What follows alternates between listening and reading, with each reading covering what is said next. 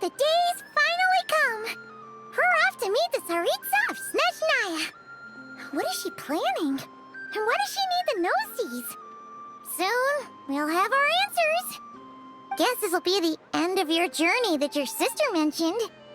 What is she expecting you to find there? Snezhnaya still feels like a long way away.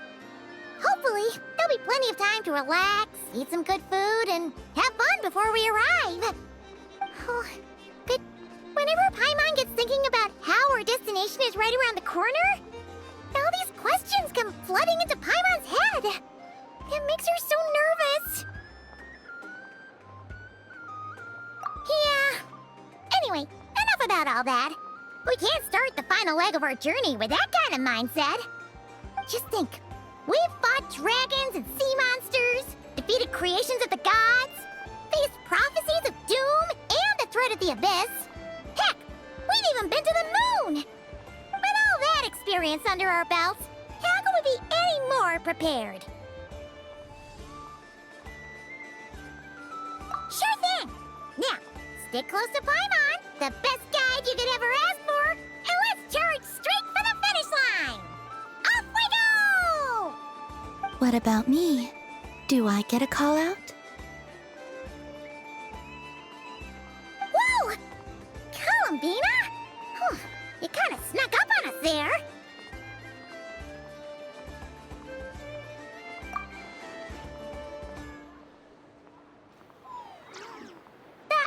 Don't look at Paimon!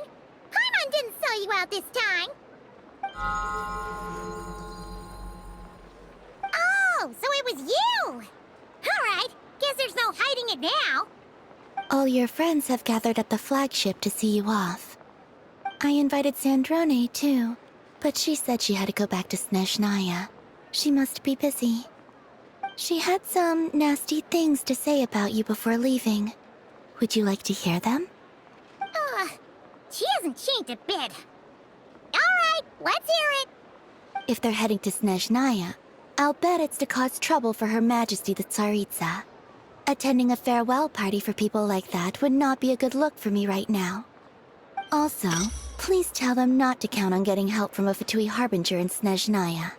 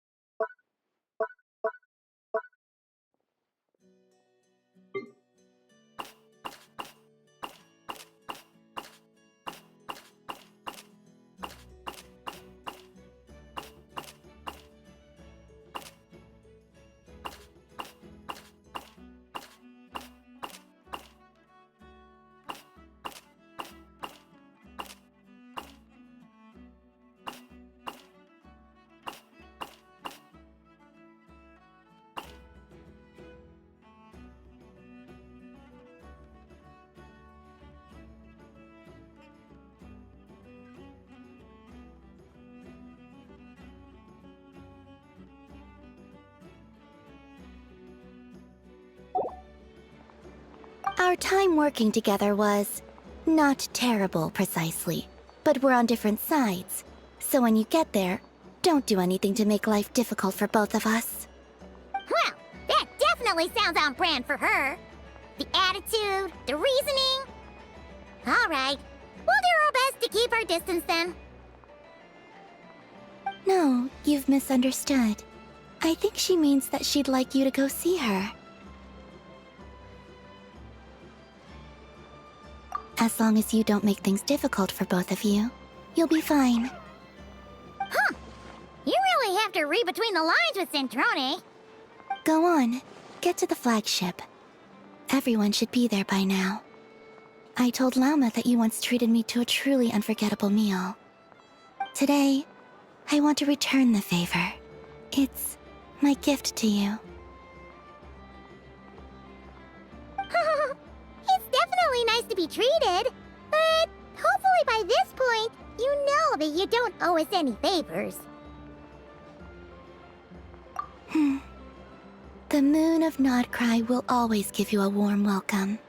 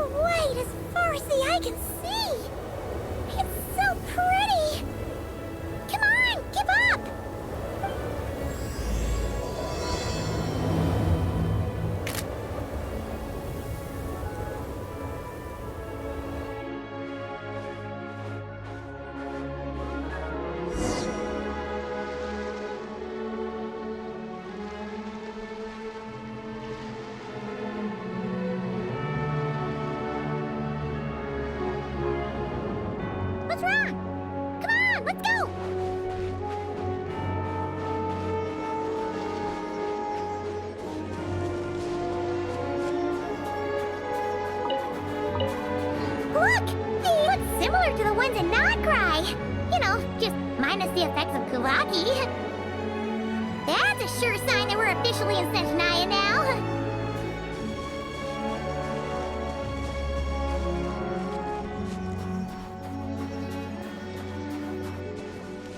There's gotta be a treasure chest around here somewhere. No adventure is complete without a chest or two.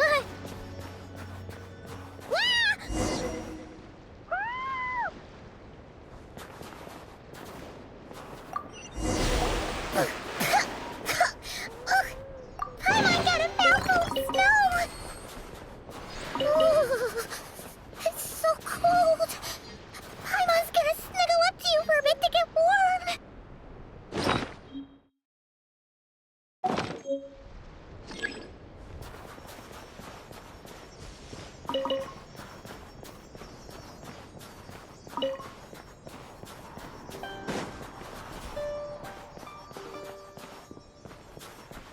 Hey, check it out! Those are bears, right? Aww, look how big and fluffy they are! So cute! Quick, take a picture before the moment passes. Right here. If we get any closer, we might scare them away.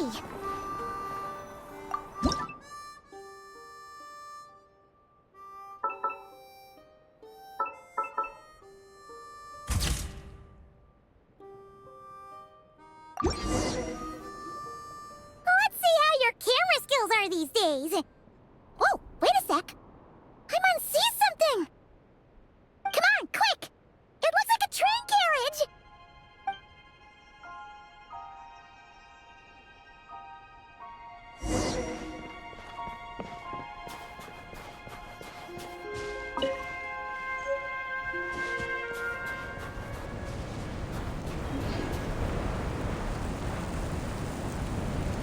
Paimon's heard that Snezhnaya has loads of railways and trains.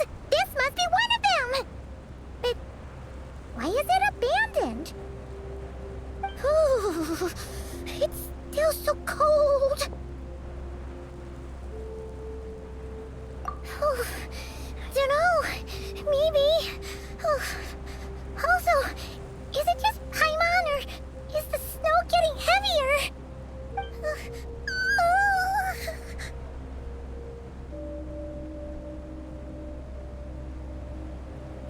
Yeah.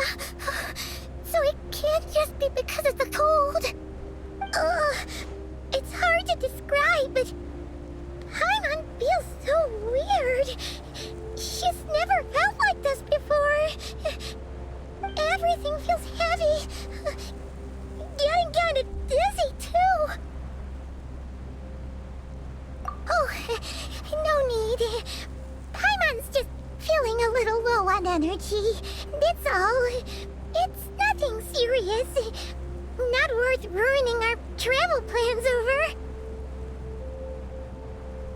Yep, sure thing. Snezhnaya, here we come!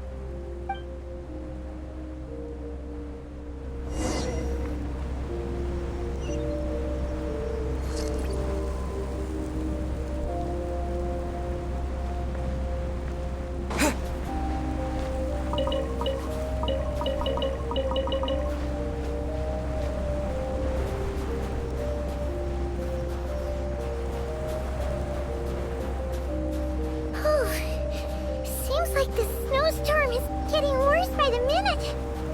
Paimon can barely fly.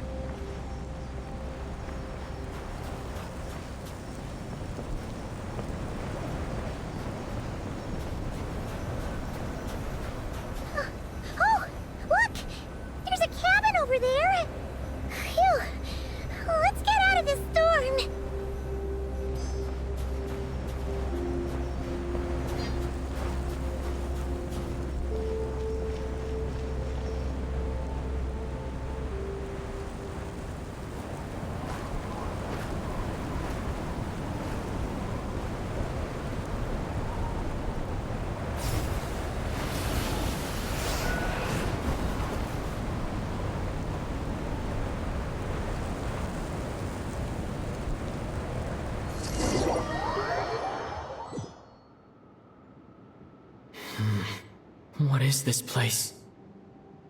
Where's Paimon? I need to find her fast!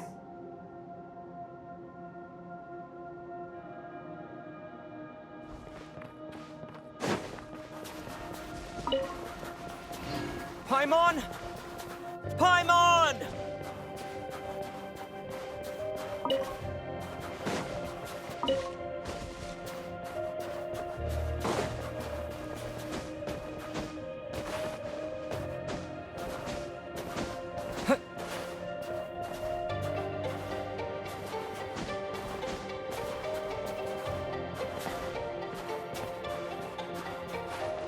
That's strange.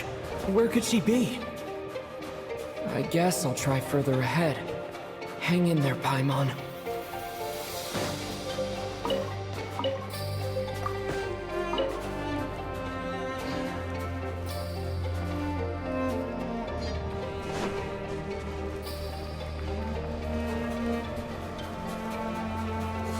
Is that a train carriage? Maybe I can get up from the inside.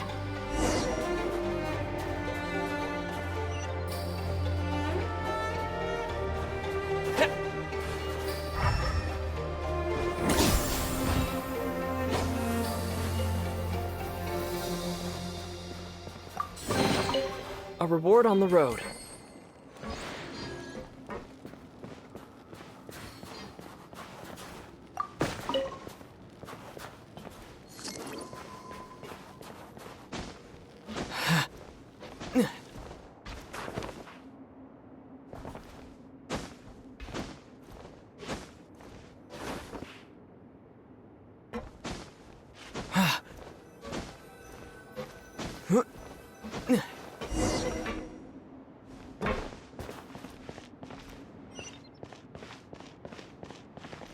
It says here, Kresnik's torch, civilian model.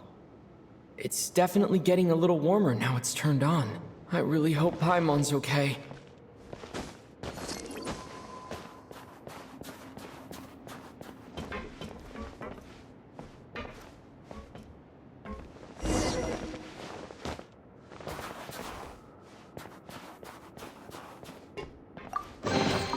A reward on the road.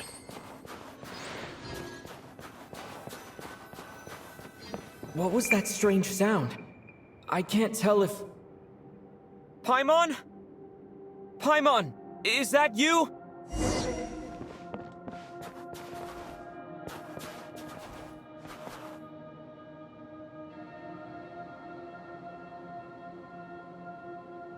Incoming entity detected. Authorization granted. Initiating original.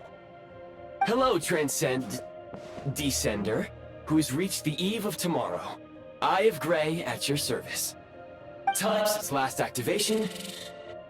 Time measurement unavailable due to the influence of... Anyway, it must have been a very long time.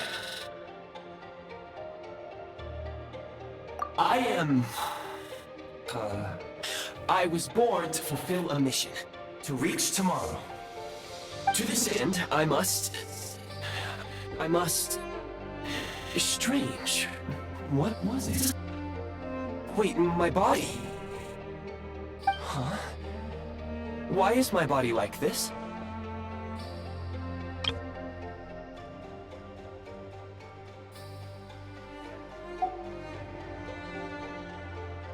I have been like this since I was created. And yet, I also have memories and an awareness of a physical form that I once had. But this contradicts my current status. Anyway, I was created so that humanity could reach tomorrow. But I am unable to load further details at this moment. Nevertheless, serving humanity remains my primary objective. I have detected a drop in your surface body temperature. You cannot remain active in this state for much longer. In accordance with my preset programming, upon reactivation, I must ask the one who awakened me the following question.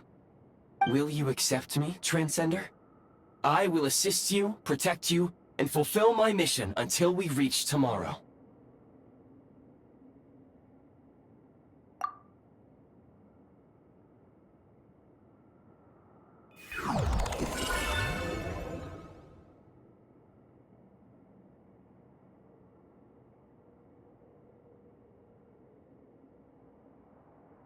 You have made a very wise decision.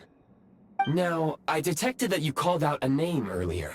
Presumably that of your missing companion? The name was Paimon. After helping you get out of here, I will search for a match in the nearby area and pinpoint their location. Merely the tip of the iceberg. Now that we have reached an accord, you will be my new user. May I ask your name? Very well. I will remember this name until the mission is complete. I need to recover my body, retrieve the power to unlock tomorrow, and help the suffering masses to reach the far shores where the empty Ark floats. I can sense my power scattered across this ice-covered land. I even have a vague sense of where it might be found. But right now, that is not essential. The key right now is you. You must survive and reunite with your companion.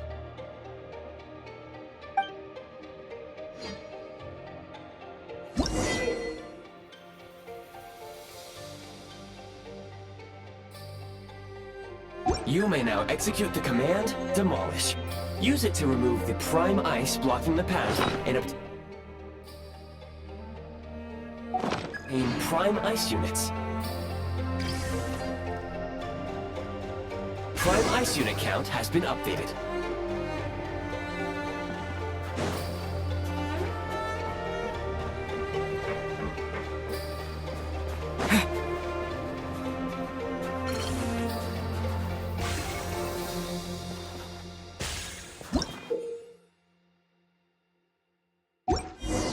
You may now execute the command, Build.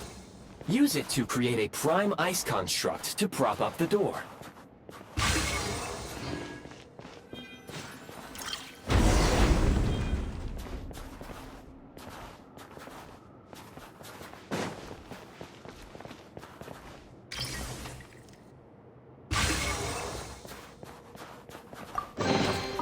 Is this an answer from this world?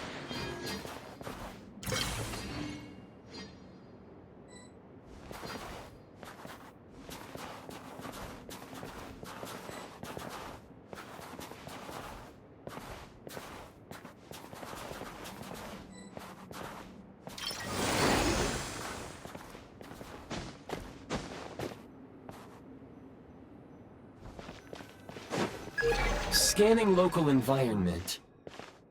Exit has been sealed off with ice. That would not be an efficient approach. One moment. Usable construct blueprint detected nearby. You can use this to clear the solid ice ahead of you more quickly.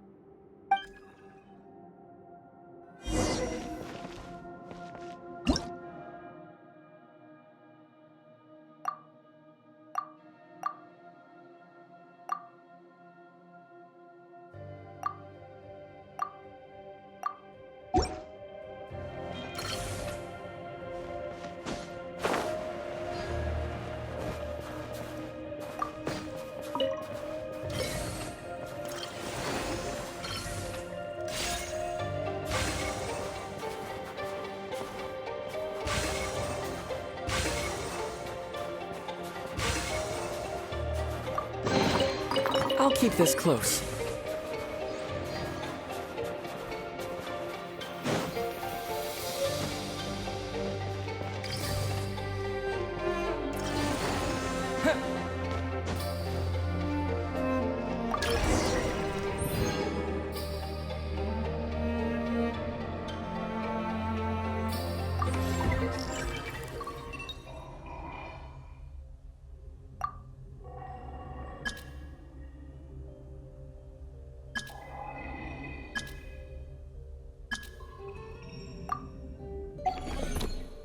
Construct blueprint added to records. You may now execute the command, Build Heat Source. Generate a temporary heat source to rapidly melt the solid ice.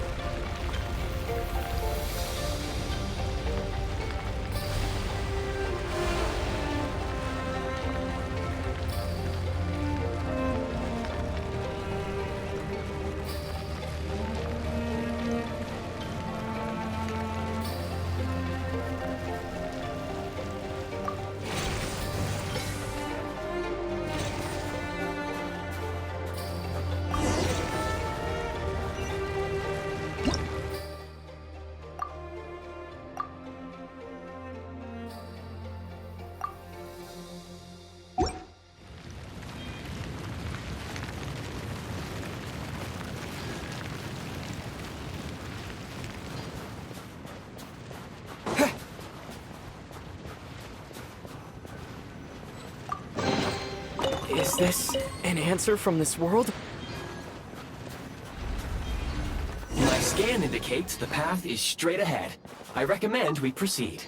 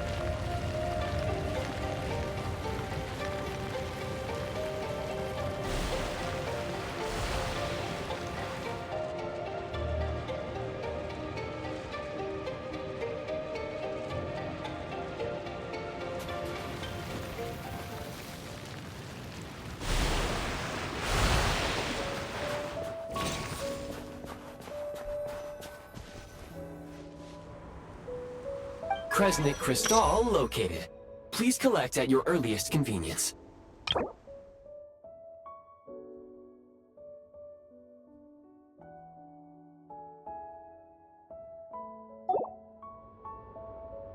The recent construct you built provides highly efficient heating by utilizing the unique properties of Kresnik Crystal. Unfortunately, prime ice constructs have a very short lifespan and cannot be stabilized during the development period. Hence, the authorization to use Kresnik Crystal was granted. That said, I have already forgotten what warmth feels like. Yes, perhaps then we can warm ourselves by the fireside together. But for now, all you need to remember is this. If you collect Kresnik Crystal, I can extract the energy within and use it to maintain your body's surface temperature.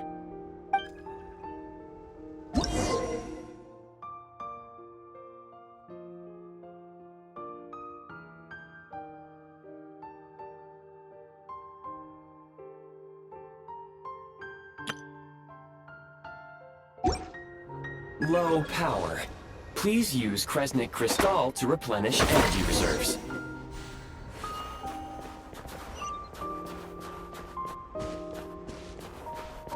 Signs of physiological activity detected in the distance. It is highly likely to be your travel companion, Paimon. Go. Go now. Be reunited and sing together. May all the people be united as one. May all of life rejoice in unison.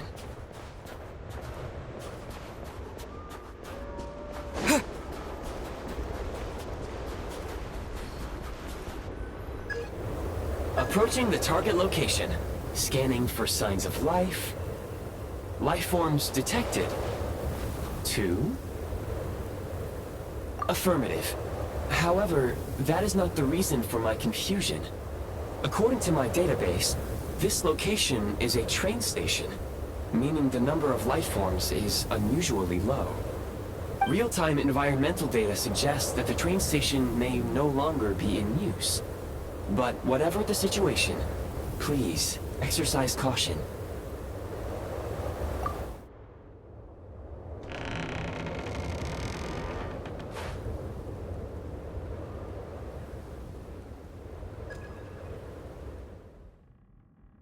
Paimon!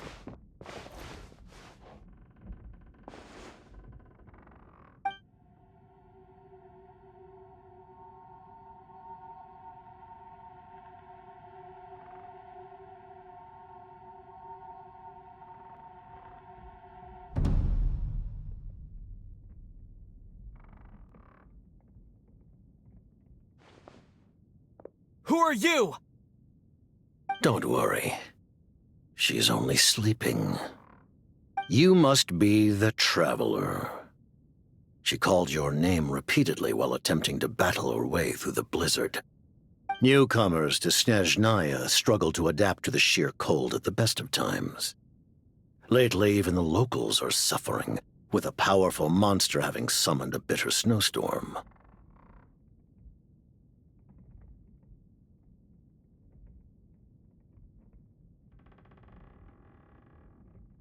You two must be very important to one another.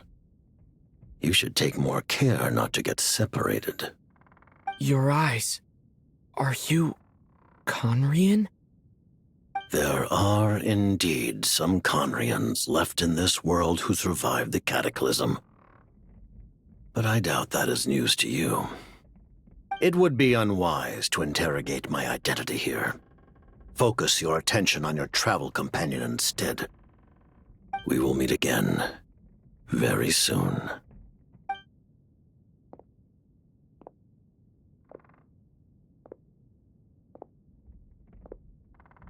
The unidentified subject has now left the area.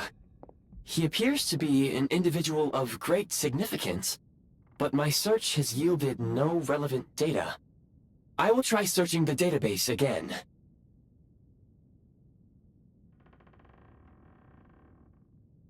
Against the odds, your companion is safe and sound. The other person even left a blanket for her.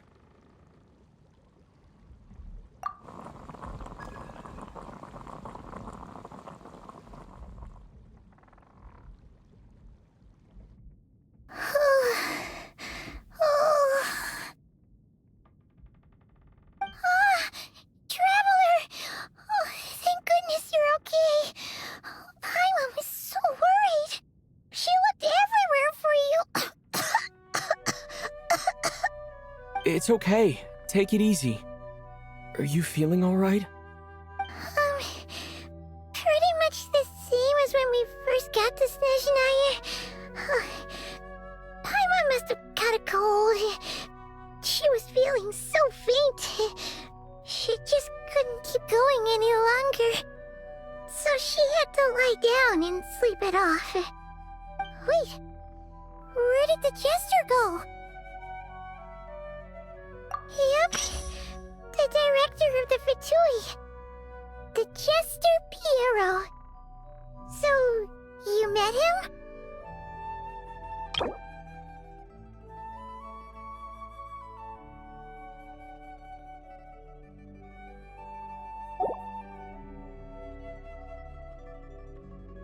The Jester must know everything about the Tsaritsa's plans. But there's no way he'd tell me just like that. We might well have ended up clashing.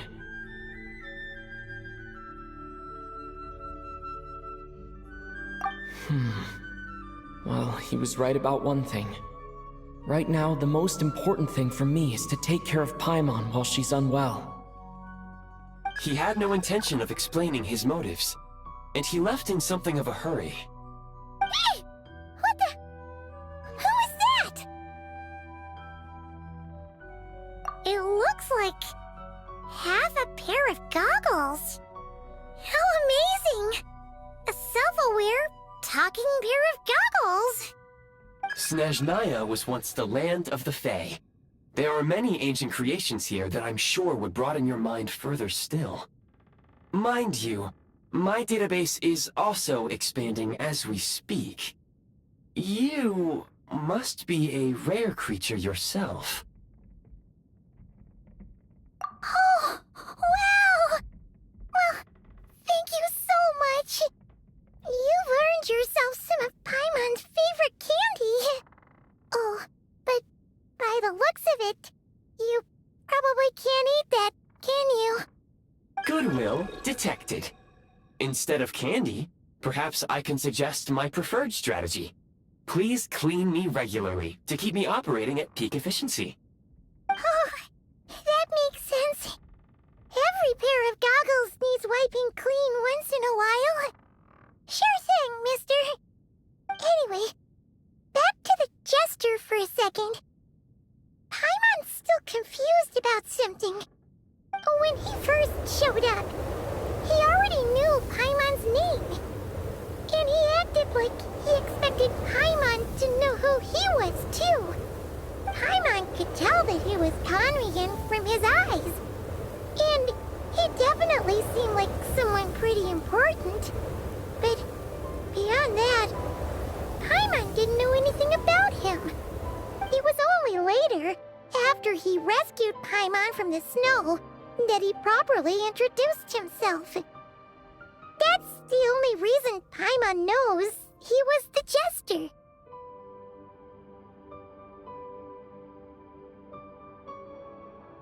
Oh, seems unlikely. He ran into the snow following the sound of Paimon's voice, with a really anxious expression on his face. He didn't act like someone who knew she would be here in advance. And after bringing Paimon here, he just stared out at the snow. He didn't do anything to Paimon at all. In fact, he barely said anything. Wouldn't even answer any of Paimon's questions either. Paimon didn't feel unsafe around him, and he didn't seem to have any ulterior motives.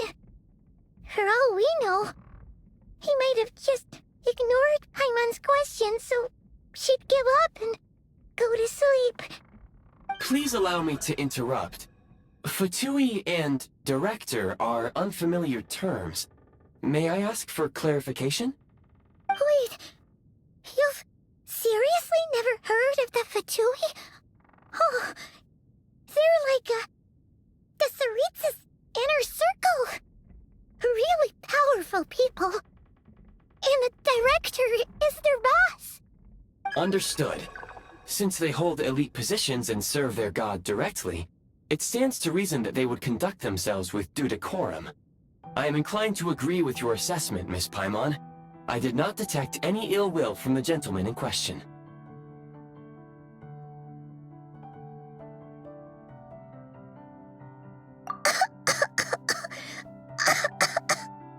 Sorry, I shouldn't have encouraged you to talk so much. Paimon, new plan. Let's get out of Snezhnaya for now. We can come back after the weather clears up and you're all better. The Jester mentioned that this snowstorm, being the work of a monster, is worse than most. Even if we made it to Snezhnegrad, we'd still have to wait out the storm before we could do any exploring.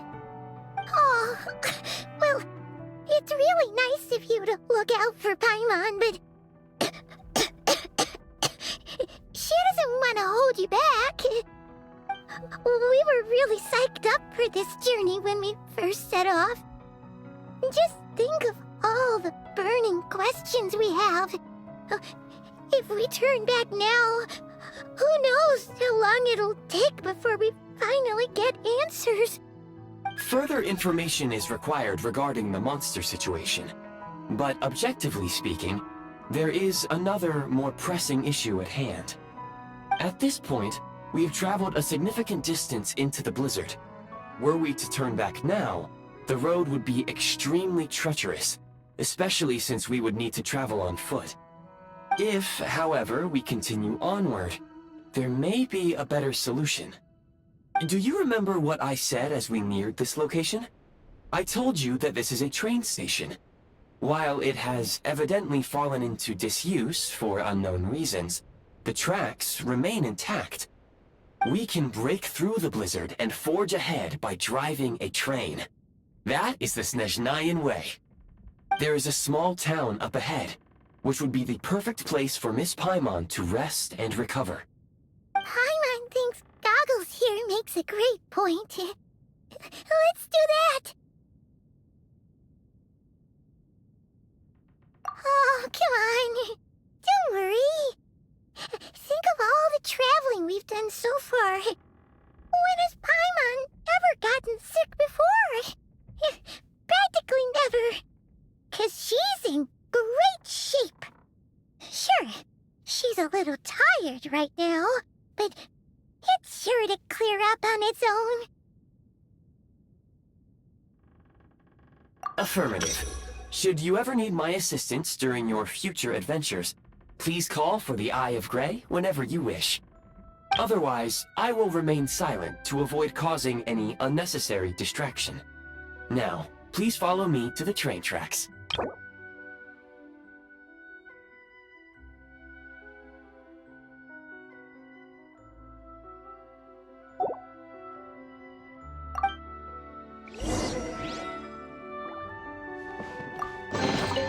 Is this an answer from this world?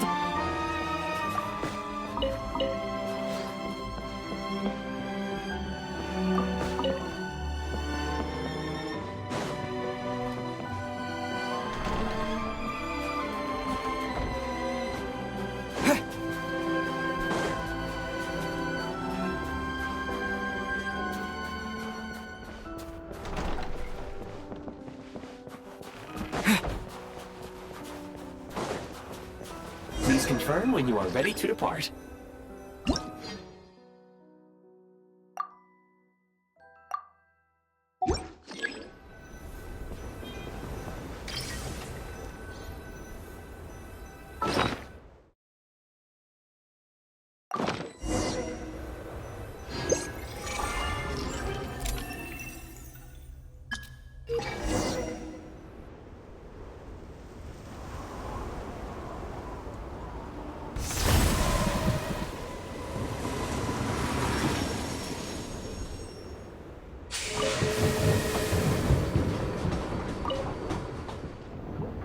Heading north from here, we will soon arrive at...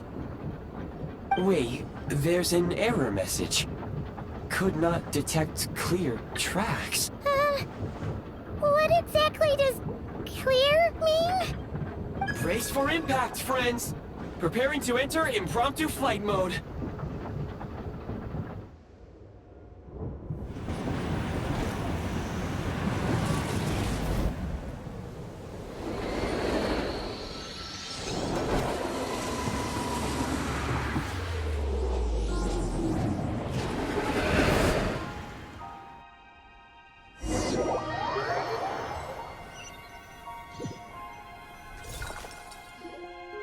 How strange. Not only was the station's status different from my records, but even the railroads and the terrain itself have changed substantially.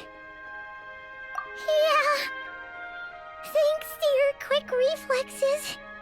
My sincere apologies for putting you in danger. I'm afraid I'm as confused by all this as you are. Agreed. This is likely a consequence of outdated railroad data. The discrepancies between the old data and present reality are far greater than I anticipated. Fortunately, our crash landing has at least brought us much closer to the town. According to the data, anyway. Your data had better be right this time. I can assure you, it certainly is. Please look this way, and you will see a Kresnik's torch.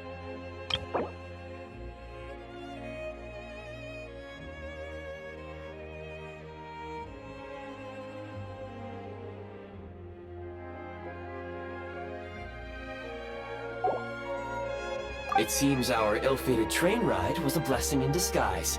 We have taken the shortest possible route. Rest assured that I will take user preferences into account next time I plan a route. Next time, I will get it right.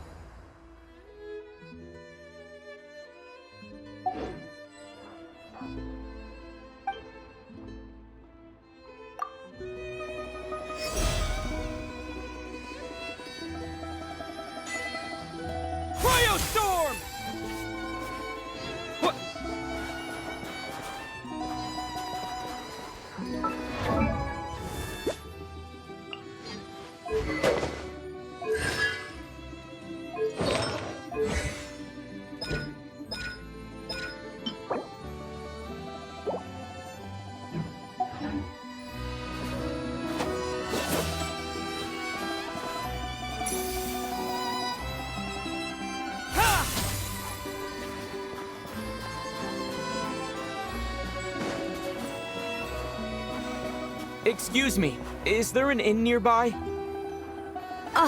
I'm sorry, but they've all closed.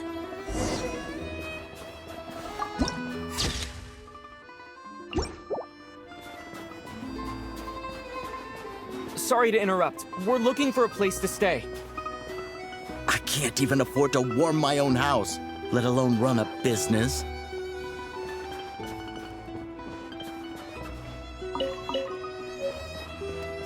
Excuse us. Is there anywhere we can stay around these parts? I'm afraid not. You'll have to try your luck somewhere else. All we can do is wait for the next shipment of Kresnik Crystal to get here.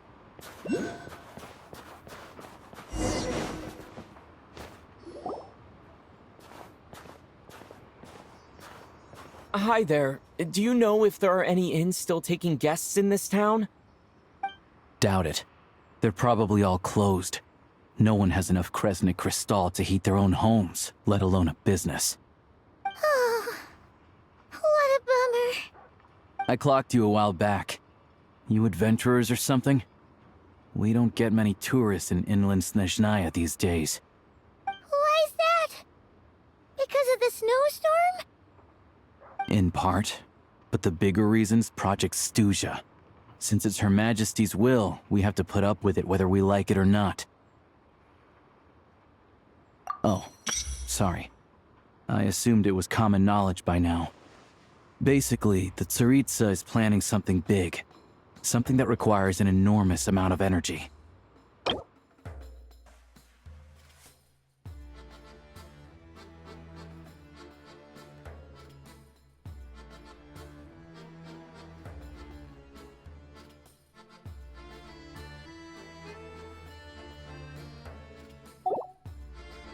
Even if they used all the surplus Kresnik Crystal in Snezhnaya, it still wouldn't be enough to meet demand.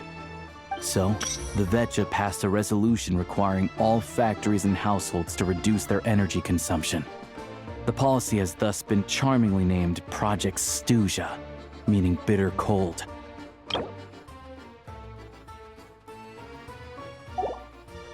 Bitter cold?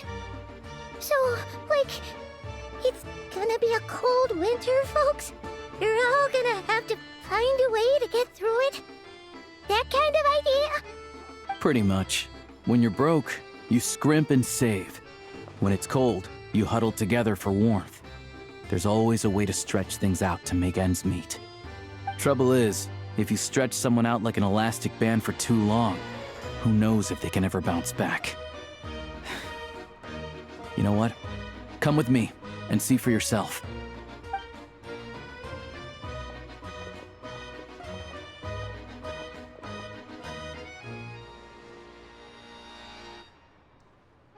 Can you please explain to me why the price of Kresnik Crystal has gone up by 1/3 again? Even as our purchase quota has gone down. You only come here twice a month. This won't even last us a week. The supply and pricing of Kresnik Crystal are based on current production volumes and price data. We VII are only responsible for delivery and security. I'm not in a position to explain to you how the figures are calculated, but I assure you, they are as fair and reasonable as possible. Oh, so our lives mean nothing to you? How can you expect anyone to survive a single night in this weather without heating?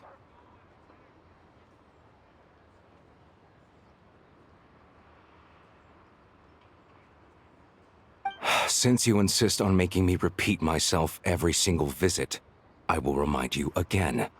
There is no monopoly on the trade of Kresnik Crystal.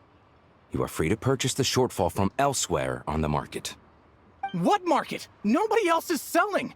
And when they do, they charge 8 times the normal rate! It's robbery is what it is!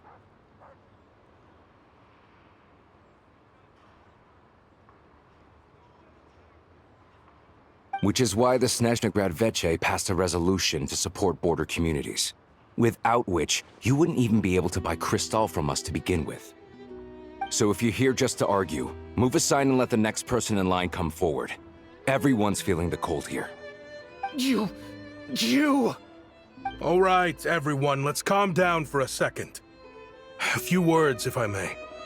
We're all subjects of Her Majesty the Tsaritsa, and I'm sure every one of us is dedicated to her great cause. We all know how cold it is, and the more it snows, the harder life gets. Everyone's struggling already. Let's not make things even more difficult for each other. But Liaison Shishkin, there's clearly something wrong with this quota. I have a family in Marepasak who tell me they can buy at least double our crystal allotment.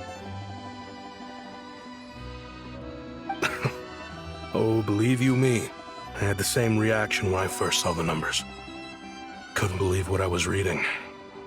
I even wrote a letter to confirm the true figures, but I'm afraid the quota really is as low as you've been advised. Still, you must understand that calculating these energy quotas is a complicated balancing act. They have to factor in population, town size, industrial application. Our top priority must be to keep the largest Kresnik's torch burning continuously. Only then can we sell the remaining crystal for household use, and in doing so, we must make sure that everyone is treated fairly. As our Fatui comrades said, they are only responsible for delivering the goods. They need to keep accurate records, and they do not have any authority to modify the rates or quotas. That's right. Our duty is to do things by the book. Tell you what, listen. I know how anxious and upset everyone is. As a matter of fact, I was just discussing it with the mayor. What we can do is open the lower combustion chamber of the Kresnik's torch to the public. You can come to me directly to register, and I will allocate time slots accordingly. I can't guarantee there'll be ample energy for household use, but we can at least make sure you'll be able to boil water and cook food each day. Let's hang in there and make this work together, all right? Fine. I don't see any alternative. So, this is Project Stuja in action, huh? Oh, no wonder nothing's open for business. People are barely getting by. You were looking for an inn, right? For your, Fae friend? Oh, Paimon's not a fae. Just Paimon. She must have caught a cold or something. We only just got to Snezhnaya, and we're still getting used to the climate. I have a small place in Stratomaros. I don't stay there very often, though, so it's pretty basic. But if you're not picky, you're welcome to rest there for now. It's not much, but I've got blankets and a warm fire. Are you sure? Oh, that's really kind of you. All right, then. This way. Hello, I'm Alosha. I'm a hunter. Though, if you've talked to any highwaymen, you might have heard a different side to my story. But anyway, let's keep that between us for now.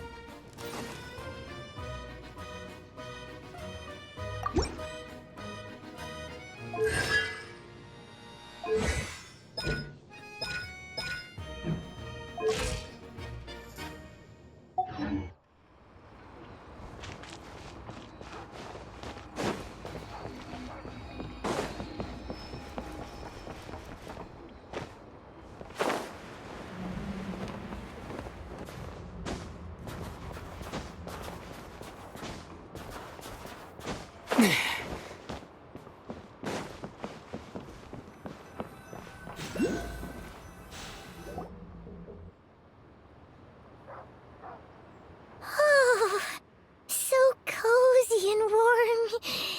Paimon's getting nice and toasty. Oh, wait. Paimon only introduced herself so far, didn't she? This is Paimon's best friend, the Traveler. Good to meet you. I'm Alosha. Most travelers find the Snezhnayan climate to be a shock to the system at first. But as long as you keep yourself warm, you should be fine. Still, you should keep an eye on your condition. When people are too quick to dismiss a cold, it can easily end up turning into something more serious. Don't say that! Paimon's too young for chronic health issues. They aren't in town right now, and they won't be back anytime soon. The train station has been closed ever since these power shortages began. I do a lot of hunting, so I spend most of my time exposed to the elements. But even the animals wouldn't survive long in a storm like this, let alone a hunter. Nothing to do but sit tight in town until the weather improves. I get that you're in a hurry, but even if the station were open, that doesn't mean there'd be any trains. We could end up stuck here for a long time, I'm afraid. What? Your own train? Wait, hold on. That train? The one that suddenly fell out of the sky and crash-landed on the ice? Oh, we got lucky and found it in a cave. Oh, then our luck ran out and we had a little accident. Pretty crazy for a random find in the mountains. Well, as long as your train's good to roll, you might get to Snezhnagrad after all. I've been doing some digging recently. Turns out, the real reason for the current energy crisis in Stratomeros is that some of the supply is being seized for a private stockpile. But to expose what's going on, I need to catch them in the act. So, I'm heading off to catch a rabbit. Huh? Wait, a rabbit stole the crystal? It's a figure of speech. Real rabbits couldn't pull this off. They'd prefer carrots to Kresnik Crystal anyway. Shishkin, Mr. Positive Attitude, let's all get along now, shall we? Him? Really? Paimon never would have guessed.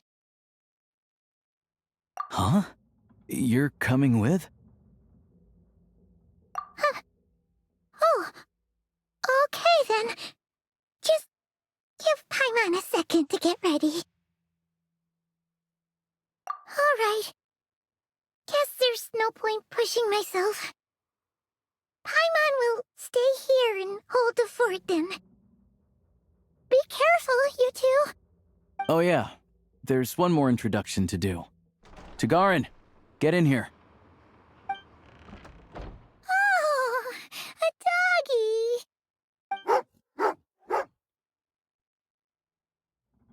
Oh, angry doggy. Oh, Tagarin doesn't like being petted then. He likes to think he's above that kind of thing. He's my hunting partner, so he'll be joining us when we head out. Carrots aside, we'll need to stay completely undetected. We can't risk spooking our rabbit, but there's no telling which burrow he'll scurry back into. First, we need to find a way into the train station and see if we can find any real freight data.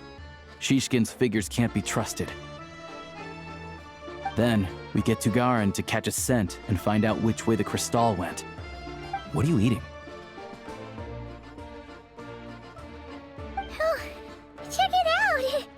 When you're all out of carrots, try jerky.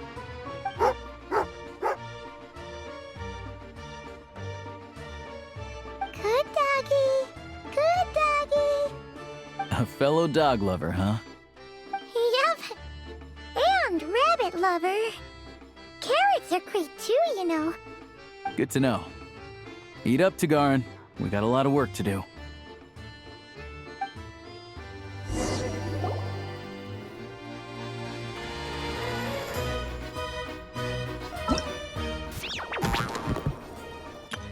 All geared up.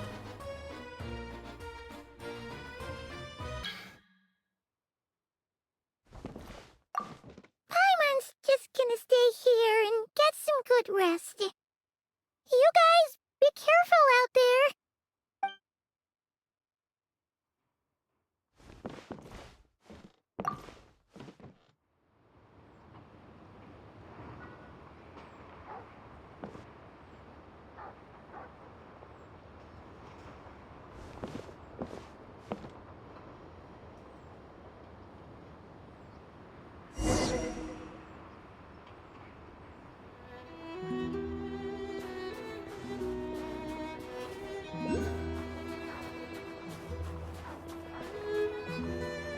Wait.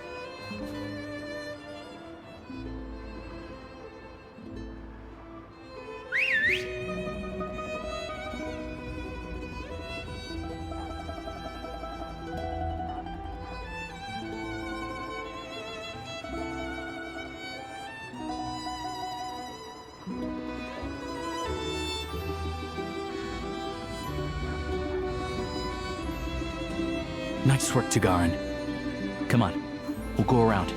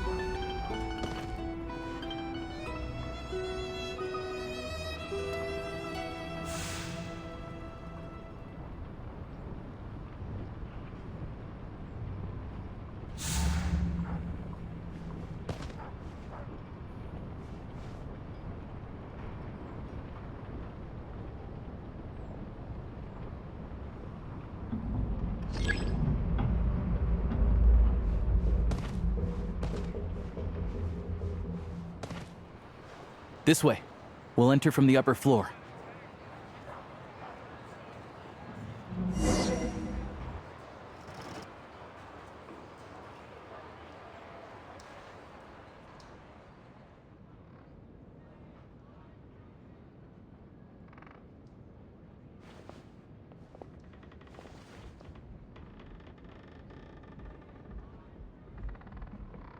There we go.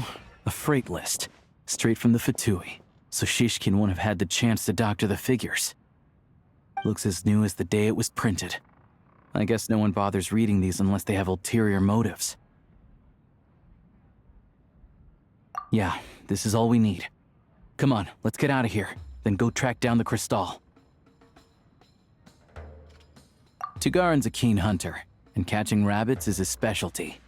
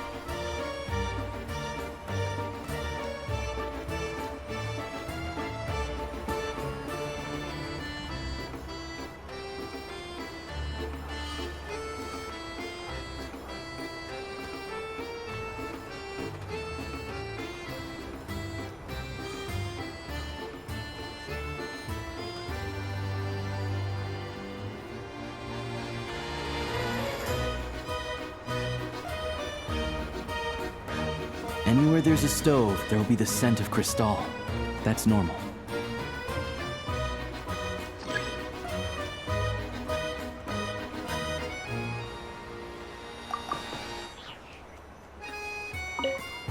Anywhere there's a stove, there will be the scent of crystal. That's normal.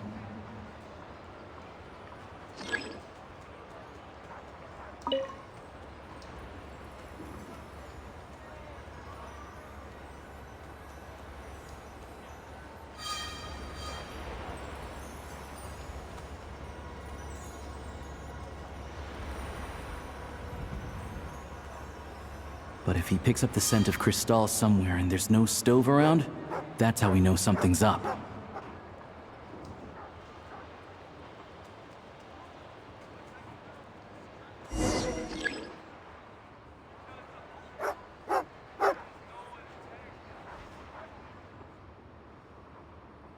This must be the rabbit's warren. Good job, boy. Sure enough, there's a tunnel. You stay here and keep watch. I'm gonna take a look inside.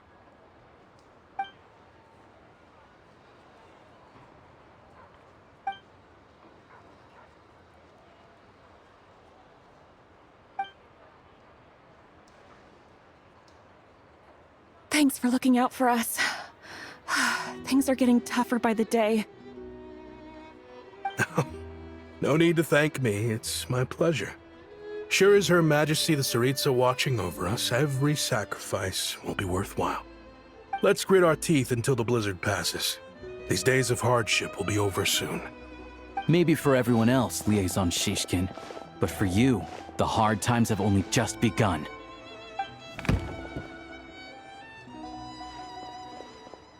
Huh? Who are you? What's the matter?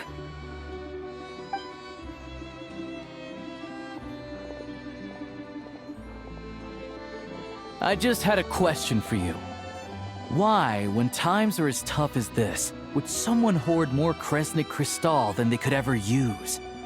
All the crates here are from the most recent shipment, but they weren't brought here for sale. Instead, they were secretly stashed away. Would you be able to shed any light on the situation, Mr. Shishkin? Me? Why, I have no idea. But look at how much there is! It's quite a godsend. Now there will be plenty to go around. This godsend was found in a cellar adjacent to your residence following a tip from Mr. Alosha. And this is only a fraction of what we found down there. We're still taking a full inventory. The official figures will be finalized shortly. I've always been grateful for your efforts to mediate between us and the townspeople of Sretomaros. But now, Mr. Shishkin, it appears you were the source of the conflict all along. How could you do this to us? We trusted you to have our backs. You've been lying to us this whole time? Hey,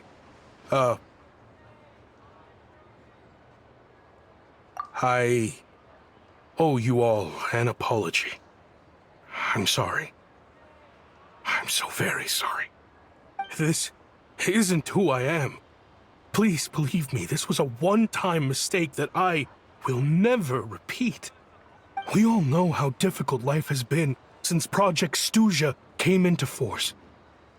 Energy is an increasingly scarce resource. People everywhere are getting desperate. But some places have been hit harder than others. I grew up in Alatir, a small village with no train station. Deliveries of Kresnik Crystal have ceased there entirely. If nothing is done, they're all going to freeze to death. You know as well as I do how downright impossible it is to buy Crystal these days. The thought of my poor mother and father, with no one to help them, I felt so afraid. I watched as energy grew scarcer by the week, all the while knowing that their lives were at risk.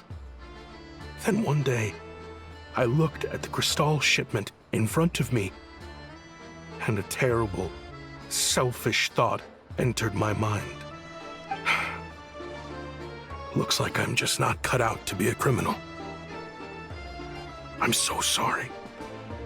Once the Fatui have finished their count, you'll see that the numbers match their waybill.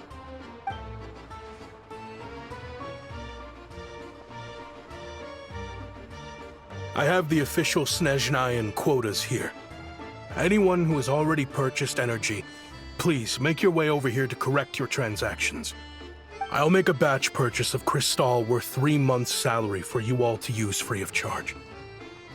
As for Alatir, I'll think of something else. You don't have to go that far. Yeah, owning up to your mistake is enough for me. You've done plenty of good for the community in the past. I'm not looking for a handout. Drop the act. You claim this was a one-time mistake, but the real reason there's only one shipment's worth of stolen crystal in your basement is that you have an accomplice. Reporting in, sir. We've conducted a full search of the mayor's house. As expected, we found many crates full of crystal. half of which were still in their original shipping containers.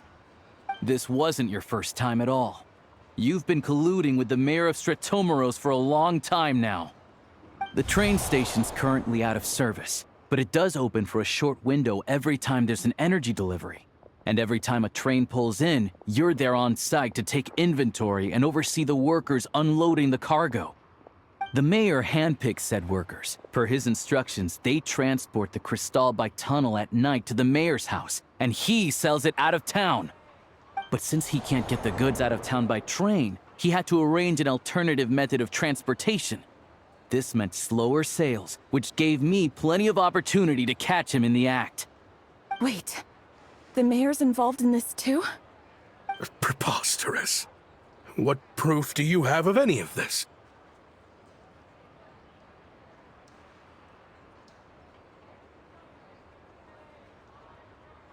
Basic math. I've spent a lot of time lately counting carriages as the snowstorm rages.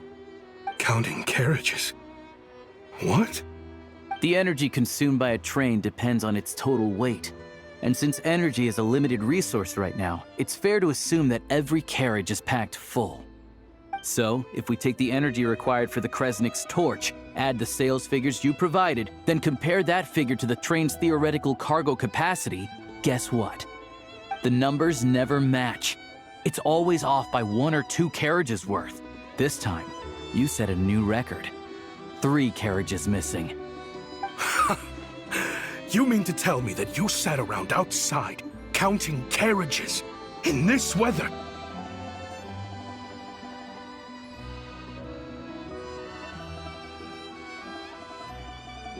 I'm a hunter. I have 2 options. Hunt or starve. Well, I've heard enough. The evidence speaks for itself. Take Shishkin and the mayor into custody and escort them back to Snezhnograd.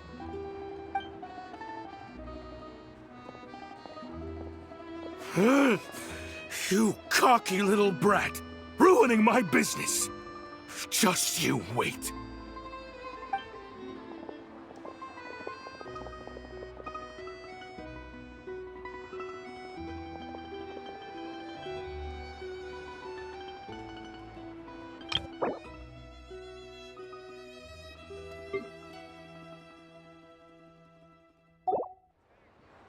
Yeah, something felt off, so I just followed my gut.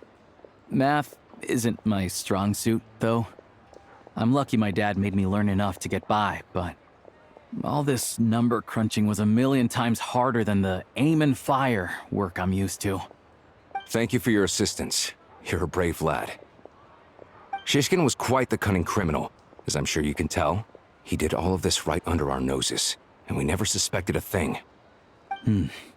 A wolf in sheep's clothing. He had everyone fooled. Even with that sob story he fed us. He was probably trying to keep the mayor out of it, not just mask his own motives. Without the compelling case you put together, even I might have fallen for it. Alosha, was it? Tell me, are you really a hunter? We can go find some wild animals if you want. I'll fire off a couple of shots, and you'll see whether I'm the real deal. I didn't mean to cast suspicion on your identity. It's just... well, I'm sure you've heard of the Rokot. Recently, they've been recruiting people with your kind of talent. They hide in plain sight under false identities, working against Project Stuja, sometimes directly opposing the Tsaritsa herself. They aren't a violent organization, and their goal is to improve the lives of the common folk, but still, as a member of the Fatui, I wouldn't be doing my job if I didn't keep tabs on them. First I've heard of this. I don't really keep up with what goes on in the city. All I know is, people who don't mind their own business in the city end up paranoid about everything. As for me, I just couldn't stand Shishkin. I'm from Alatir myself, and I can tell you, nobody's lived there in years. Why would an abandoned village need Crystal? Of course, no one really cares about the fate of that place. I'm guessing today is the first you've heard of it. I see. It does sound quite tragic. Really. Well, thanks again for your assistance, and your friend here too. I will report this incident to Snezhnograd. The Fatui will take over energy distribution until new officials are appointed. We'll also ensure that the train station resumes normal service as soon as possible. Looks like it's my turn to brush up on math now. I never liked it as a kid either.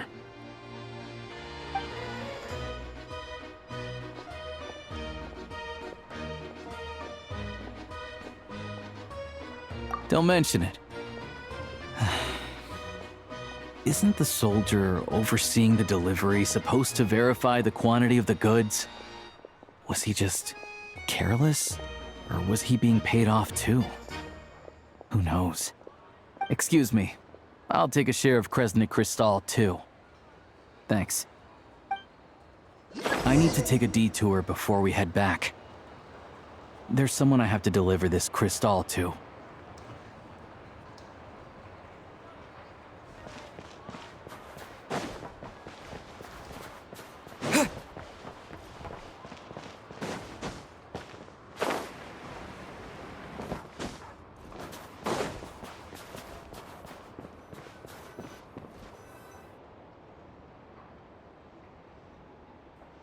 Hang tight for a moment.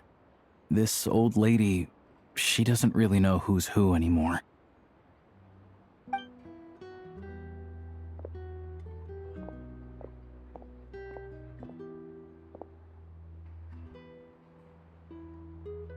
Oh, grandson.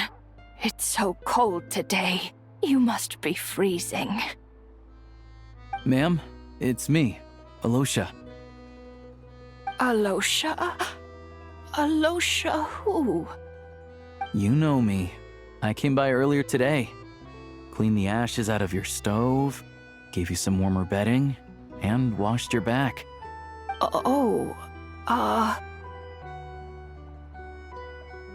I'm sorry, I don't remember. Now, how often do I get to see my grandson, hmm? Come on, take a seat and relax while I fix you something to eat. It's okay. You just rest. I'm fine. Oh, you. It's nice to come and visit your old granny once in a while, isn't it? Sratomaros, a good town. All sorts of things to do and people to meet. And the local officials are good to us. Sit down, come on, take a seat. I still have some fruit left. Let me get it for you. Please, don't get up on my account. You need to rest. Where's the fruit? Right under the basket by the door. Or maybe it was on the bedside cabinet.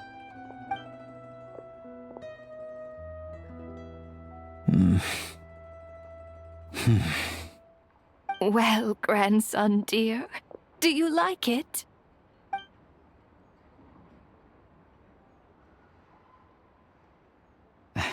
Very much, ma'am. It's delicious. Good, good. Wonderful. You don't need to save any more for me next time, all right? Fresh fruit is hard to come by at the moment. You should eat it as soon as you get it. Oh, I don't need it. I'm fine. But if you like it, come back for some more soon.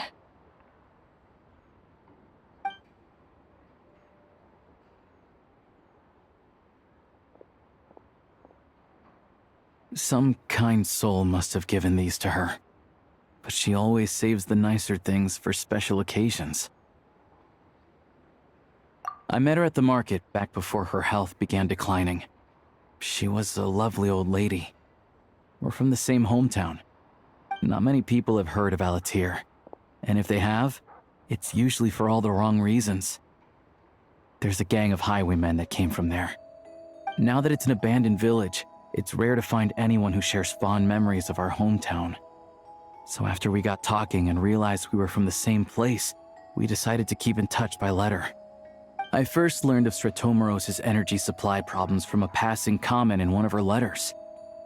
Then, after her health went downhill, I started visiting more often to check in on her. The town's been in decline for a while now, but because of her memory problems, she thinks of it as the bustling, prosperous Sratomaros still in its heyday. That said, I kinda appreciate her optimism. There's not much of it going around in this world of ice and snow. It's fine. Everyone grows old. In Snezhnaya, some people believe that in your final moments, you'll sense a familiar presence by your side. You turn to look at them, but their face is blurry. So you focus hard, trying to make out who it is. And when you finally see their face, the Grim Reaper reaches out and takes your life. She still calls me grandson, though. So at least I'm not a blurry face in her world just yet. Come on, let's get back and see how Paimon's doing.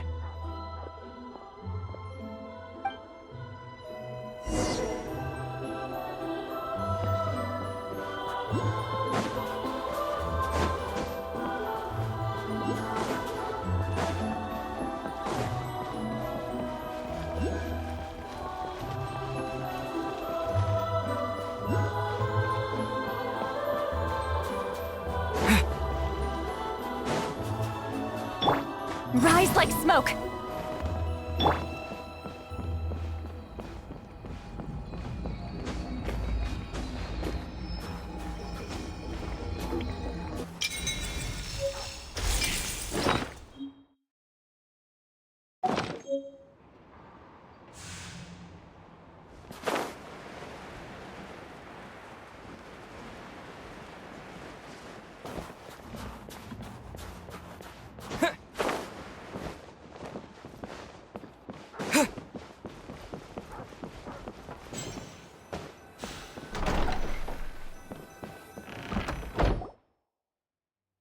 Paimon, we're back.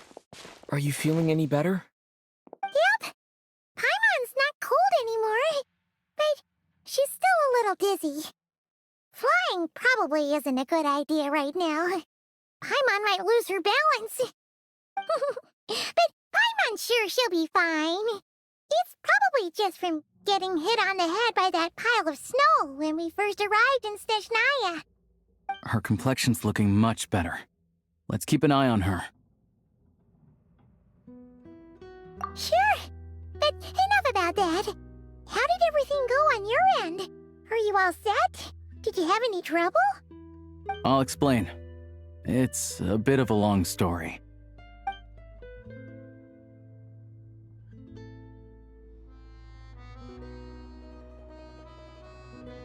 Jeez, you guys got pretty busy. Sounds like the liaison officer and the mayor were running quite an operation. Good riddance to both of them. It's a good thing you managed to catch them. So, you said the train station will open again soon, right? And everyone has enough crystal now? Yeah. Well, enough to survive at least. Project Stuja isn't going away anytime soon. People will still have to scrimp and save to make ends meet. Don't know. The goal of Project Stuja is to gather energy for the Tsaritsa, but no one knows where that energy's going. It's never been made public. The thing is, we were told that the project would only last for 6 months, but time and time again, they keep extending it. Extending it? Does that mean the Tsaritsa's plan isn't going very smoothly? That's what everyone suspects. In principle, any proposed extension needs to pass by majority vote in the Snezhna Grad Veche. But even though opposition has been growing, any detractors end up caving into political pressure from the rooster, Pulcinella. He's the chair of the Snezhna Grad Veche and a key figure in the voting process. He has the backing of many powerful and influential people. How come the Fatui are picking on ordinary people even here in Snezhnaya? I don't see it like that. Fundamentally, the Fatui will always think and act in the Tsaritsa's interests. But that doesn't mean they don't care about the plight of the common folk.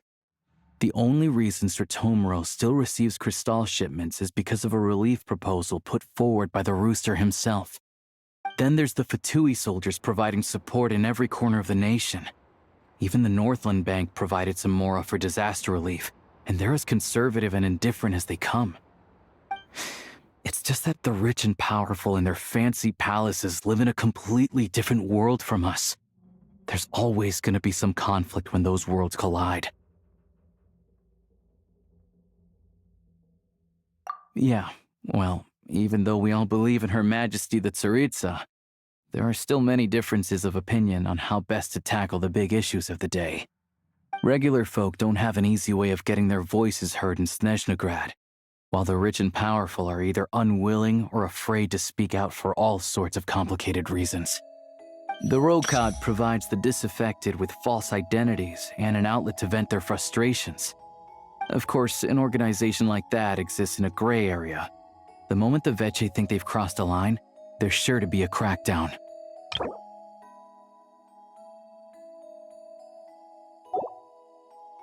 But so far, they've been doing their best to help the common folk. Like us, don't you mean? You didn't hesitate to join in. You're not new to this, I can tell. That's because we're adventurers. It's our job to help people out with commissions and get to the bottom of things. Sounds like we're going to get along. So, what's your business in Snezhnograd? Aside from taking your friend to see a doctor, of course. I want to meet the Tsaritsa. It's complicated. I've had run-ins with many of the Harbingers along the way, and I really need to know what the Tsaritsa is up to. Her ultimate goal? What the Gnosis mean in all of this? Since I've made it this far in my journey, I have to find the truth, whatever it takes. Wait, so... no way. Are you who I think you are? Sounds like you've heard of us then. We're getting more famous by the day. I didn't realize I was in the company of giants. Honestly, we're all as curious as you are about what the Tsaritsa's planning, and why it has to involve us freezing to death in the snow. But getting in the same room as her won't be easy. The common folk aren't permitted to meet her at the best of times, and right now, she's probably not even in Snezhnograd. Word is, she's heading east on a campaign to slay a monster.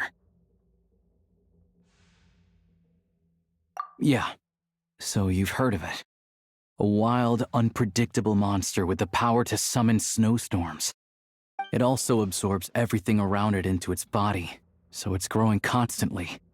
Now, it's so big that the Tsaritsa has deemed it the #1 threat. Luckily, as it grew, it became increasingly less mobile, so it doesn't pose an immediate threat to this town or to Snezhnograd. I'm sure that Tsaritsa and her personal guard, the Druzhna, won't have any trouble defeating the creature between them. It's just a question of how long it'll take.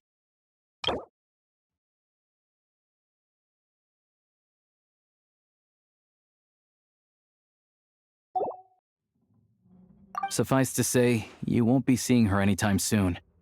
You'll have to wait until she gets back. Fair. Well, the Fatui will be taking over management of the train station for the time being. Things should be up and running by tomorrow. Once it's open, we can see about getting your train towed to the station. Whoa! That's gotta take a lot of manpower. Are you sure we can talk them into it? The Fatui aren't exactly spotless in this whole mess. Plus, we helped them out. Should be easy enough to negotiate. As far as I know, all the paperwork is dealt with upon manufacture. I've never seen anyone check it, so I wouldn't worry. Having a train makes everything much easier. We'll reach Snezhnograd in no time. I need to head there myself anyway. Got some game to trade for Mora. I know a good doctor in the city. I'll introduce you when we get there. Oh, thanks so much. Let's get a good night's sleep ahead of our big trip tomorrow.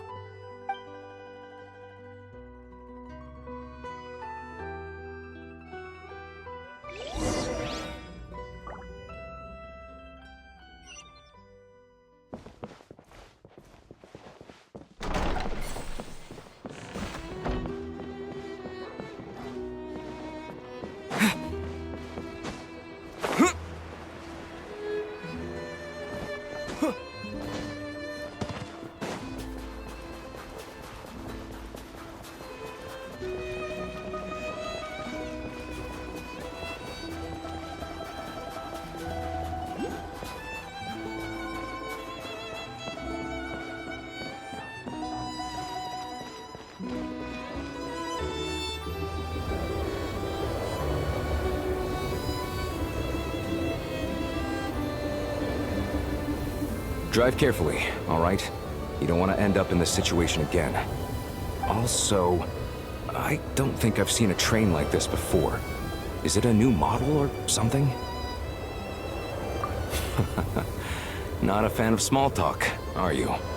Anyway, take this. It's an up-to-date map of the Snezhnayan rail network. All the track switching is automated, so as long as the train's moving, you don't need to worry about collisions or anything. We'll leave you to examine the train's conditions yourselves. Fingers crossed nothing's broken. I doubt Sratomaros has any engineers with experience working on this model. Shouldn't be a problem. Thanks for everything. All right then. Have a safe journey.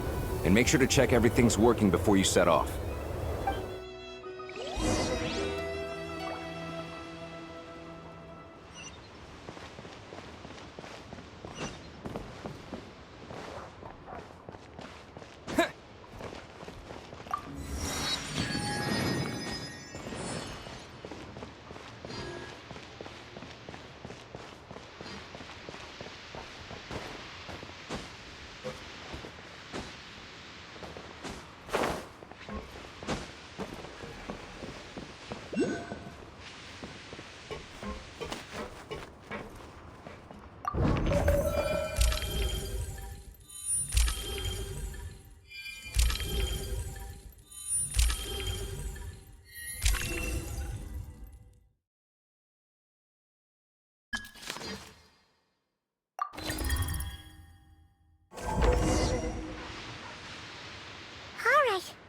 Looks like our destination settings have been applied.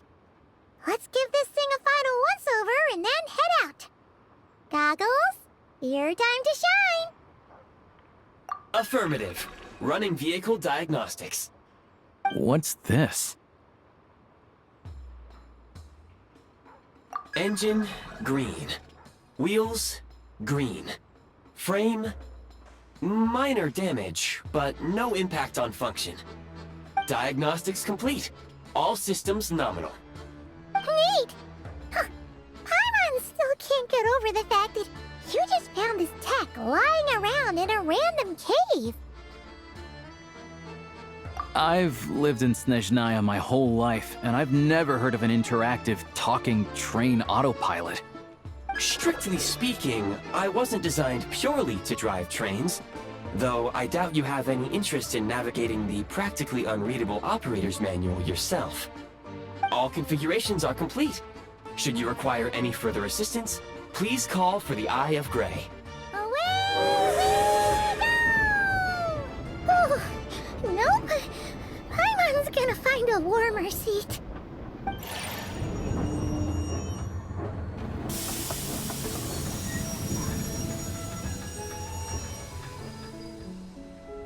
Huh? What's going on?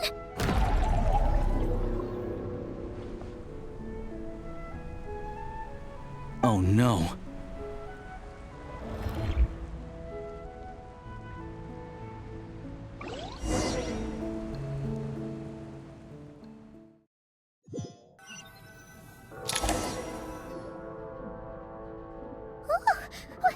What is this place? Traveler, are you okay? Paimon's still airborne, but it feels like swimming through thick, gloopy water. Ugh, it's horrible. Just our luck. Of all the things that could have gone wrong. Halosha, you're Snezhnayan, right? Any idea what the heck this place is? It's called the Shadow Realm. A place where no wind blows, no light shines, and no elemental energy flows. Even time itself doesn't exist here. It's a world where everything seems to come to a standstill.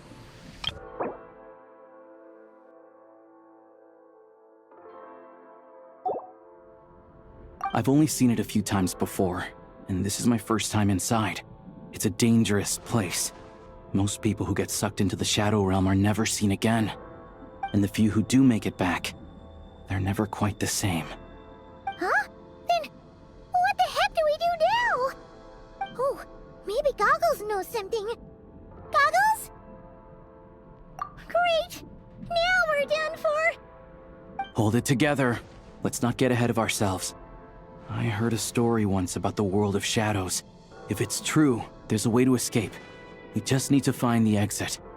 Come on, let's explore.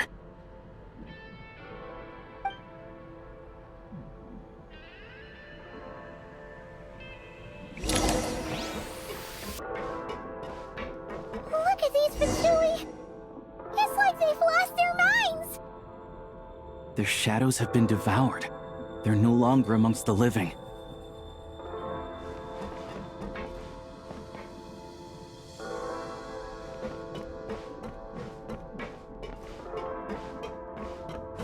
I can't channel elemental energy here, but I have a few gadgets.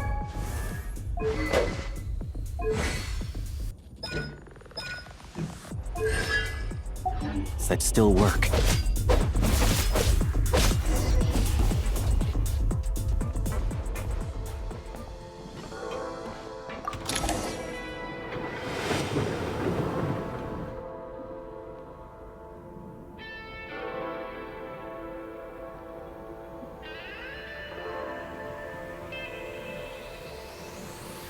Wait! What's that blue thing? Is that... goggles? Guess we'd better find a way over.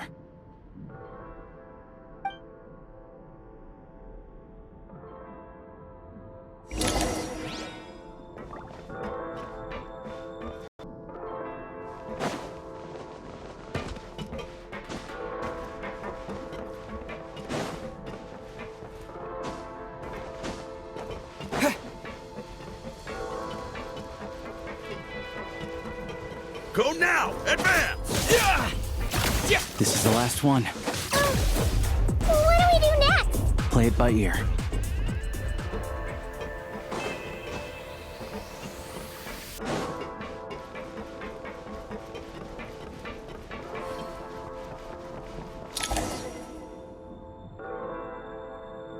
Goggles! Hello. I am glad to see the three of you safe and sound. For now, at least. But things aren't looking too good. Correct. We are now inside what is known as the Shadow Realm, the darkest space in the shell, where even the Most High is loath to cast its gaze. Time and space hold no meaning here. It intersects with the world of the Light Realm only rarely, like an air bubble that rises to the water's surface. We must leave this place before it sinks back down into the depths once more. Sounds like you have a plan. Yes. In fact, the very purpose of my creation was likely to... from the Shadow Realm.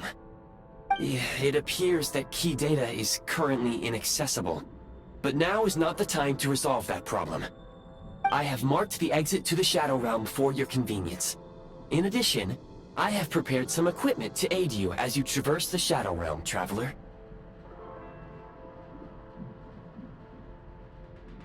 It may well be one of my core functions. Scan complete. Construction in progress. Activation code? We once peered into the past from the ruins of the shadows.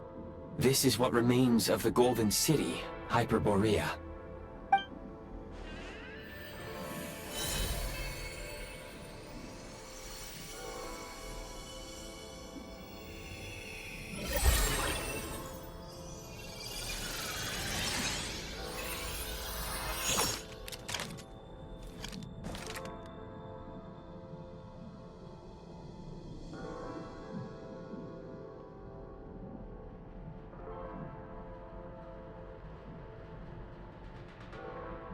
Whoa! Now go. Arm yourselves with weapons of the spirit. Bring down the walls of the stronghold, and extinguish the flaming arrows of the wicked. Is this a gun? In the Shadow Realm, where humans cannot channel the elements, there once was one who, after much research and many attempts, found this to be the most effective means of attack. Let's go. We don't have much time.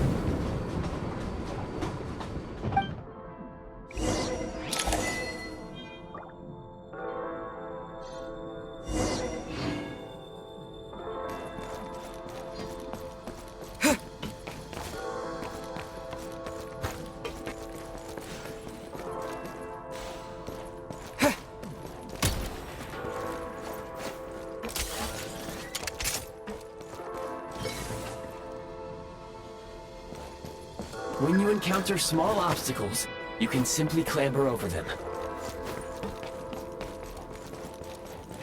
You can slide to navigate through low, narrow tunnels. Obstruction ahead. You may be able to use the explosives nearby. Shoot the explosives to detonate them and clear the path. Since elemental energy is unavailable in the Shadow Realm, ammunition is an important resource. You can replenish your ammunition at various supply points.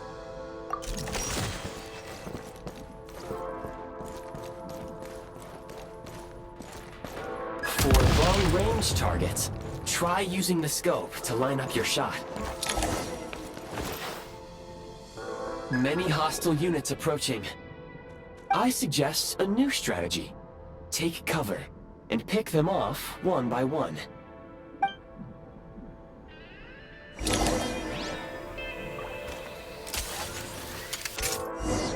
Close it! It's over. Yeah. We are under heavy fire. I suggest taking cover to avoid enemy attacks, then waiting for a suitable moment to counterattack.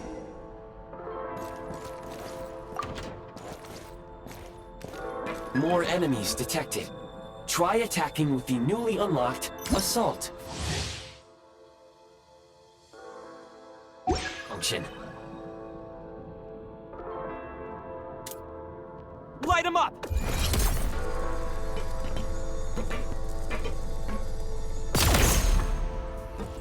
Taking cover.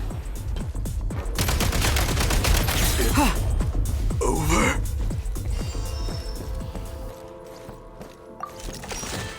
Reload!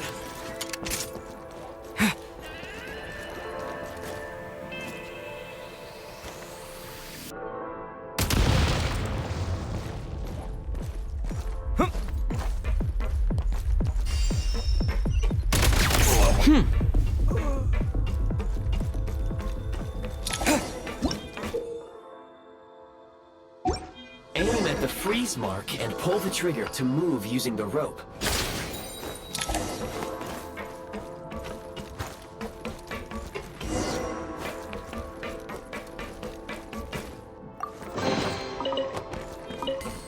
Back in business.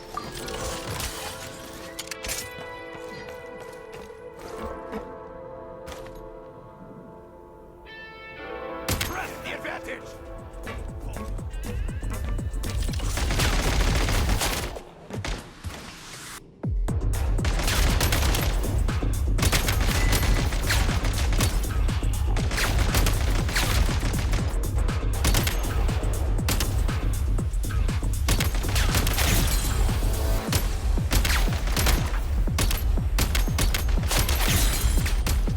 Some supply points can restore a small amount of stamina. Press on.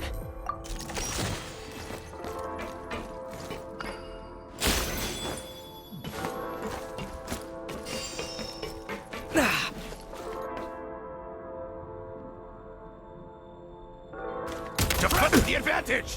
Fall back. Taking cover. Not good. Losing ground. Need a refill! Where's the back? Back in business.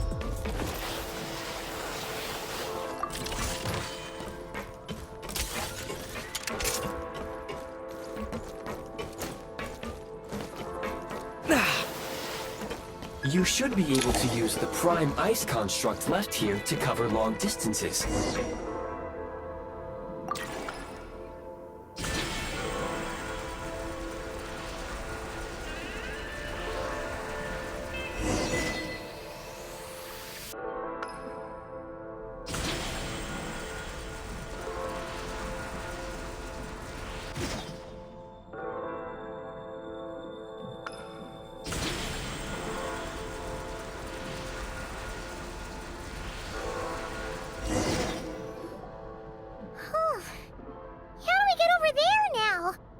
I recommend using this grappling gun.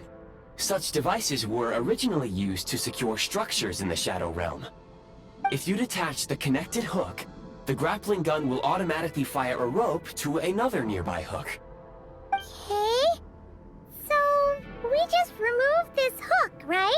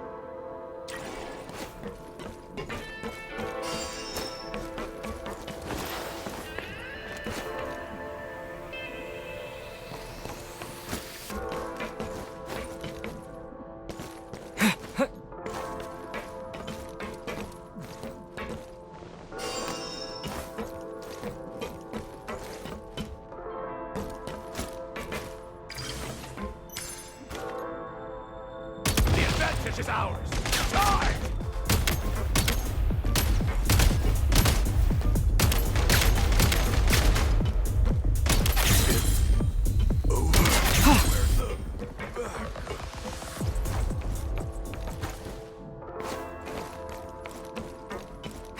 Sprint at the prime ice launcher to reach high places with ease.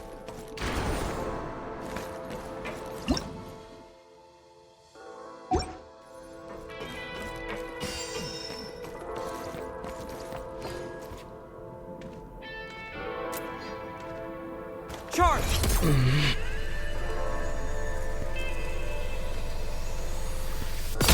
Where's the...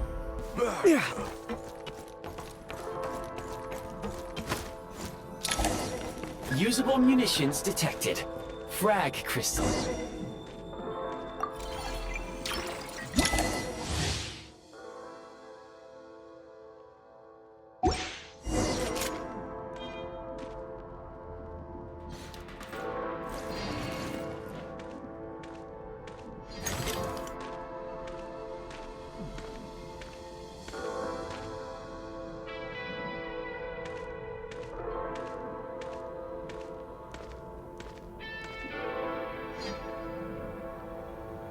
Frag out! Fences have been breached! Charge! Can't take much more! Where's the... It's over. I'm hit!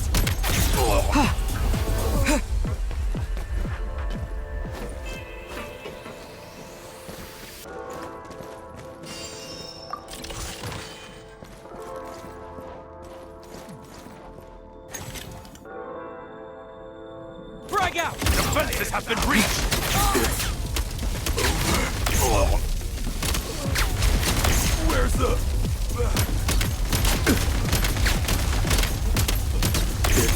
Where's the over?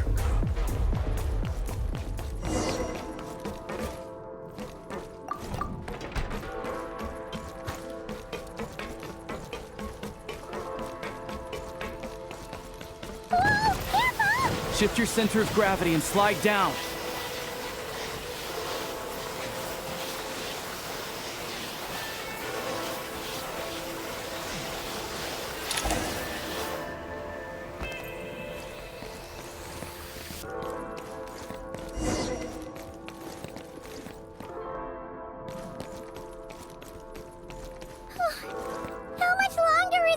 to take? The exit is right ahead. We are very close now. However... It's like they're trying to keep us trapped here. That platform and the carriages are swarming with undead Fatui. Guess we gotta storm through.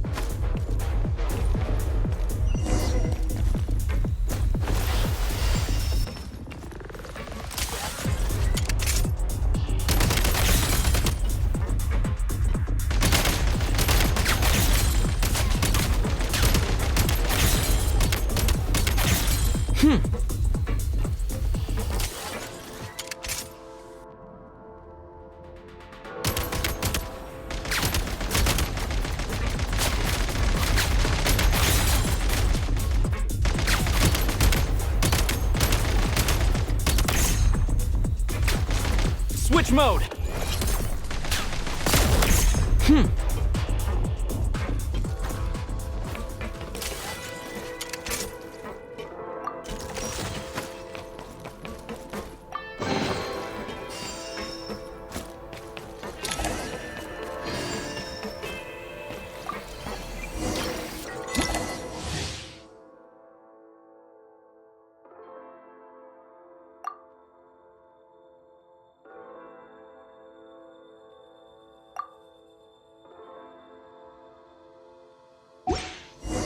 You may find switching to assault mode makes your attacks more effective.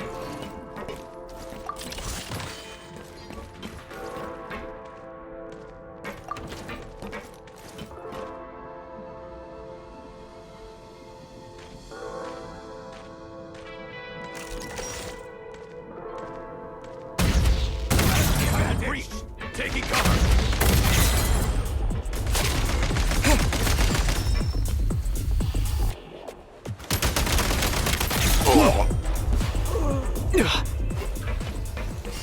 Gotta recharge!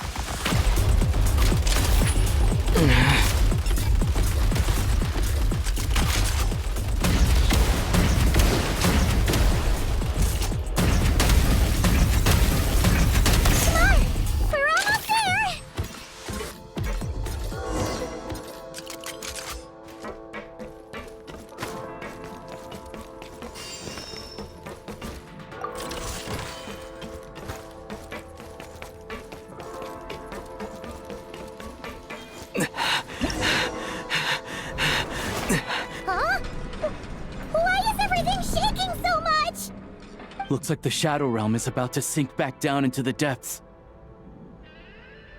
The exit is right here.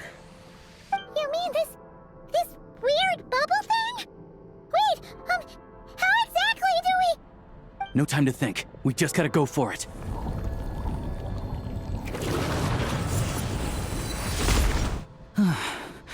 Looks like I was right.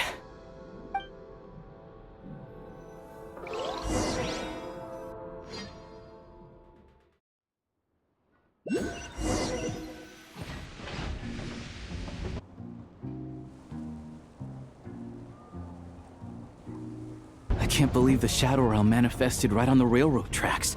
It's almost unheard of. Lucky we made it out. All thanks to you and that awesome gun. Ah, so you have heard of the Golden City before?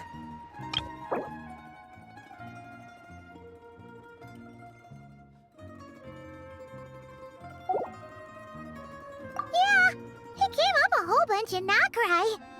You're a pretty neat surprise in that sense, aren't you, Goggles? We had no idea they left cool gadgets like you behind. Make no mistake, it was a team effort. For a first-time firearm user, your performance was quite outstanding, far beyond my expectations. As Alosha said, it is highly unusual for the Shadow Realm to manifest in a place like this. But we should still watch out for similar dangers ahead. Oh, let's hope not. If anything else goes wrong with this trip, Paimon's gonna have train trauma for life! The Shadow Realm can appear anywhere, not just on the railroad. I am simply advising that we take sensible precautions. Now, if you wish to further calibrate and upgrade your firearm, you may do so over there, provided you have the necessary components. Please take a moment to catch your breath while I repair the body of the train. Amongst other things, this will ensure Paimon is a little warmer while on board. Oh, thanks, Goggles! You're a trusty train conductor! Well, maybe trusty isn't quite the right word, considering. Anyway, at least you get the job done. Yes, of course.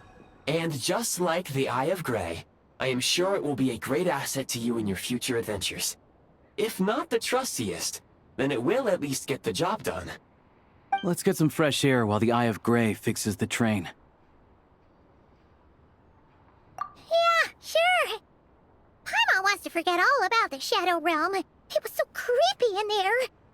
Stretching her legs might help take her mind off things.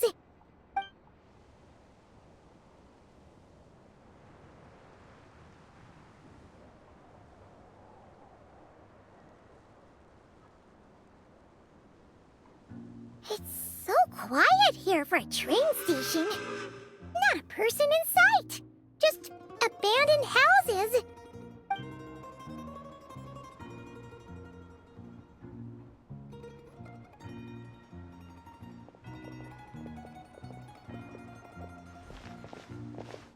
Huh? So much for repair? You've swapped our train out for a whole new model! My plan was to restore the train to its original appearance per my records as quickly as possible.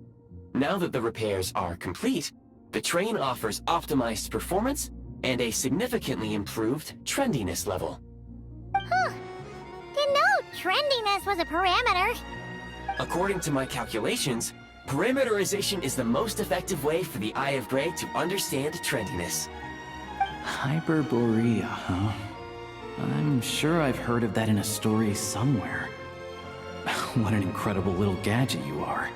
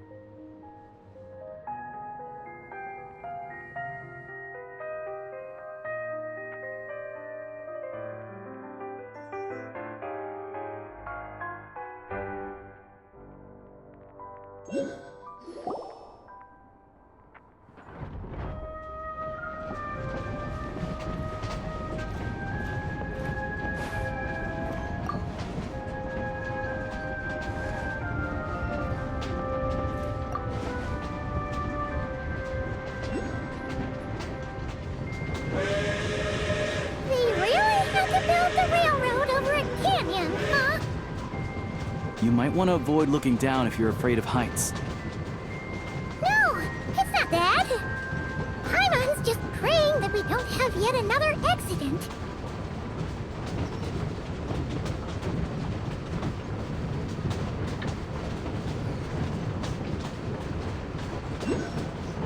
That mountain is breathtaking. Reminds Paimon of Dragonspine. They say this mountain's the domain of a Snegovic lord. A lot of the Snegovic retreated there to live in seclusion, so it's a pretty mysterious place. You hear all kinds of stories. Even the residents of the nearby town of Svietla Lidovka steer clear of the summit, and they make a living off of harvesting prime ice.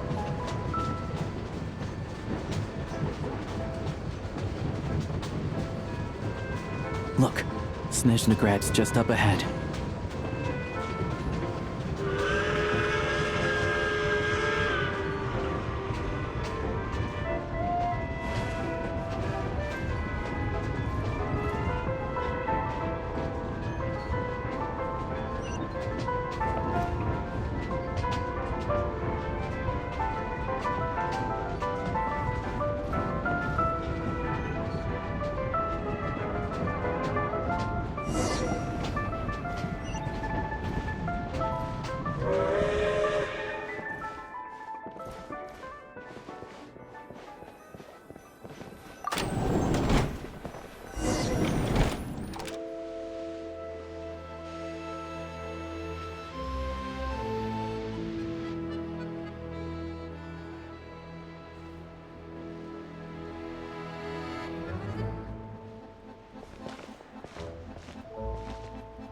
Here we are.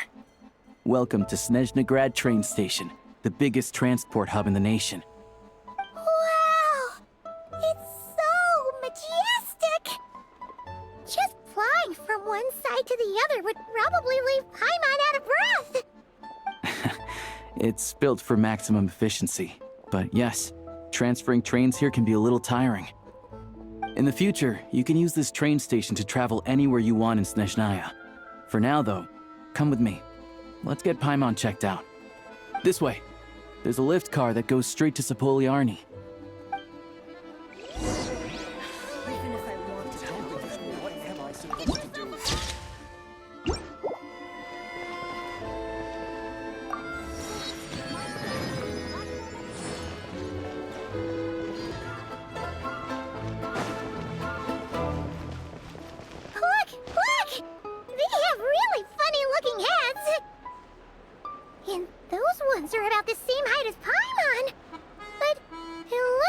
can't fly. Those would be Volkudlak and Domovoy. You'll also see the winged Vila and the snowborn Snegovic amongst others. No wonder. We'd heard that Snezhnaya used to be the realm of the Fae. Paimon can really see it now.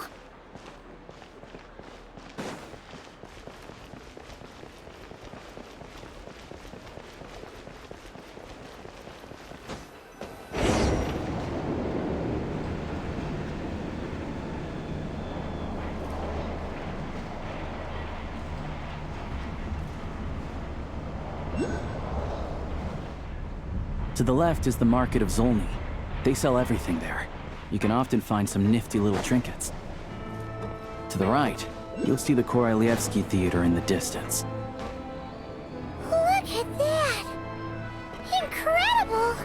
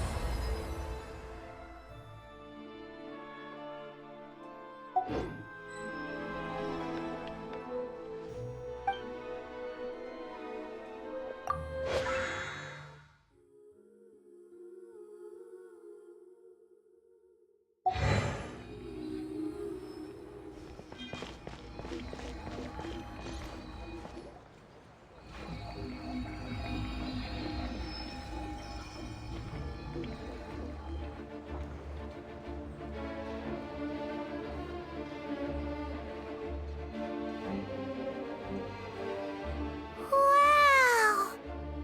Snezhnegrad is stunning! Seeing it with our own eyes makes all the trouble we went through to get here worth it! I found it pretty stunning when I first came here too. But I soon found out that stunningly beautiful means stunningly expensive. The prices here are crazy. I'm just a small-time hunter, so Zolny is where I spend most of my time.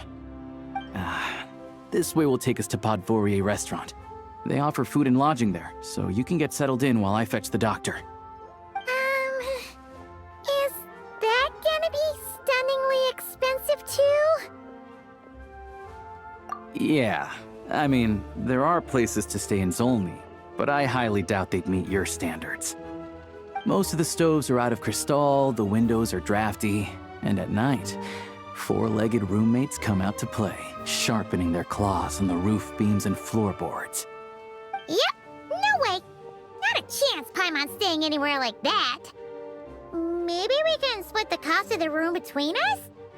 Paimon still has some savings left. Fine then. It's your treat. Paimon will save her money for buying a nice little cake. Don't worry, you'll get some too. I'm glad to see you've perked up. If you find yourselves in the mood for some sightseeing later, there's a few places around here worth seeing. This way leads to Zapoliarny Palace, which serves as the Tsaritsa's audience chamber and also her personal quarters. The adjacent block is kind of a city in its own right. That's Glupov, the headquarters of the Fatui.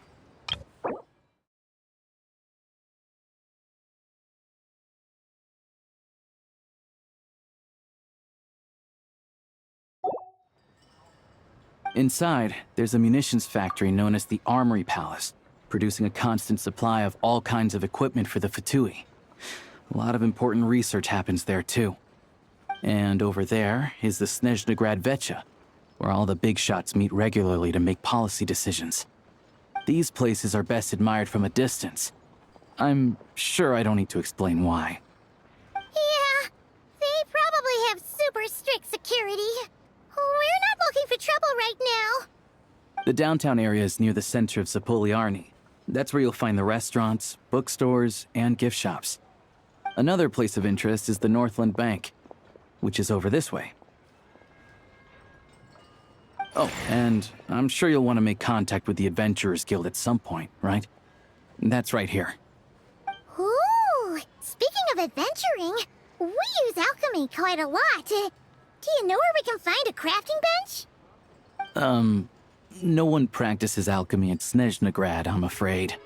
Apparently there's some historical reason for it. Oh. We'll just have to use the one on the train then. Kinda inconvenient. Wait. How come there's one on the train if that's Snezhnayan too? Yeah, I don't know. Not my area of expertise.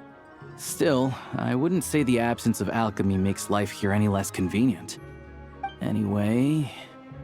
Finally, there's Zolny in that direction.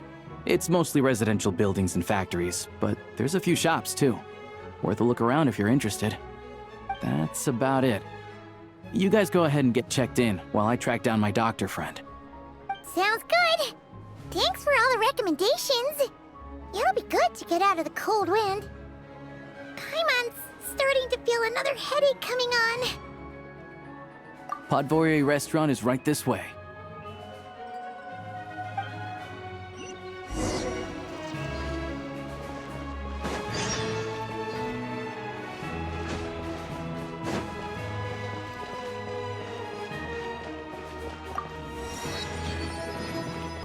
That kid.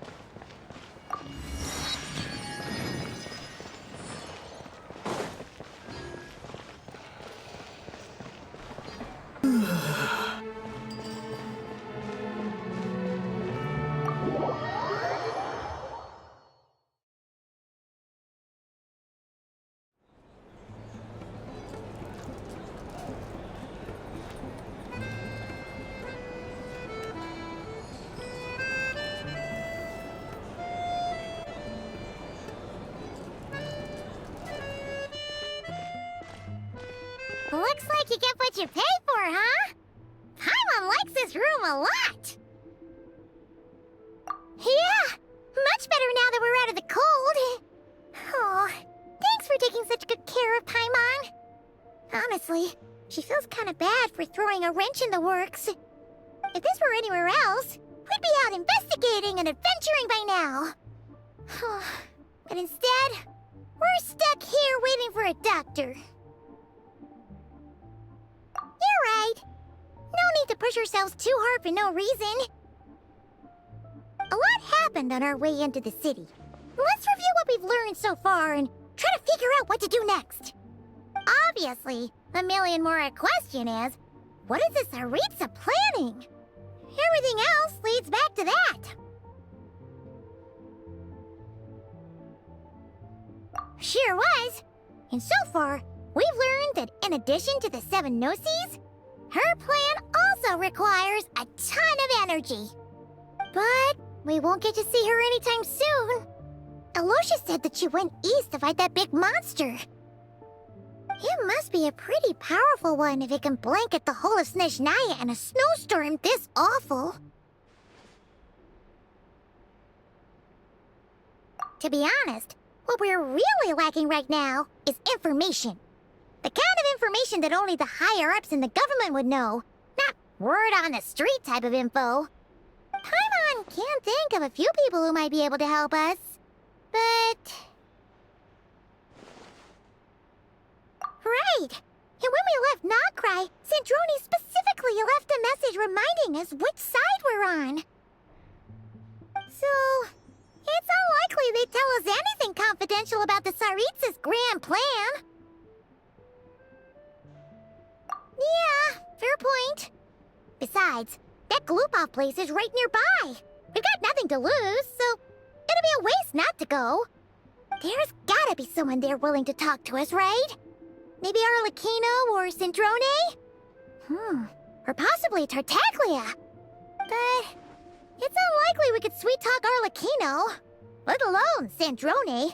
She basically told us to stay in her lane already. Yeah, the last time was all the way back in Fontaine, right? Too bad we missed him in Nogcry.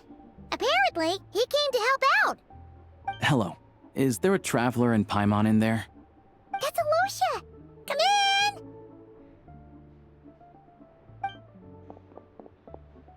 Hello, I'm Dr. Luneva. Alosha mentioned that one of you is feeling a little under the weather. I see. So you're my patient today, yes? And you're, Faye, I presume? Good question. Paimon's not too sure either, but she's definitely not the same kind of Fae as the ones we saw at the train station. Is that gonna be an issue? Not exactly. It's just, I'm used to treating human patients. Fae tend to be far more resilient than even the healthiest and most long-lived of humans. But don't worry, I do have some experience treating Fae.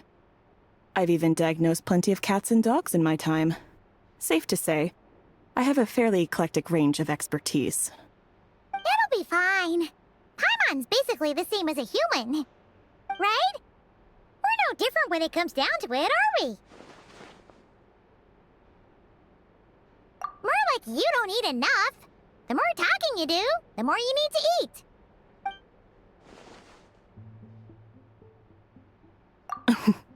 Now, please take a seat.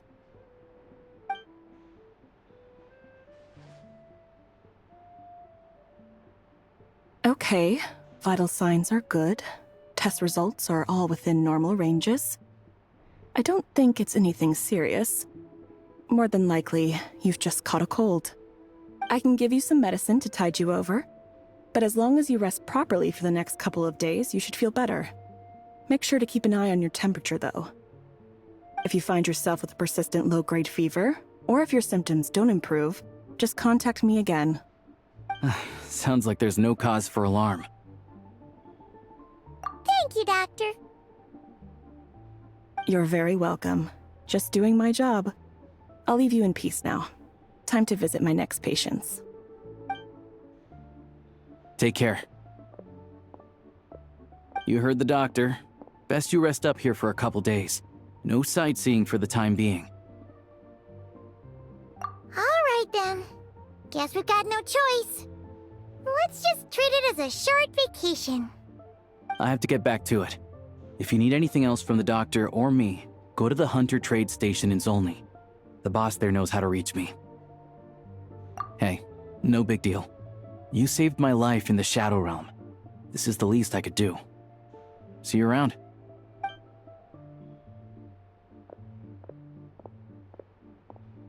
All right, time to find Child and see what he can tell me.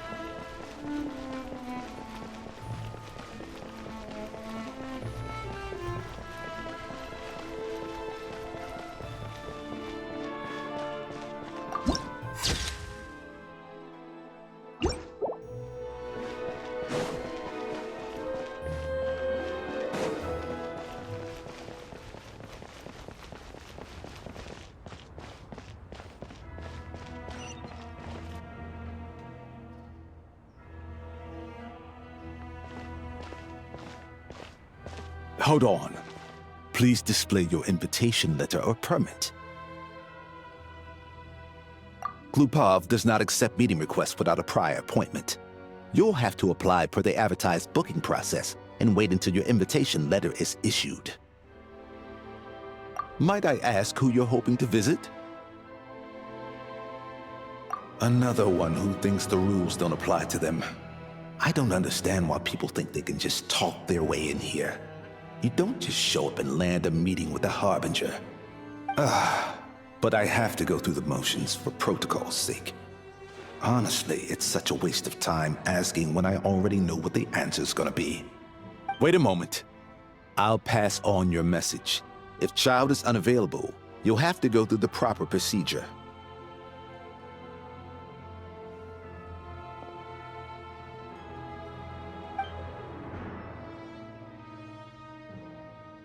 Lord Child is a busy man.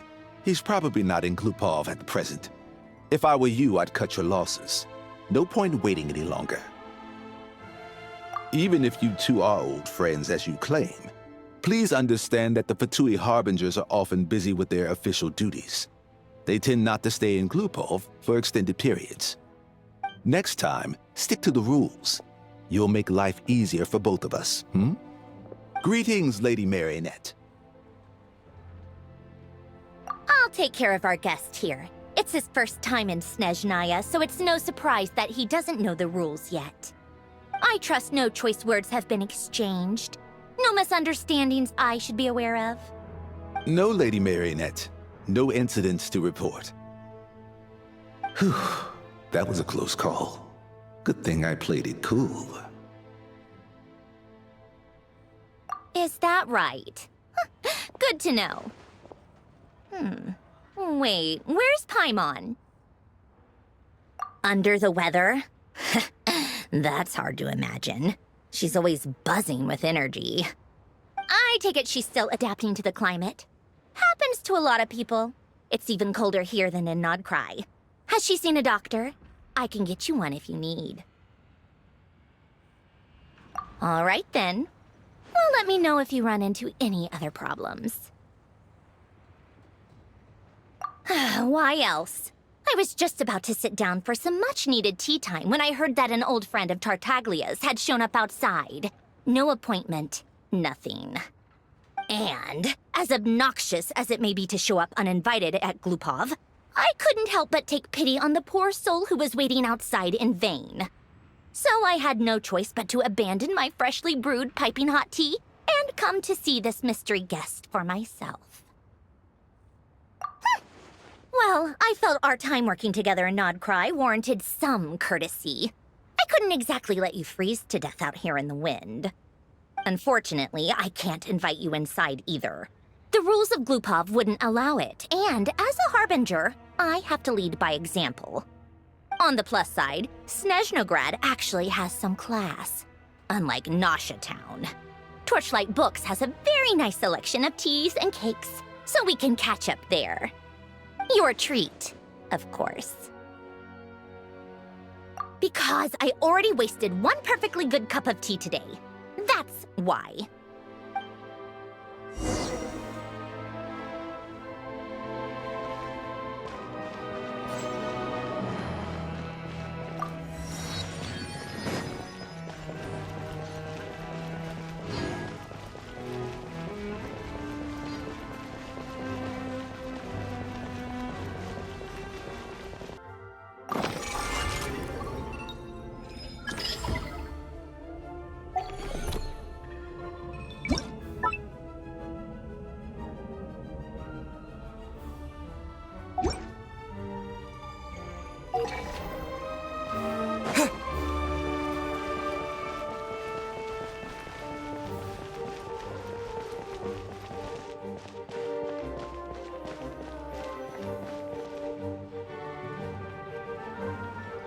I've ordered for the both of us.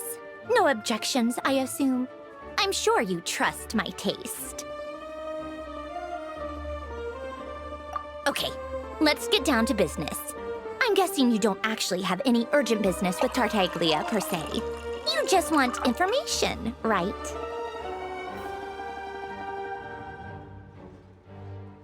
Wanna take a guess? Of course you'd say that. You shouldn't underestimate Counselor Tartaglia, you know. That's right. I'm sure you've heard of the Snezhnograd VII by now. Well, he's busy preparing some paperwork for their next meeting. They'll be discussing yet another extension to Project Stuzha.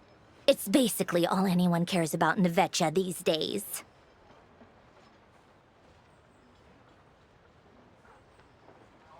Yeah, he's more of the shoot first, ask questions later sort, isn't he?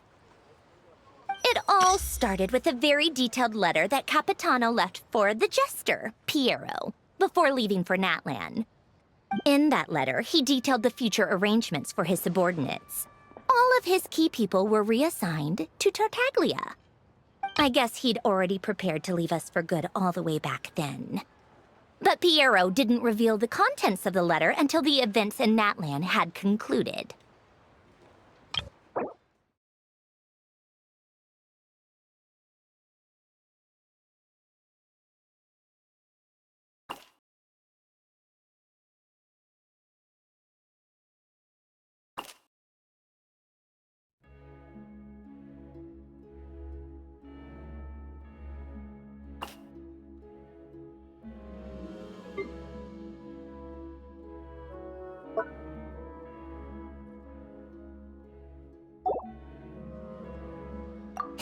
That was his reaction, too.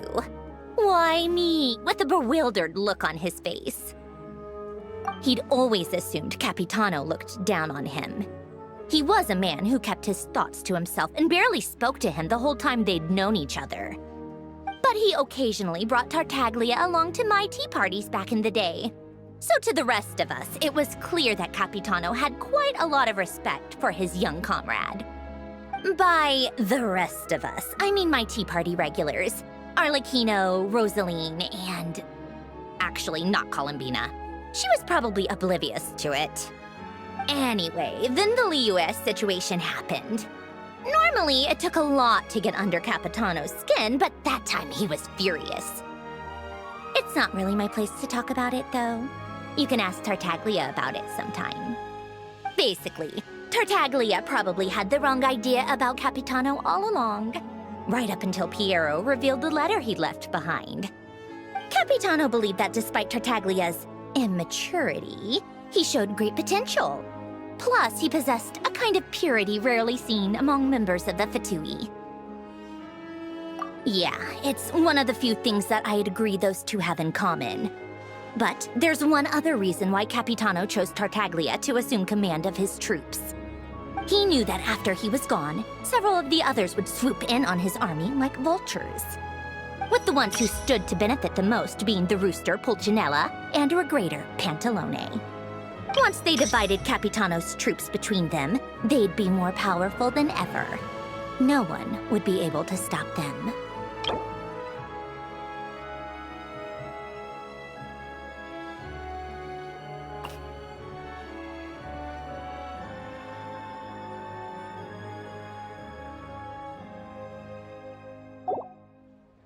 So, you can see why Capitano chose to hand that letter to Piero, right?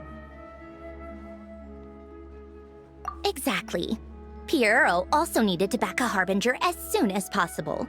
And all things considered, Tartaglia was the best choice. Even though Tartaglia has had the support of Northland Bank for a long time, he and Pantalone are ultimately not cut from the same cloth. I'd say Capitano made a good judgment call. Anyone else caught in this situation would probably feel like they'd been hung out to dry.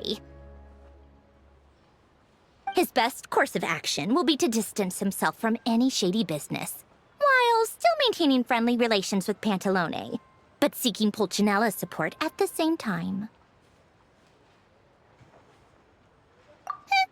What's the point in having a tea party if you don't spill a little tea? Besides, none of this is confidential anyway. Ask any journalist out there. They'll give you all the lurid details. You'll see it firsthand if you ever sit in on a session of the Snezhnograd Vecha. All the factional strife, whether open or unspoken, it plays out for all to see in that one little room. Having a voice in the Vecha is the only way to steer policies in your favor. So, every person in that room represents a particular interest group. Pantalone, for instance, represents the financial sector, and Tartaglia represents the Fatui soldiers. Personally, I have no interest in political jousting, but since I have a number of engineers and researchers under my command, I have to make their voices heard. Then there's Pulcinella, the linchpin of the Vecha. He represents politics itself. Everything involves him, so nothing can bypass him. Any issue that comes up, he knows how to mediate. That's what the Tsaritsa values most about him. I'm starting to see why everyone is so frustrated with the way things are, but also powerless to change it. A complex web of interests connects all parties involved, and the Tsaritsa sitting at the top adds another layer of complexity. It must be nearly impossible to come up with a perfect solution. All right, I'm done carrying this conversation. Time for you to answer a question of mine. You must have known that you can get the info you needed from me. So why was Tartaglia the first person you asked to see and not me? Huh? Jealous? As if. Wait.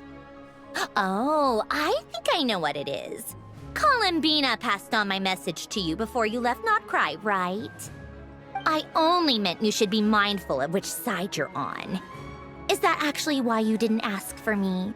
Because you took that to heart? You... fair enough. It's not your fault. I blame all these politicians I've been hanging around with lately. Always beating about the bush when they talk. I guess it must have rubbed off on me. Anyway, just ask for my help next time, okay? Little things like this are no problem. Lady Marionette. What now? Can't you see I'm on my break? Whatever it is, just leave it on my desk. I'll look at it later. Sorry to disturb you during your break, ma'am, but I'm afraid it's an emergency. Isn't it always? I've told you before. Fixing the tracks and transporting ice blocks does not constitute an emergency. The equipment in Svietlolaidovka is in urgent need of maintenance. With how the weather's been recently, we suspect that the cause is a buildup of snow, exceeding the maximum weight limit. The supports on one of the machines broke and fell, awakening a dormant beast and leaving many of the ice miners trapped in a nearby ice cave. Luckily, Odette's team was nearby and launched a rescue operation, but we're still facing a severe manpower shortage for both the rescue and engineering teams. I guess that's it then. Our tea party will have to end here. I'm the only engineer you'll need. Do you actually want to come with, or are you just saying that?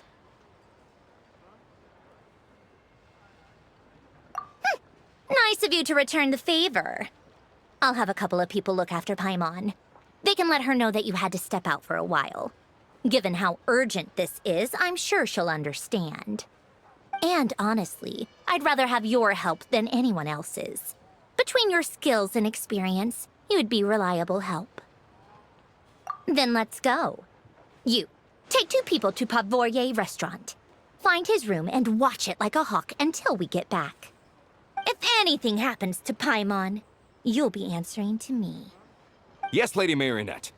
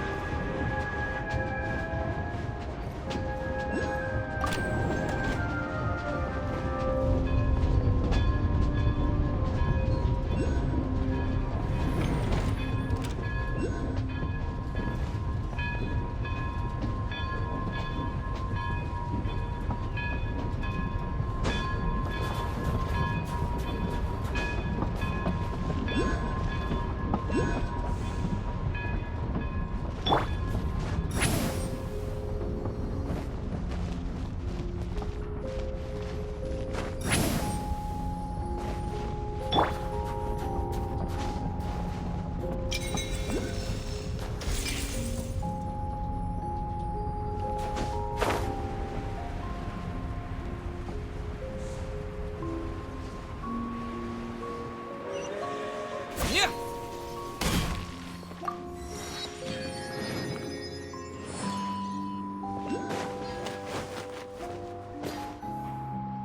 They weren't exaggerating. This is really dangerous. It's a good thing only one of them broke. From what I've been told, most of the trapped miners are over in that direction. Yeah, you do that while I check the rest of the equipment. I'll evacuate the people around here as I go. Meet me back here as soon as you're done.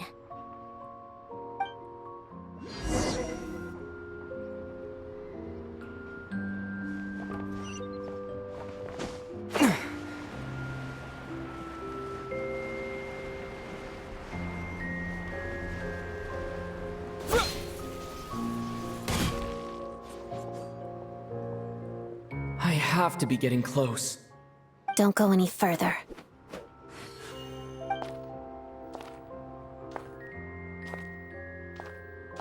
It's too dangerous here. There's a highly aggressive monster on the prowl. You need to leave, now. Ah, I see. You're the backup from Snezhnegrad. Well, I'm Odette. Good to meet you. Ah, so this is Odette. She was the first member of the Fatui on the scene. There are 5 people trapped in the cave. Monster type is unknown, and so is its location. Let's go. Every second counts.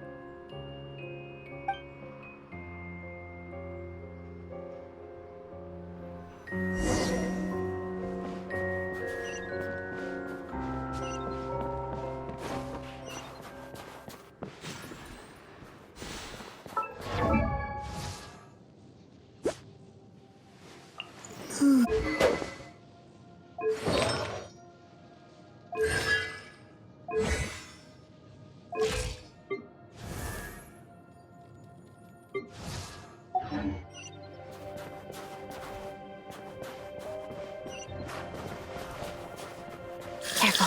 Something's moving.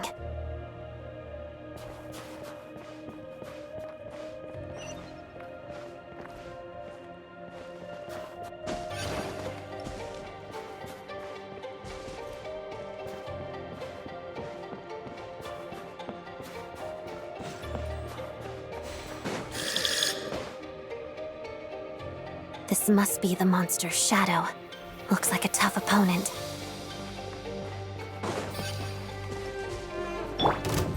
Shadow me.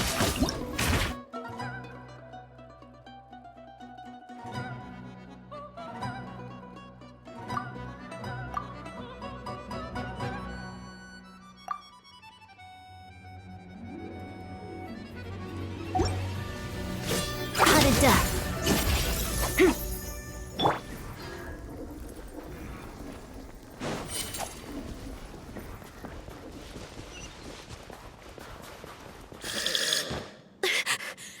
Stay back!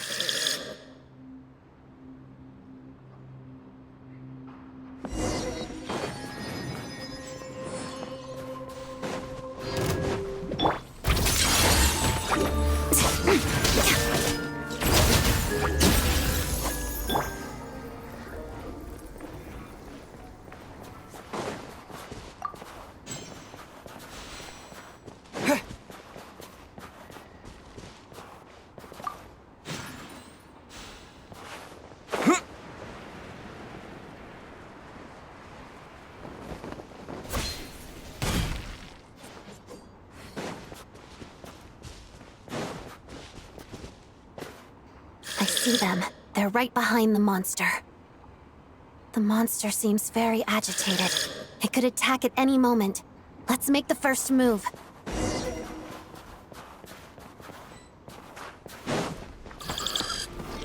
Take this! Following thunder! Together. Lots of the snowflakes.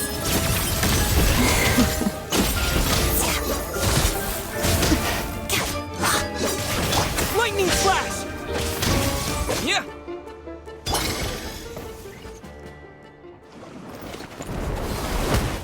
Oh, thank you for saving us. We'd have been monster fodder otherwise. Thank you. Thank you. You're welcome. You should be safe now. Follow this route out. He and I will stay behind to watch the rear. Thank you. Come on, let's go. This way!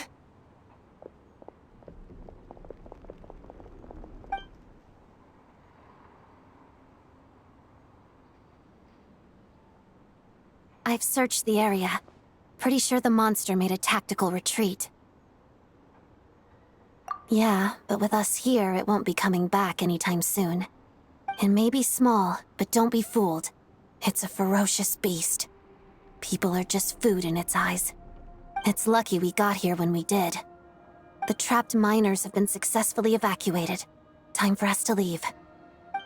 Wait, this place. There's something unusual about it.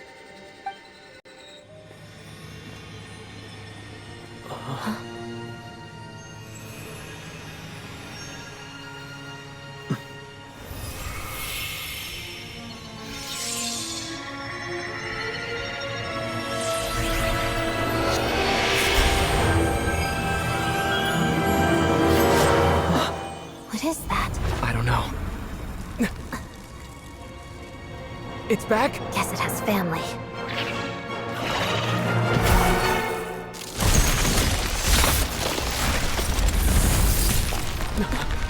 This way. Run!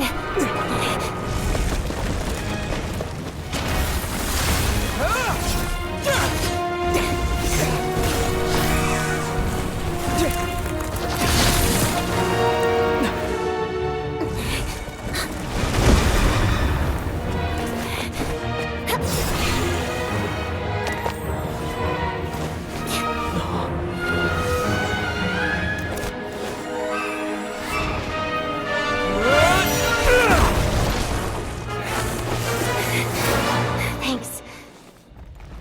Let's get out of here.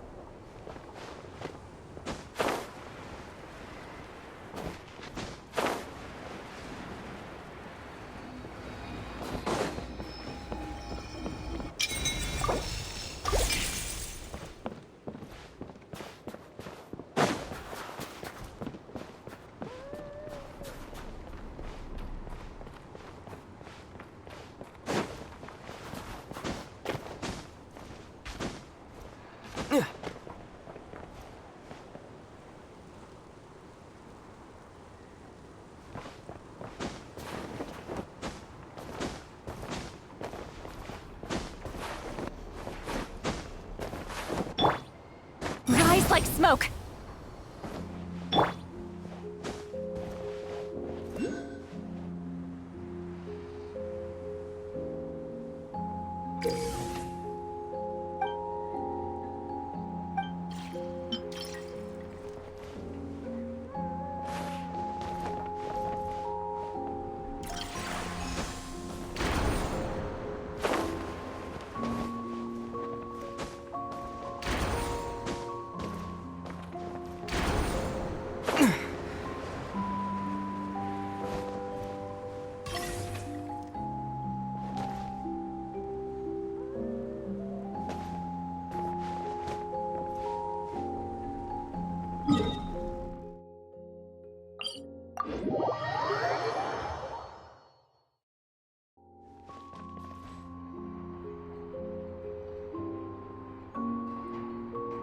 Everyone's accounted for.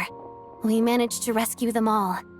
We also placed a sign at the entrance to the cave, warning people to stay away. You really held your own today. I still don't know your name.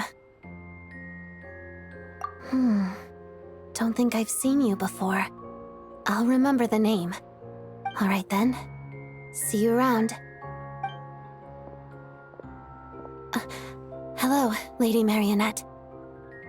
I hear the rescue operation was a great success. I knew I could count on you. What brings you here, Odette? Here for a performance? No, a Fatui mission. I happened to be nearby and heard the crash. She hasn't introduced herself then. Odette is the prima ballerina of Snezhnograd. She's quite the celebrity. If you ever hear people mention the two crowning jewels of the Korylevsky troupe, they're talking about Odette and the prima donna, Vodianitsa. On top of that, Odette's also a rising Fatui star. It's looking likely she'll inherit the title of the Fair Lady. She learned all her combat skills from Rosaline herself. Used to be one of her most valued subordinates, too.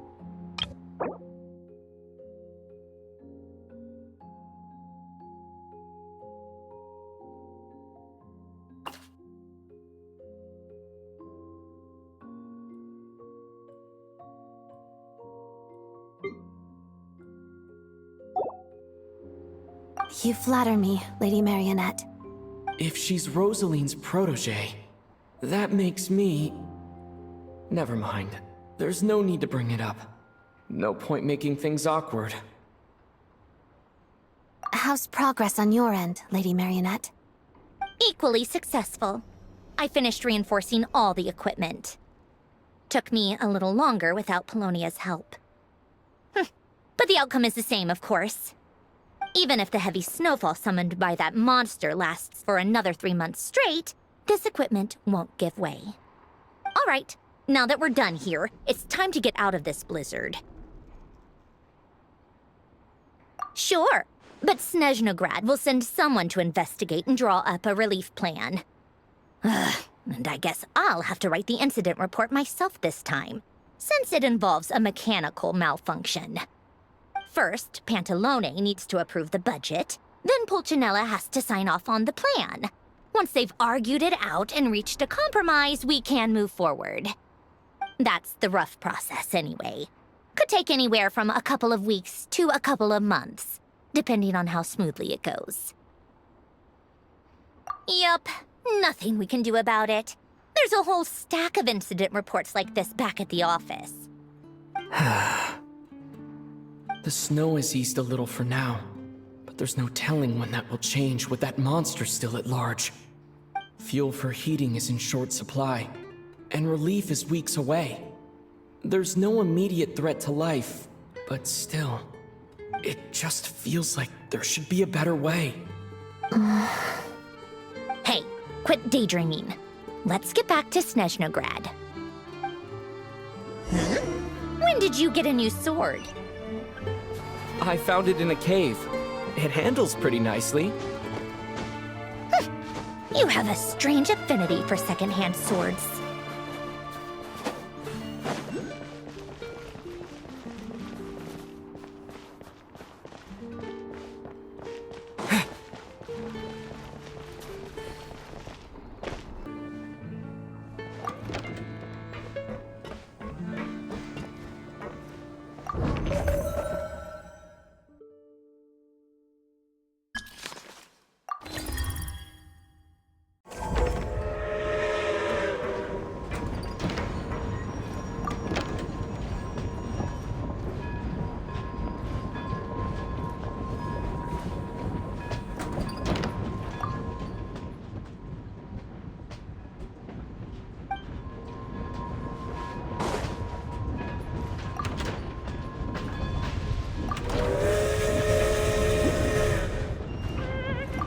Astra Abyssosque.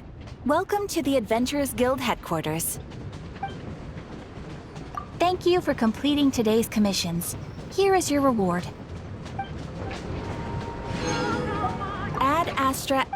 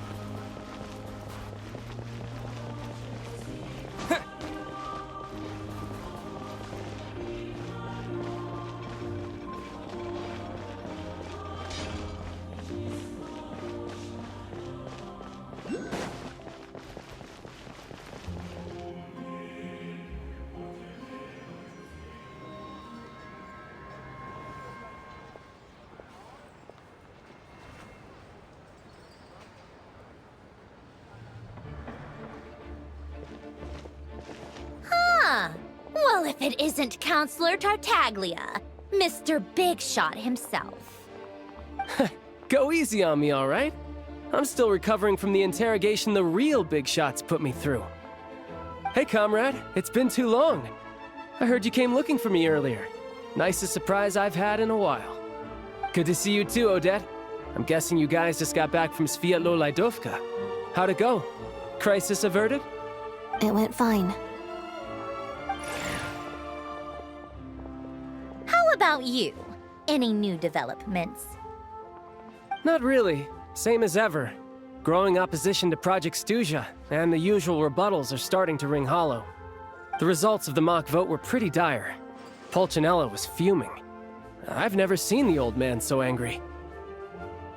That's not good news. It takes a lot to rattle him. Yeah, obviously if push comes to shove, there are ways to crack down on dissent. But...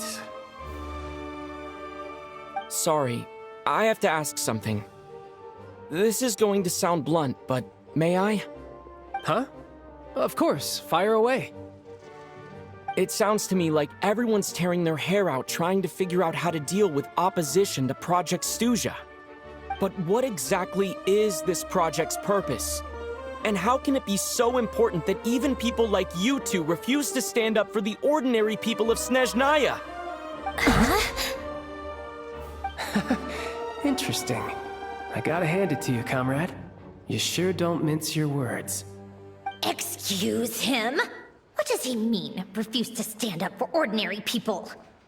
Oh my gosh. How does he dare speak to the Harbingers like that? Are you interrogating us now?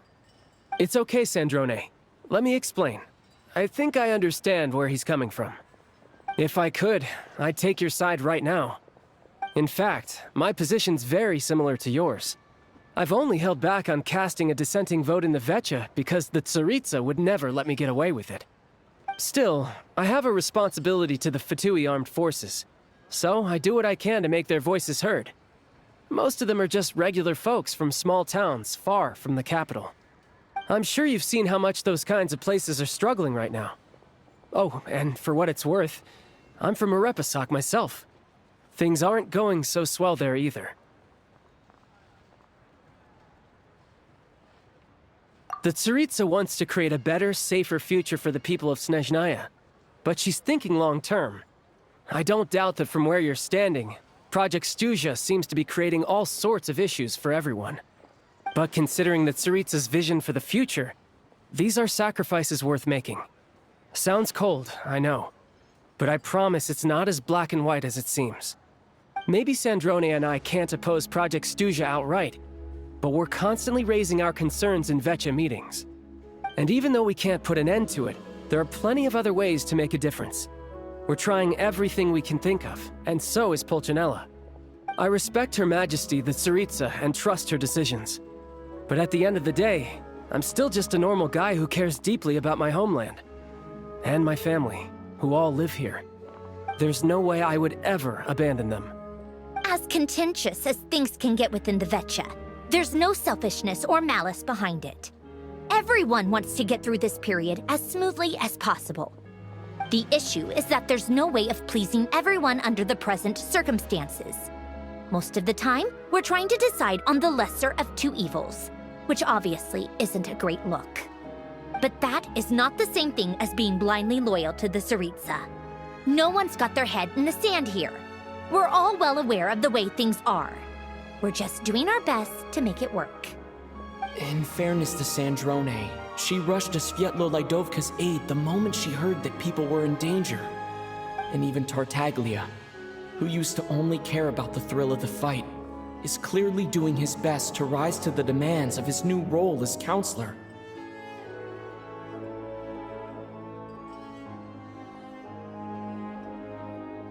Hey, come on. There's only so much we can say, so don't press us too hard. Look, I know how untenable the Tsaritsa's position looks if you don't understand her motives. Maybe you've heard already, but she's currently leading her army on a campaign to the east to defeat the monster that's been causing these brutal blizzards. Striking that monster down will be a significant step in dealing with the present energy crisis. As laser-focused as she is on realizing her lifelong ambitions, she's still putting time and energy into taking down this powerful monster. To me, that says a lot. If she thought Snezhnaya and its people didn't matter in the grand scheme of things, why would she waste her time on something like this?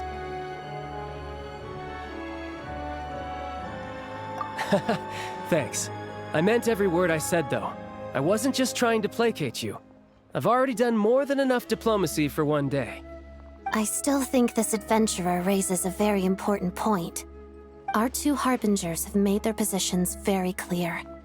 But there are many others in the VII who must feel trapped and forced to vote against their conscience. I think it's a very valuable quality to be willing to speak one's mind, despite the risk of offending powerful figures. You can say that again. I highly doubt we'd feel the need to explain ourselves so much if we didn't know you so well. Forgive me, adventurer, but might I be so bold as to ask about your background? How is it that you can converse so openly with two Harbingers? Oh, haven't you been properly introduced? Easier said than done. I like to think I'm not the kind of person who goes around busting open people's old wounds. I've only learned his name so far, and no details of his experiences. Is something wrong? Uh-oh. Is there no avoiding the subject of Rosaline? No, it's just... All right, I guess there's no getting around it. This is the world-renowned traveler, who helped resolve the storm terror threat in Mondstadt, cleaned up after the mess I made in Liyue, and then went to Inazuma, where there was a duel before the throne, in which the traveler defeated Rosaline. Oh. I'm sorry. I didn't think you two would be seeing much of each other, so I figured it wasn't worth bringing up. It's fine. It was a long time ago. It's fine. Sorry. I just remembered that we have a rehearsal coming up. Please excuse me. I should get going.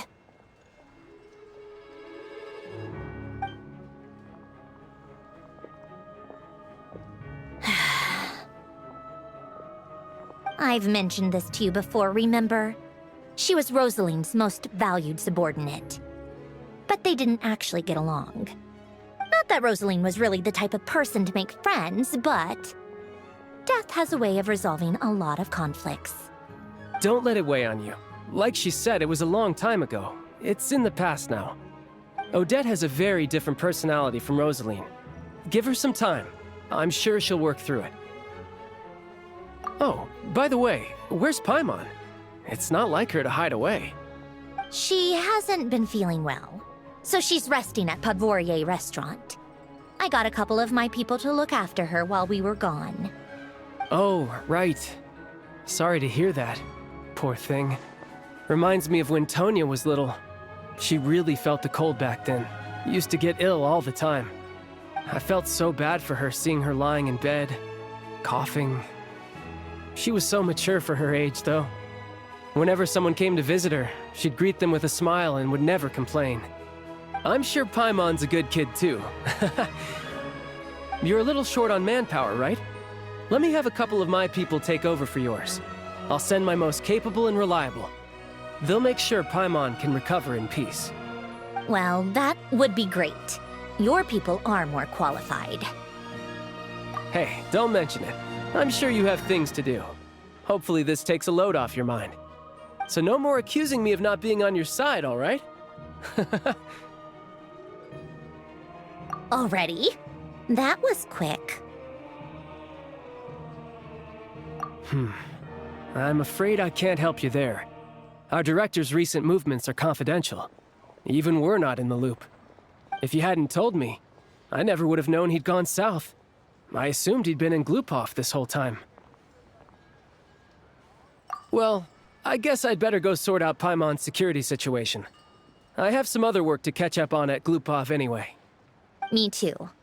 I have an incident report to write up. Let's leave it there for now.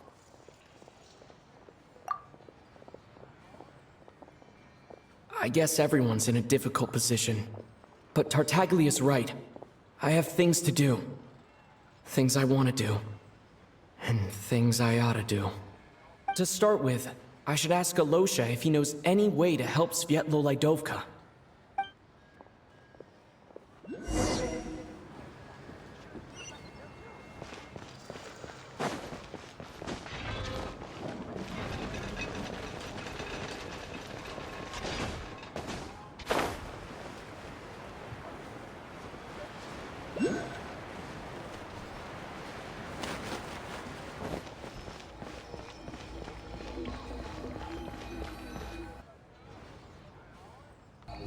How strange.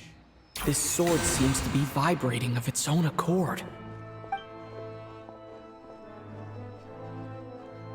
It's a very faint vibration, but it's getting stronger as I get closer to the statue of the Seven. Does this sword have some connection to the statue? But all it does is vibrate, even when I touch it. That place I got this sword from was definitely out of the ordinary. Maybe I should try channeling the power of cryo.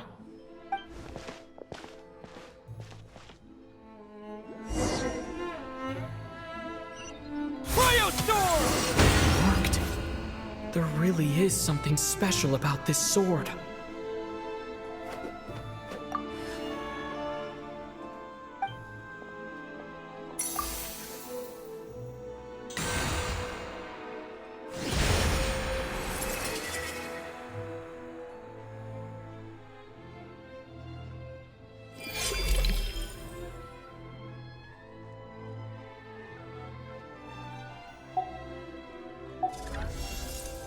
I don't really understand what just happened, but I'm pretty sure this sword just got a little more powerful. I'll have to try the same thing again when I come across another statue of the Seven. In the meantime, I'd better go find Alosha.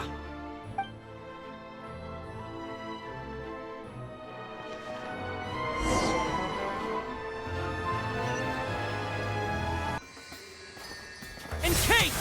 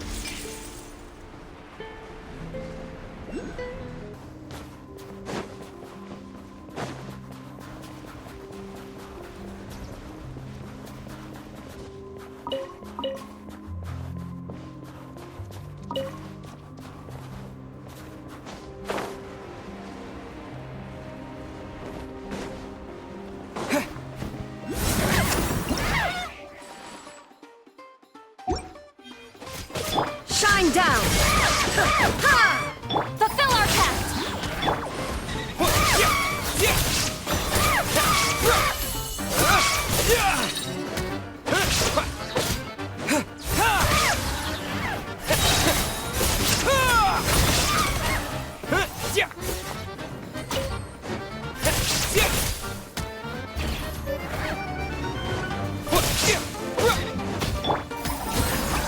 There is no escape! Flame!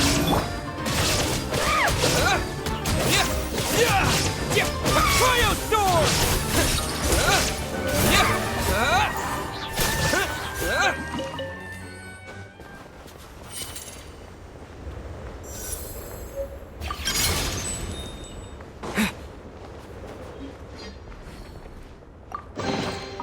Is this an answer from this world?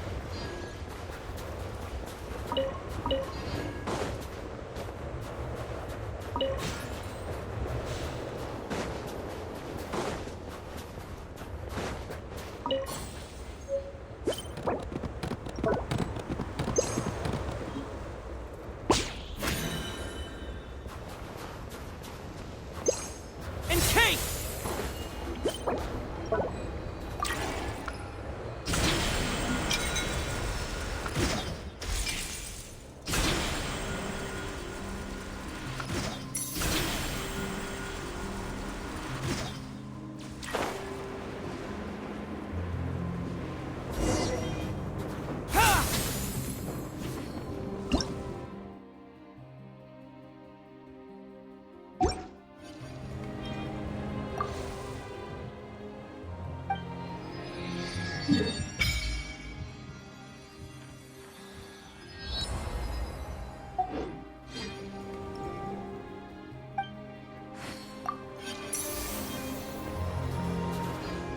Cryo Sword!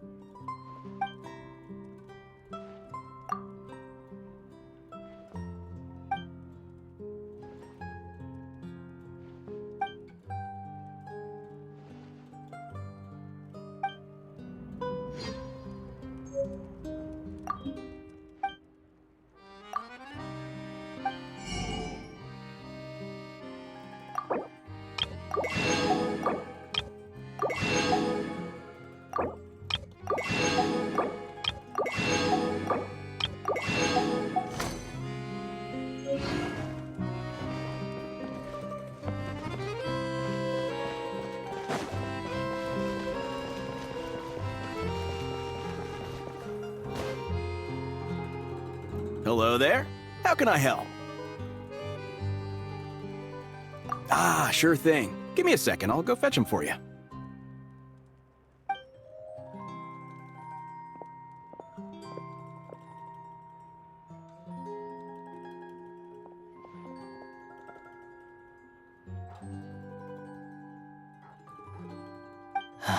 It's a familiar story.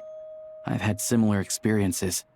Although Snezhnegrad doesn't deliberately delay or withhold relief, those first few days of waiting for help are always the hardest. It's a fundamental contradiction. If emergency relief can't be delivered in time, what's the point in even calling it emergency relief?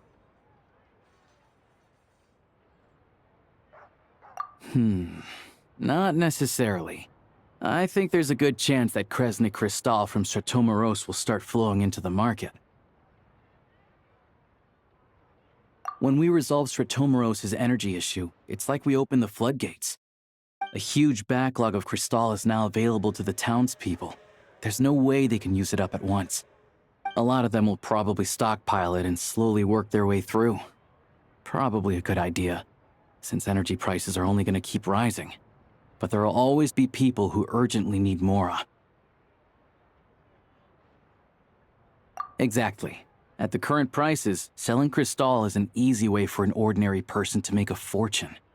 Hey boss, how much do I have left in my account? 1 second, let me check. So, you're planning on buying the crystal out of your own pocket? Yeah.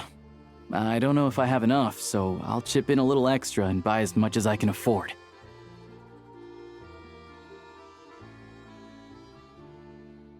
No, it's fine. You're new to Snezhnaya, and you have your own living expenses to worry about. Besides, you're already providing the train. Here's your Mora. See what you can find at the market, but I doubt there'll be much crystal left. Yeah, well, can't hurt to take a look. Let's see. Huh?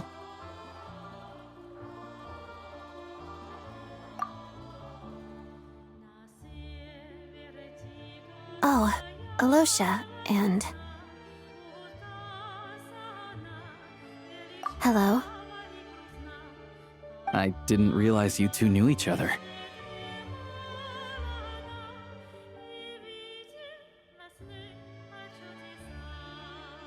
Yeah, I take on some odd jobs in the city to supplement my hunting income. Sometimes I work as a cleaner or prop hand at the theater where Odette is one of the big stars, so I've met her a few times. When the weather's as bad as this, it's better for a hunter to adapt than to keep looking for game. Yes, and we sometimes need extra help.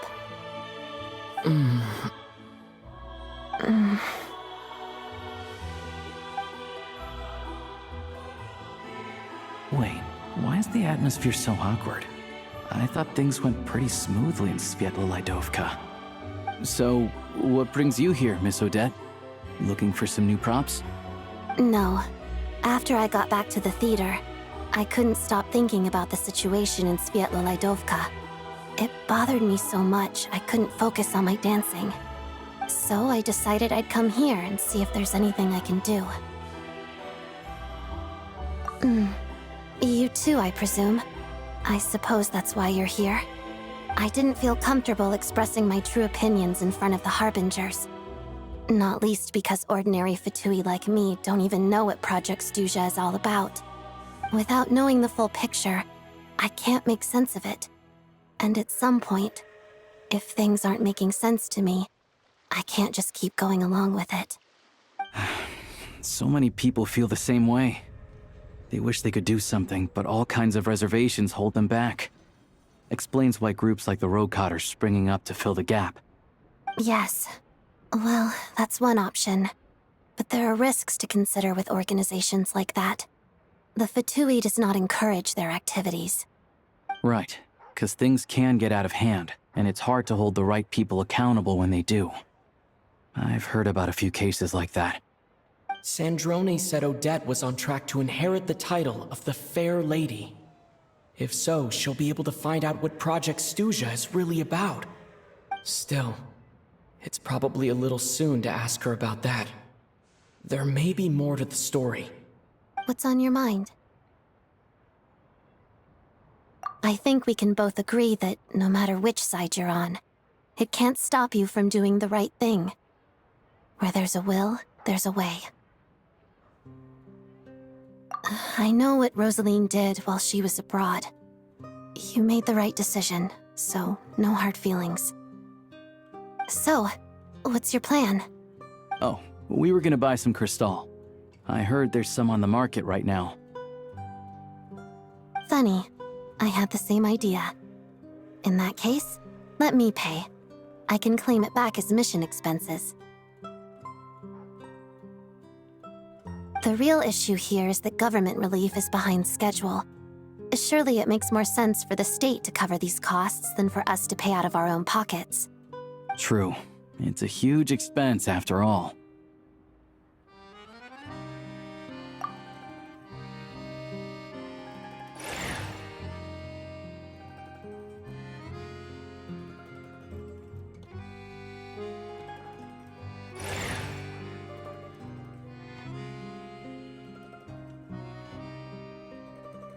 Let me see. I'll take it all, please. And I'll be needing a receipt. Right. Choose mission budget under the expense category, but be sure to specify emergency rescue operation in the description. Otherwise, the normal reimbursement limit will apply. Let's book this train. Regulations say that if we need to transport Kresnik Crystal during Project Stuja, extra carriages can be added 1 hour before departure.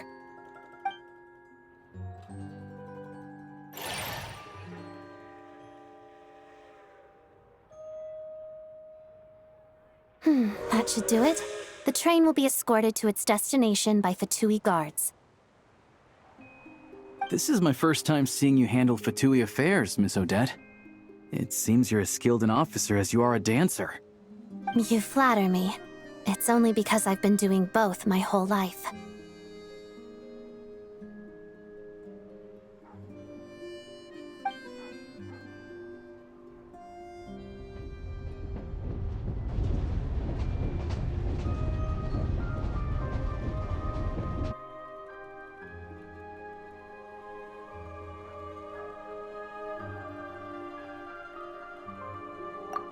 Anyway, I bet you've been non-stop today, am I right? Any idea how Paimon's doing? What's wrong? Who's Paimon? His travel buddy. Hasn't been feeling well. She caught a cold right after they got to Snezhnaya. Sounds like she's important to you. I can't believe you've been dealing with this on top of everything you've been doing to help the people of Snezhnaya. I've got nothing going on right now, so I'll join you. I want to see how she's doing. May I come too? I have some candy that someone gave me back in Svietlolaidovka. Plus, I know a little bit about relieving cold symptoms. All right then, let's go.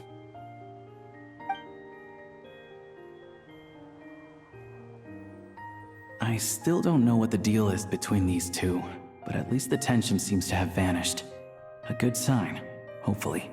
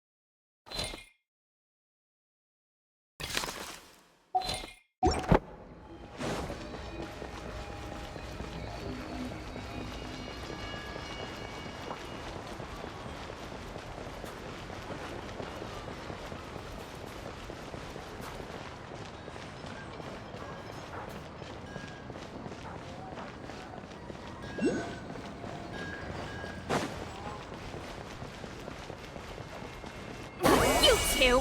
Time to end the—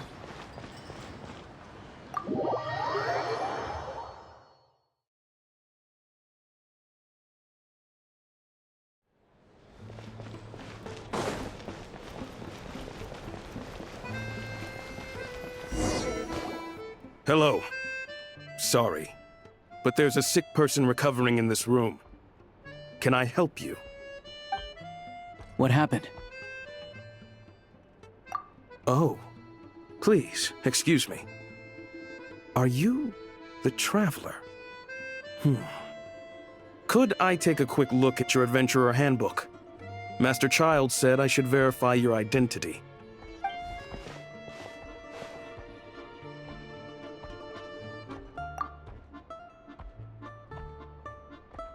Ah, it's really you. Sorry for the inconvenience. We're under strict orders from Master Child to keep this room well guarded. At the same time, we can't interfere with Podvoye Restaurant's business. That would only seem all the more suspicious and draw unwanted attention to this room. Besides myself, a few of my colleagues are stationed in and around the restaurant, in plain clothes, of course. Rest assured, you're in safe hands. I didn't expect such a high standard of protection.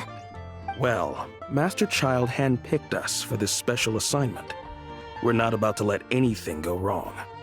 Anyway, I won't keep you any longer. Please, head inside.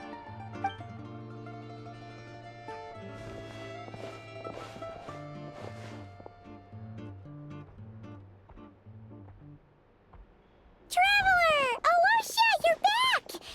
Oh, hey! Who's our new friend? Hi, I'm Odette. The Traveler and I crossed paths a few times. Another friend from the Fatui, huh? You're practically a member yourself by this point. Paimon's definitely on the mend. We should be back to our usual travels in a few days' time. Seems like that doctor was right. It's just... Paimon's limbs are still feeling a little chilly. I have just the thing.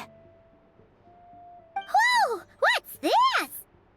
Is that a flame inside an ice cube? Wait, is this real ice? How's it not melting? And how does the fire keep on burning? All keen observations. You're right. This is called core ignis. Whenever I've caught a cold in the past, I found I recover much more quickly if I place this by my bed. You're welcome to borrow it. Awesome! Wow! It's so nice and warm! Oh, it's like magic. Your name was Odette, right? How did you two meet again? Looks like she's in pretty good spirits. That's a relief. Any progress with your investigation yet? No surprises there, I'm sure. They're not likely to let anything slip.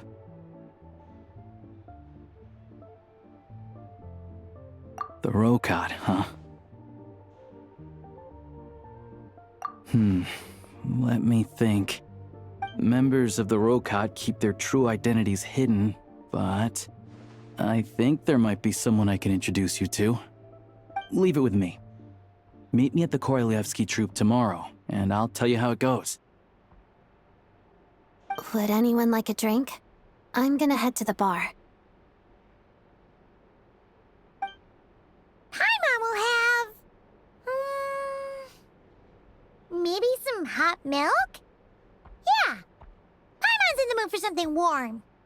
Enough with the secret chat, you two. Let's catch up properly in a minute. Paimon wants to know everything that's happened today. It'll be kind of like tabletop troop. No reason why listening to a story can't be an adventure.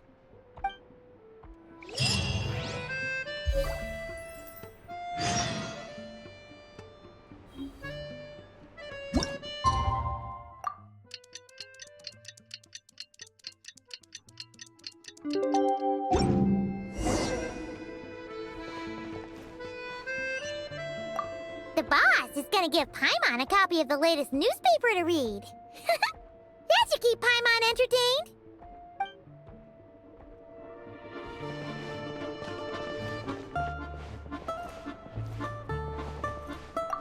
Hello again. Please rest assured, we'll keep a close watch on this place.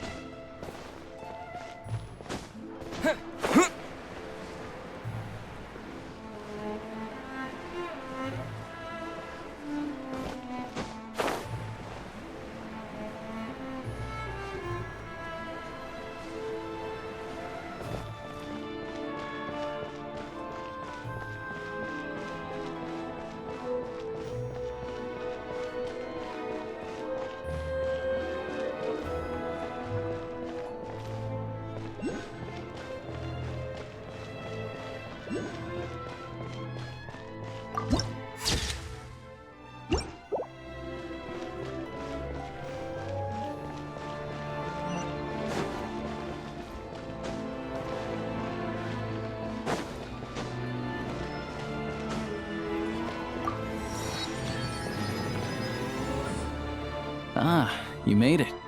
I've got some tickets, and I managed to set something up with the Rokot. It'll have to wait until after the show, though. Happy to stay and watch? I doubt you've seen the Korolyevsky troupe on stage before. Pleasure. Here, this is the way in.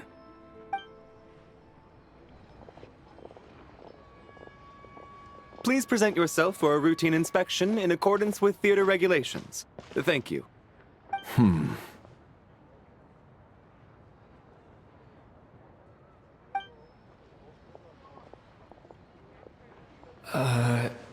Is that guy with the Fatui? Looks like he's waiting for something. Okay, all done. Thank you for your cooperation. Please proceed through to the theater.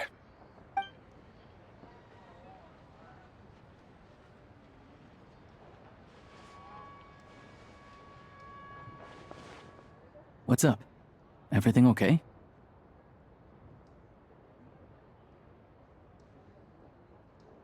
Snezhnaya's business and political leaders are always passing through here, so it makes sense that security's tight.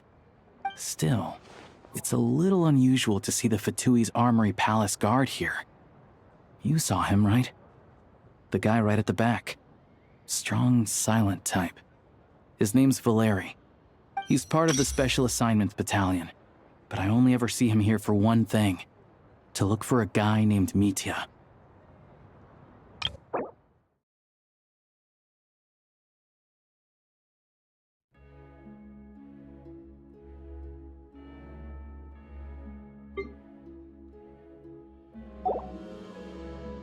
Supposedly a researcher, though he never seems to put much time in at the office. The theater is one of his favorite places to hang out when he's playing hooky from work. But that's not for us to worry about. Let's go. The show's about to start.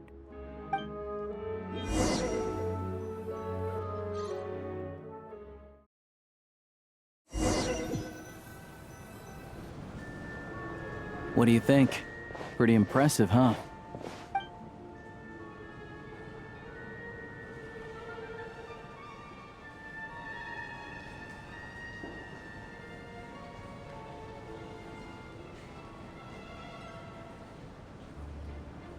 Oh, the one in Fontaine? I hear it's iconic. Never seen it for myself, though.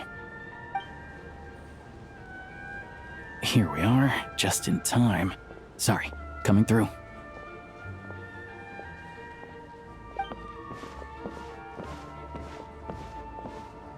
Ugh.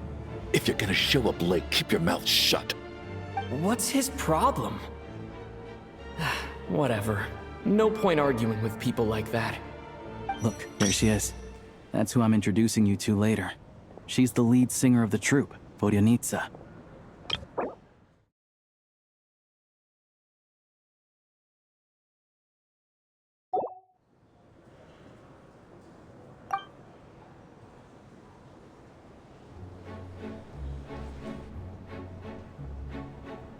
Что мне приходилось дня, растворяться в бездонной тьме, потоки будничной суеты, мысли мирием вечерней, тянутся годы мои бесцельно, их больше нет любви.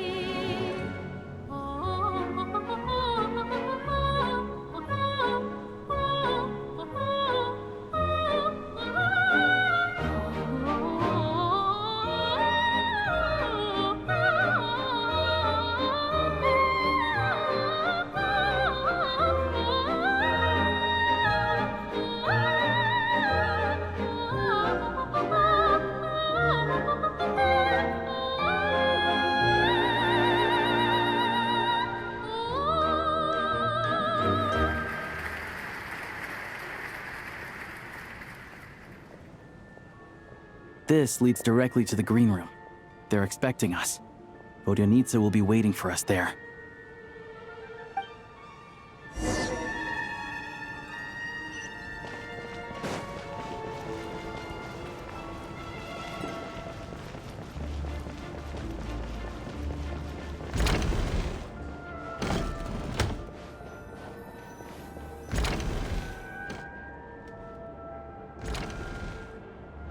Hey there. Excuse me.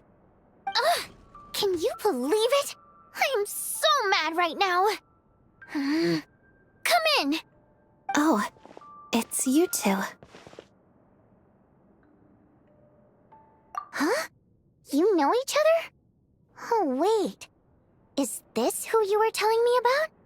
The one you met yesterday and couldn't stop thinking about? I never said that.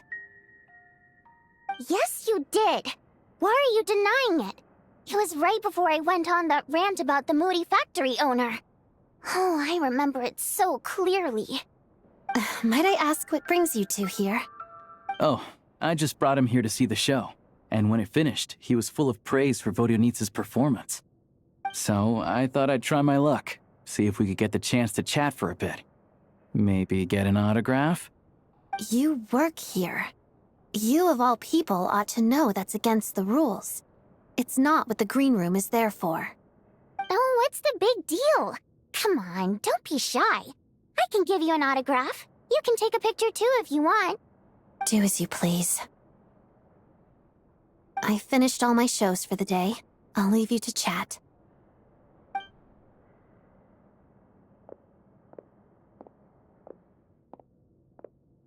I wasn't making that stuff up, you know.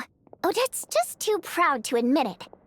She thinks very highly of you, and so do I. You did the right thing in Svietloladovka. We're good. Odette's out of earshot. I'll lock the door.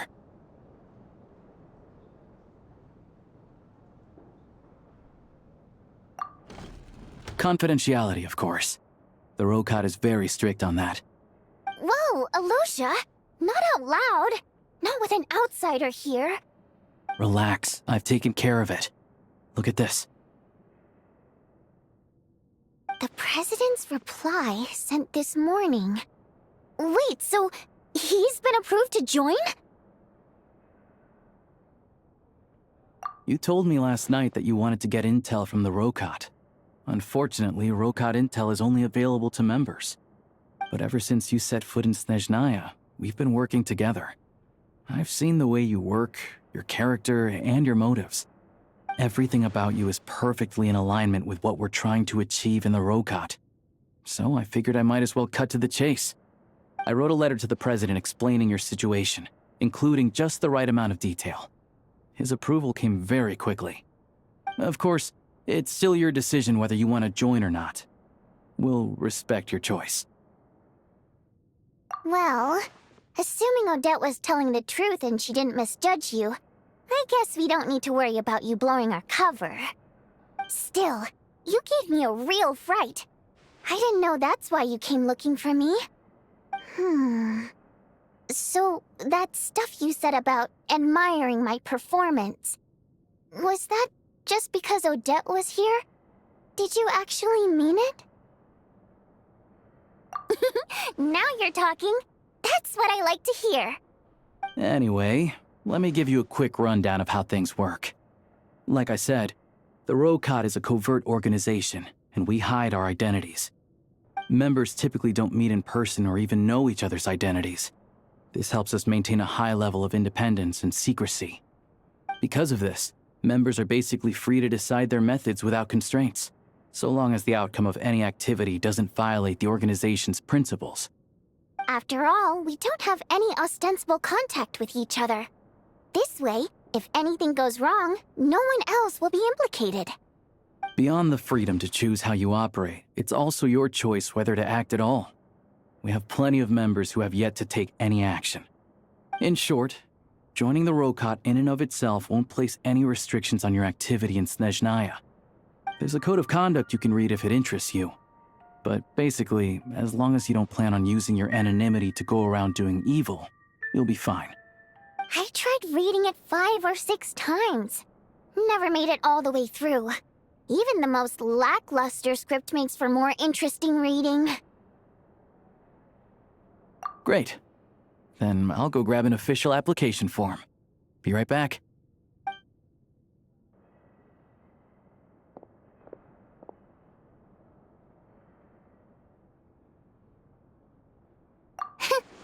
Well, Alosha has this pet dog, you see. His name's Tagarin, and this one time, Alosha brought him backstage. Tagarin took quite a liking to me, so I played with him for a little bit and fed him some treats. Then, the Rokot was out on a mission one day, and even though we were all in disguise, Tagarin recognized me right away. Just a coincidence, really. We didn't report it to the higher-ups, though, to avoid dealing with the fallout. Like my job at the theater, for instance. I really need it to make ends meet. By the way, what were you complaining about just before we came in? Did everything go okay with Chuganov? Everything did not go okay. That's why I was so mad. I tried to make some small talk with him before I went on stage to fish for intel about the Iskra manufacturing plant. But he wouldn't take the bait. No matter what I said, he kept dodging the question. And then he started complaining. He said he didn't appreciate his second-rate seat in the stalls because he usually gets a private box. I mean, what did he expect? Everyone knows that if you want a box seat, you buy a ticket well in advance. But instead, he sends me a letter the day before the show when we're practically sold out. I had to juggle things around just to get him a half-decent seat, hoping he would appreciate the gesture enough to share some information. But nope, he didn't give me anything. Yeah, meeting Chuganov in person has definitely been a disappointing experience. Oh, you probably don't know who we're talking about, do you? Chuganov was that older guy you were sitting next to today. I'm sure he didn't make a great first impression on you either. To the citizenry, he's a family man and a kind boss. But our interactions with him tell a very different story.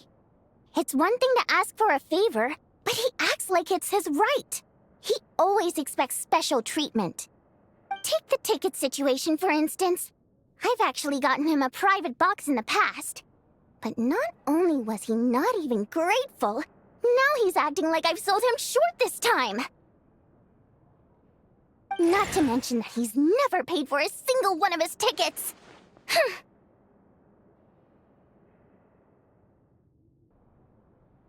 And another thing, if he's such a big family man, why doesn't he bring his wife and daughter to see the show once in a while? I've never seen them here, not even once. Calm down, Vodyanitsa. If you won't do it the easy way, we'll have to try the hard way. But first things first. Here's your application form. Go ahead and fill it out.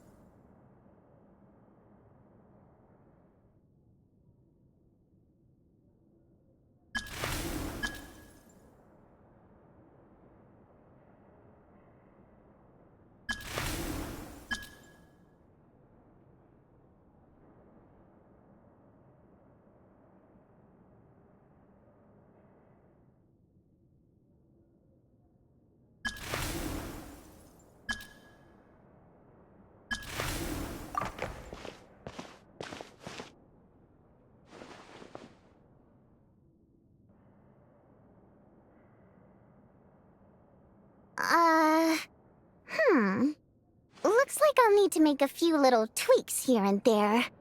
But other than that, you're good to go. We'll hold on to this for you. All right. Now that we're officially Rokot comrades, I can tell you.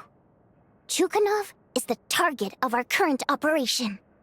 Recently, we've done some recon work at the Iskra manufacturing plant, which pretty much confirmed that their energy consumption is way beyond the legal limit. All we need now is some direct evidence to present to the VII, so we can demand that they shut the plant down. That way, the Kresnik Crystal can be allocated to where it's needed most. I was hoping he might let slip during one of our chats, but he's too tight-lipped. We'll have to find another way. I'm meeting another regular theater-goer tonight, Mitya. But Valeria's here too, and he's probably looking for Mitya, so he may end up being a no-show. Don't you worry. He must know how to dodge Valeri, or he wouldn't be showing up on time for every performance. Mitya is a renowned energy expert. Although we can't get any direct evidence of the excessive energy consumption at the plant, we can accidentally let the information slip to him. The authorities should take someone like him seriously. So if he starts raising questions about energy use at the Iskra manufacturing plant, there will be a proper investigation. Also, we're not allowed on site, but he has clearance. So all we need is his cooperation.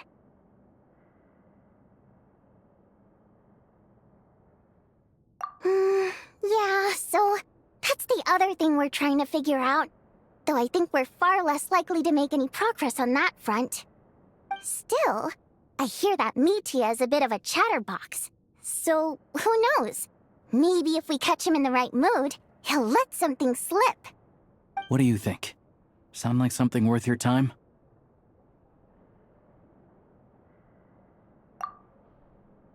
Okay, in that case, you guys find a seat somewhere nearby. Pretend you're a couple of buddies there to eat, and keep your ears peeled for useful information. He's a huge fan, so I doubt he'll have his guard up around me. But you two need to be convincing. If he suspects anything at all, he might stop talking. Sure. Don't worry. We'll make a believable pair of buddies.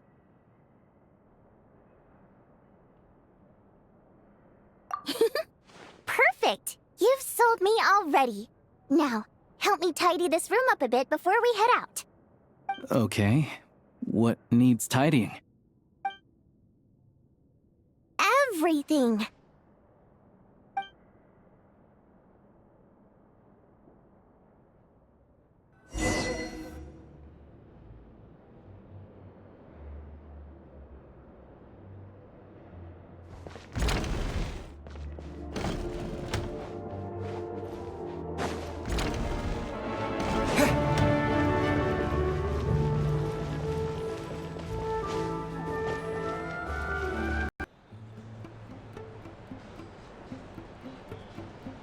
We come here often, so we shouldn't stand out. Let's sit here. Now, it's up to Vodyanica. Let's see how the conversation goes.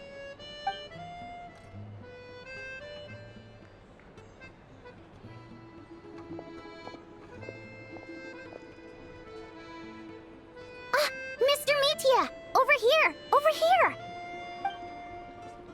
Oh, sorry. I got a little held up on my way here. Now we have even less time than we planned.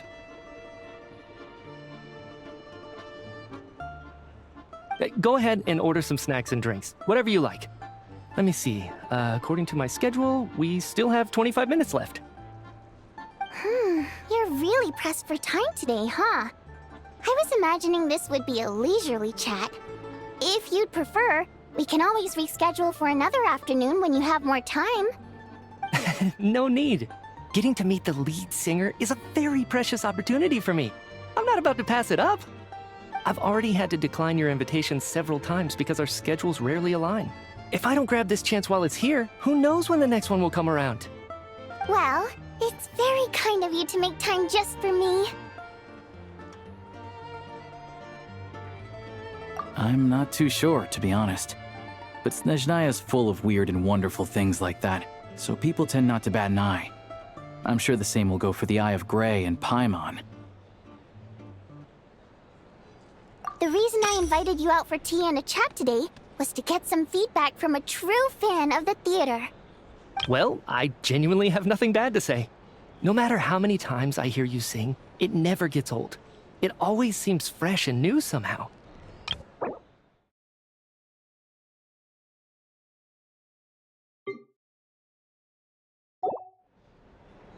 Maybe it's because the more times I listen, the more details I notice. Or maybe you simply improve with every performance, delivering it better each time. Thank you! I'm delighted to hear that! Could you give me any specific examples? Oh, yeah. The piece you sang today, for example. Beneath the Frozen River? Hey, what's with you? I'm just praising a good performance. I always used to find that such a bleak and lonely song. But the more you listen, the more you realize that it's not as cold and nihilistic as it appears. When you really dig down into it, there's a certain level where you're surprised by the emergence of hope. Wow, I'm impressed. I didn't expect you to pick up on that. Actually, I only tried out that angle after talking with a composer. Still, Beneath the Frozen River wasn't on today's program. Oh, really? But it's a classic. You sing it every time.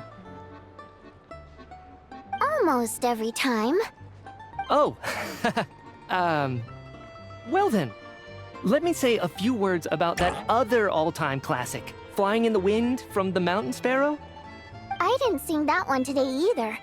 My voice wasn't quite up to it, so I switched it out at the last minute. Oh, but,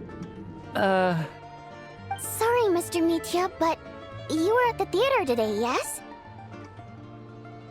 Of course I was. Remember? I said hello to all the troupe members before the show started. You, Odette, and the others. So what did Odette sing today? Elegy of the Snow-Winged Goose, of course. Correct. I see. I see.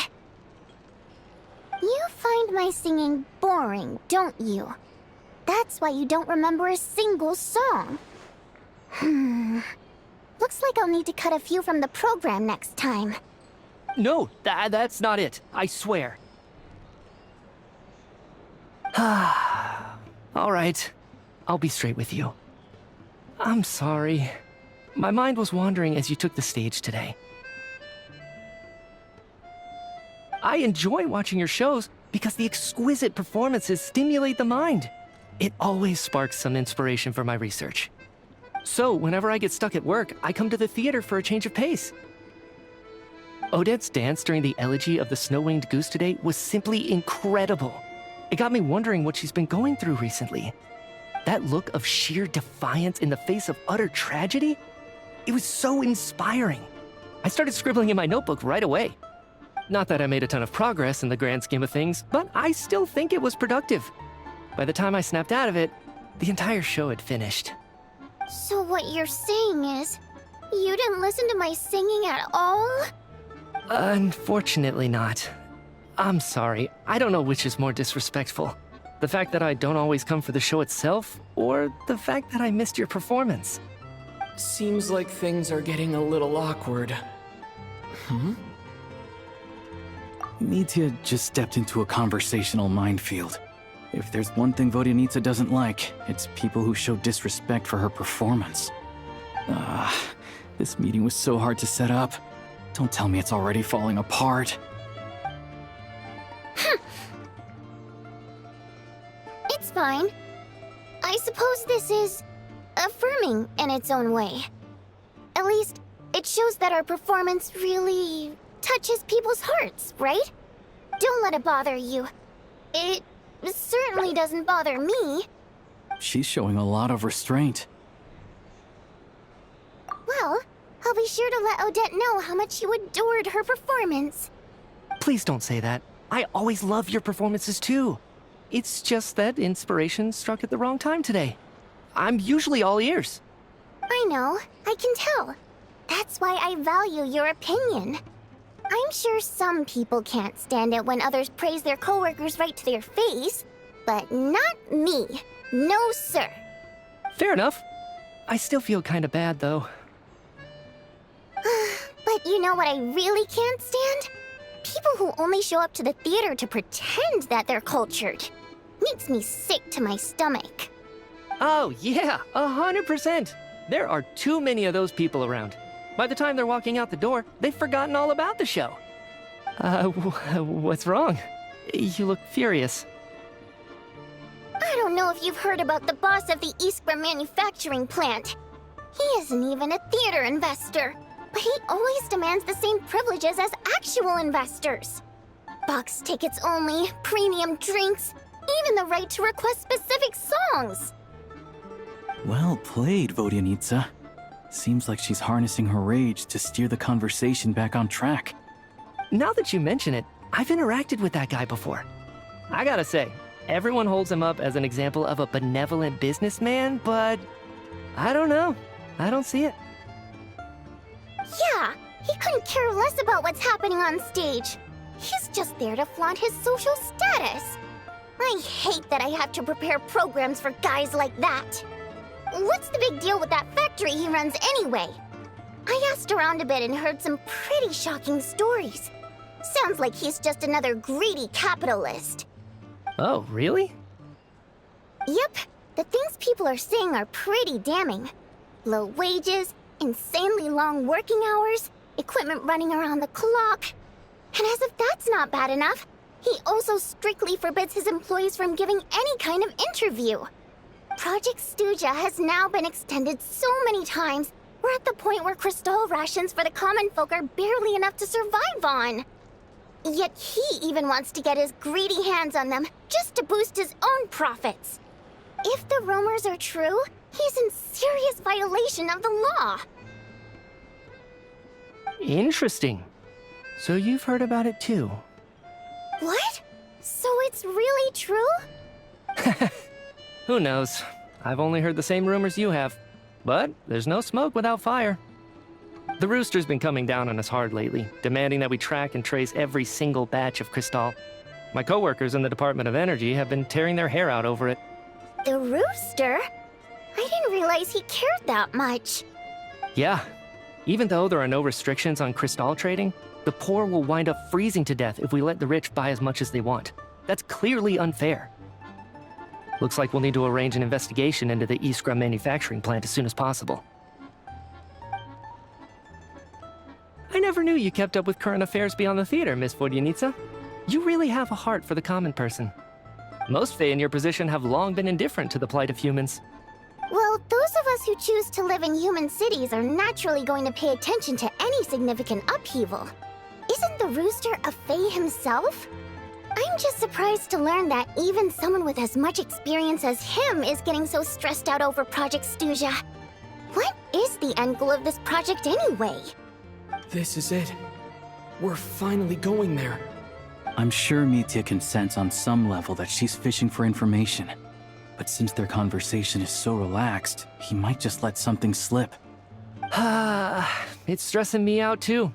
If I'd only made better progress with my research, things wouldn't have dragged on this long. Oh, so your work is related to Project Stuja? That's right. The Armory Palace needs a brand new energy source. Not the power of the Light Realm and not elemental energy. Right now, the only thing that meets the requirements is the power contained within stellar linchpins.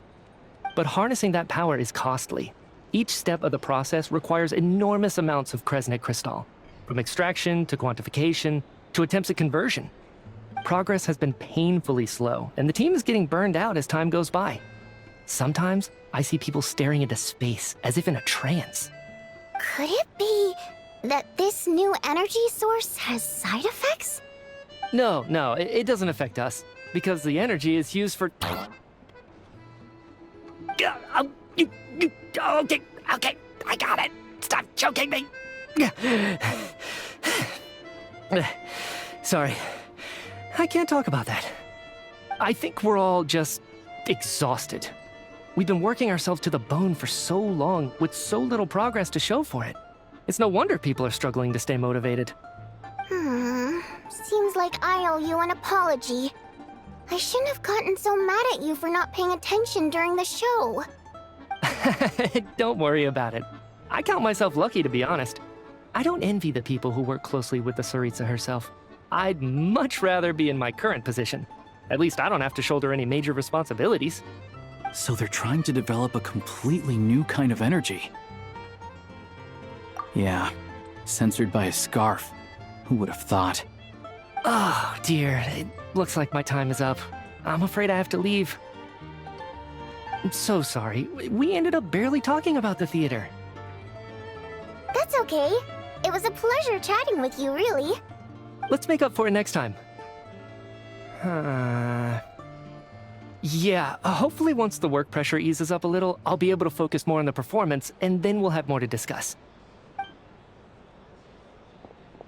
We touched on some confidential issues today. I'd be grateful if you could keep it between us. That could have gone worse. Nice job. Why was Mitya in such a hurry to leave, though? Sorry, routine inspection.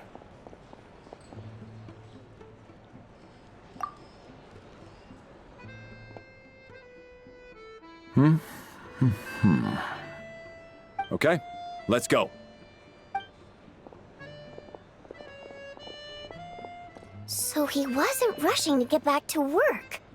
He must have calculated that Valeri would find him here in exactly 25 minutes. That's frighteningly accurate. One of the main duties of the Special Assignments Battalion is to ensure that important figures stick to their schedules. All right, time for us to get going too. Excuse me, check please. We'll settle our check too, then. Oh, hello there. Mr. Mitya paid the check before leaving. He also asked me to pass on a message. He said it was an honor to share his tea break with Miss Vodyanitsa and her two friends. Wait. So he knew we were here all along? This raises a lot of questions. Did he deliberately mention the new energy source so that we'd overhear it? Maybe his work isn't confidential after all. Maybe the key here is the purpose of this new energy. I guess that's the next thing to look into.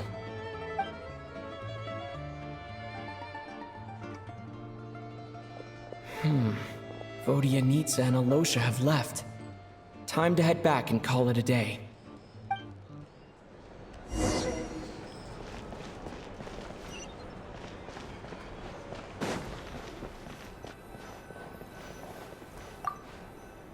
Hello again. Please.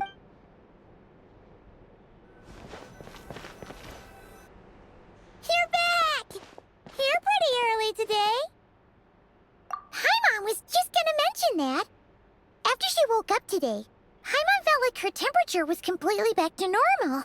But her strength still hasn't returned. Still, There's some good news.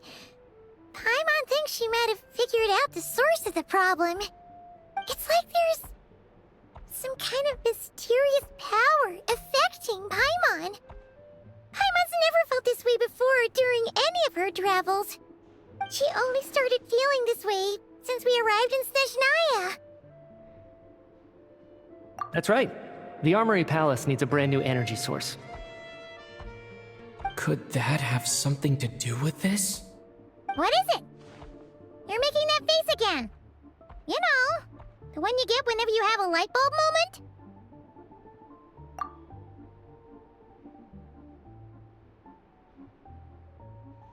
So, they're trying to develop a new energy source here? And you think that might be why Paimon's feeling unwell? Well, Mickey denied that the energy they're researching has any side effects. Although, he did say that people working on the project have been having issues with their concentration and short-term memory. But even so, those are completely different symptoms from Paimon's. It's pretty faint, so it's kind of hard to tell. But if anything, it seems like it's coming from roughly the same direction as the Armory Palace. Sure, Paimon's with you there. But how, though? The robot only has a limited amount of intel. Oh, great point! They argue about Project Stuja every day.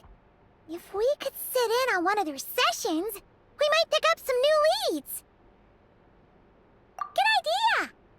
Oh yeah, while you were out, Paimon tried all the yummiest looking desserts in the Potforia restaurant. This one seemed right up your alley. So, Paimon saved some for you. Come try it once you finish writing your letter.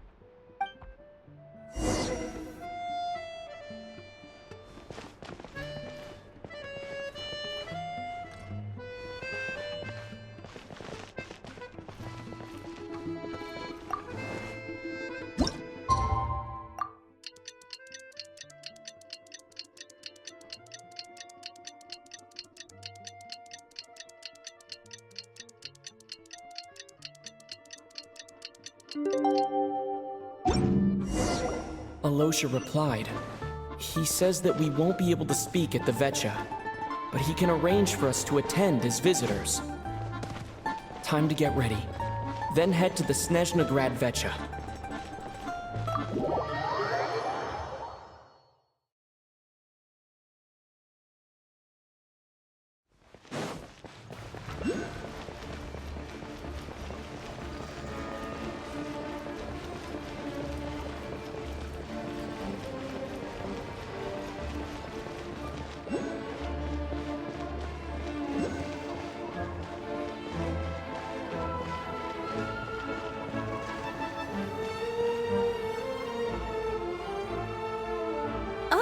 Miss Vodyanitsa, prima donna of the Korolievsky troupe. What a surprise meeting you here. Will you be sitting in on a session of the Vetcha? Sorry, I'm not taking interviews today. Oh good, you're here. The session's about to begin. Let's get inside. Please wait, Miss Vodyanitsa. Could you introduce me to your new friend?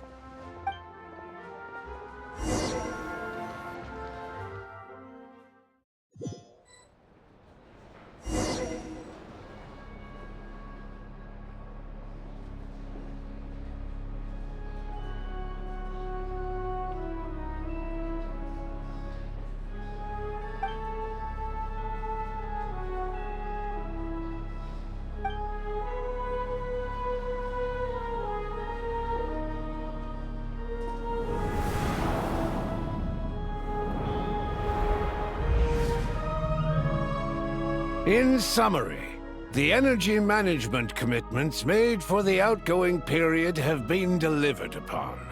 Furthermore, both the production and consumption of Kresnik Crystal show clear signs of stabilizing. The relevant agencies have assessed the present circumstances and determined that the status quo can be sustained until the next period. For detailed statistics, I would refer you to the industry reports that have been distributed to all persons present. It should also be noted that while the recent blizzards have led to a significant increase in people's energy expenses, this is strictly a short-term phenomenon associated with a remotely located monster.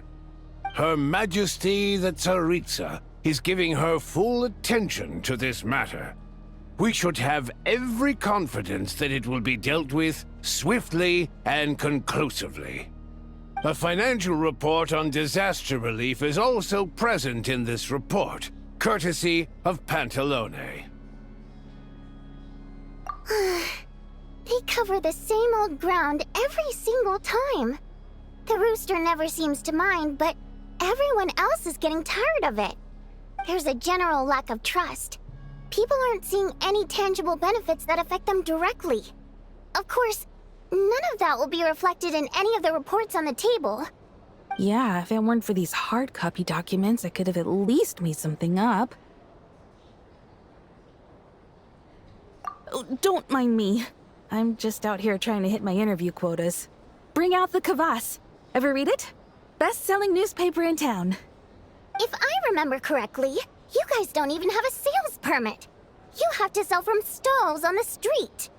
Okay then, best-selling street stall newspaper in town. Still counts.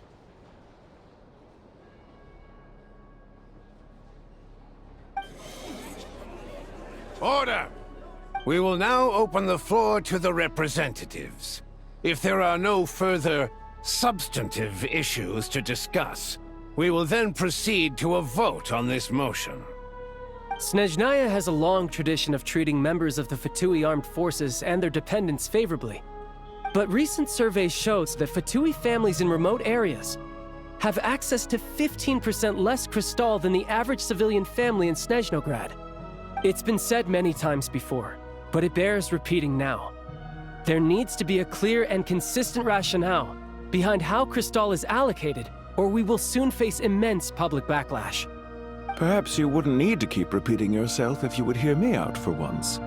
I say again, true consistency exists only in principle.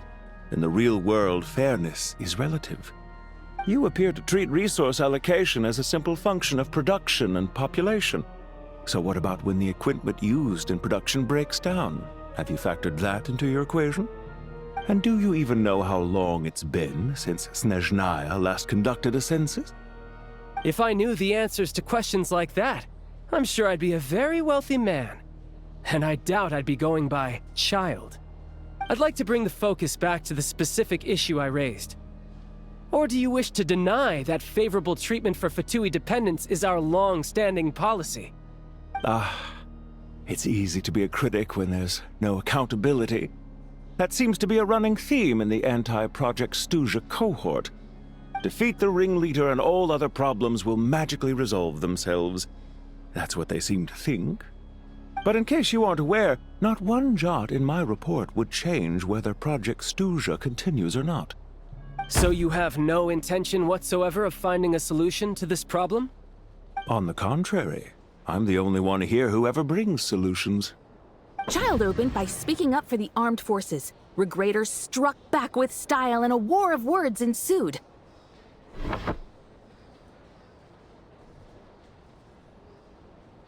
Our reporter was live on the scene to get the audience's reaction as it all unfolded. Who do you support?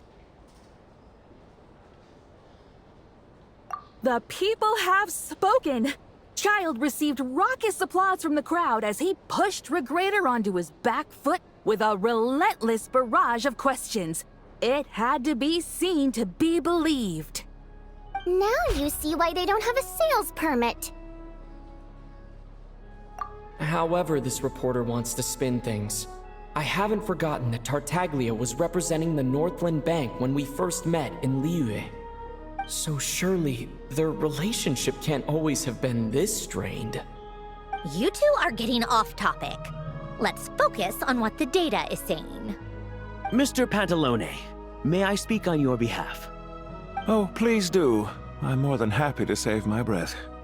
Crystal distribution policy undergoes modifications with each new period. The ultimate goal being to find the most reasonable method of allocation, which I believe is what Mr. Tartaglia also seeks. But I fear many may have been misled on this topic by extremist activists. To clarify, Project Stuja is not the root cause of the problem. It is merely a framework for resource distribution.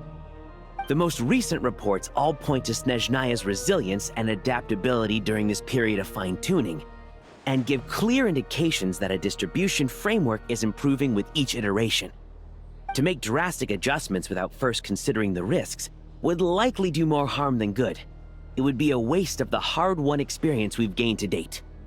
Renowned scholar of finance, Arapov spoke up to clarify the fiscal logic, clearly alluding to social organizations like the Rokot in his words. With the notorious Lelek still active to this day, should the Rokot be held responsible? No, there is someone else to blame. She's just rephrasing what Mr. Pantalone said. The Rokot are the critics he accuses of taking no responsibility for their actions. As for Lilik, you won't have heard of him yet. He's currently the most famous member of the Rokot. Well, more like infamous. Ending Project Stuja has become an obsession for him. Unlike the more decent ones among us, he believes that votes in the Vetja are all that matter. So whether it's threats, coercion, or bribery, he'll use whatever means necessary to get people to change their vote. And since we're already on the subject, what do you think of Lelek's methods? Are you for or against? Well, whatever the story is, his actions benefit us all. We stand with Lelek. At least someone here wants to take this discussion seriously. I've been considering that issue myself. What you really need is more precise regional data, right? I think it would be easiest to let the Fatui handle it, since they're already in charge of Crystal shipments anyway. We may as well get them to collect some data while they're at it. Whatever you need, you can ask the Fatui to look into it for you. In terms of supervision, I think the Druzhna would be a good fit. I had hoped to discuss this with Miss Vesna, but sadly, she's not present. I will be happy to take a note of your suggestions and present them to Commander Vesna for a decision upon her return. The Commander has always taken a keen interest in Project Stuja. However, given the Druzhna's demanding workload, I'm afraid it may prove difficult for them to provide any practical support. Let us refrain from jumping to conclusions until a concrete and actionable plan is in place. My apologies, Lord Rooster. There are numerous issues to address here, including manpower, time sensitivity, and reporting lines. Nevertheless, I support drafting a proposal. Follow the usual procedure, and it can be raised as a new motion for all parties to evaluate at the appropriate time. In that case, I'd like to share one thought before the proposal is drafted. The issue of time sensitivity was raised just now, which I presume relates to the official reports. In fact, the Energy Commission already collects regular statistics on each urban center and its surrounding area. Would these be of any use? That's a good idea. I read every issue of Svietlo Laidovka's report, and although my focus is mostly on the section about equipment operation, the energy consumption statistics also yield a lot of insights.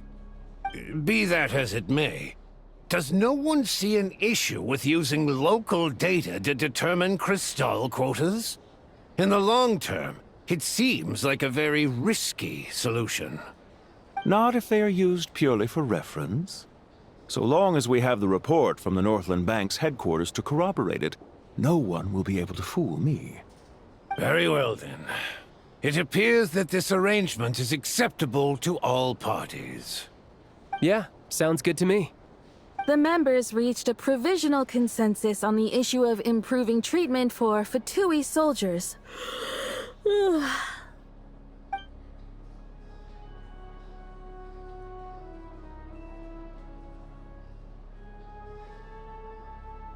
Today, the prima donna of the Korailievsky troupe attended a session of the Snezhnograd Vetja in the company of a dashing young man. The question on all our minds is, what is the true nature of their relationship? Write anything like that again, and I'm revoking your permission to interview the troupe. Got it?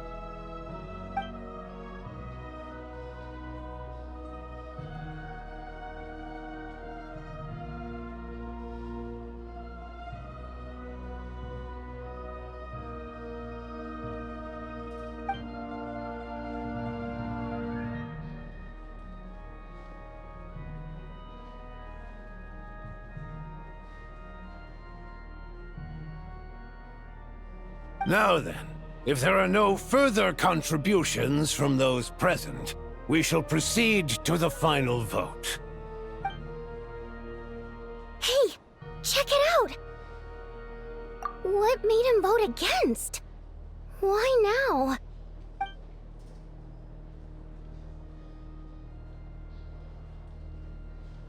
The votes have been tallied.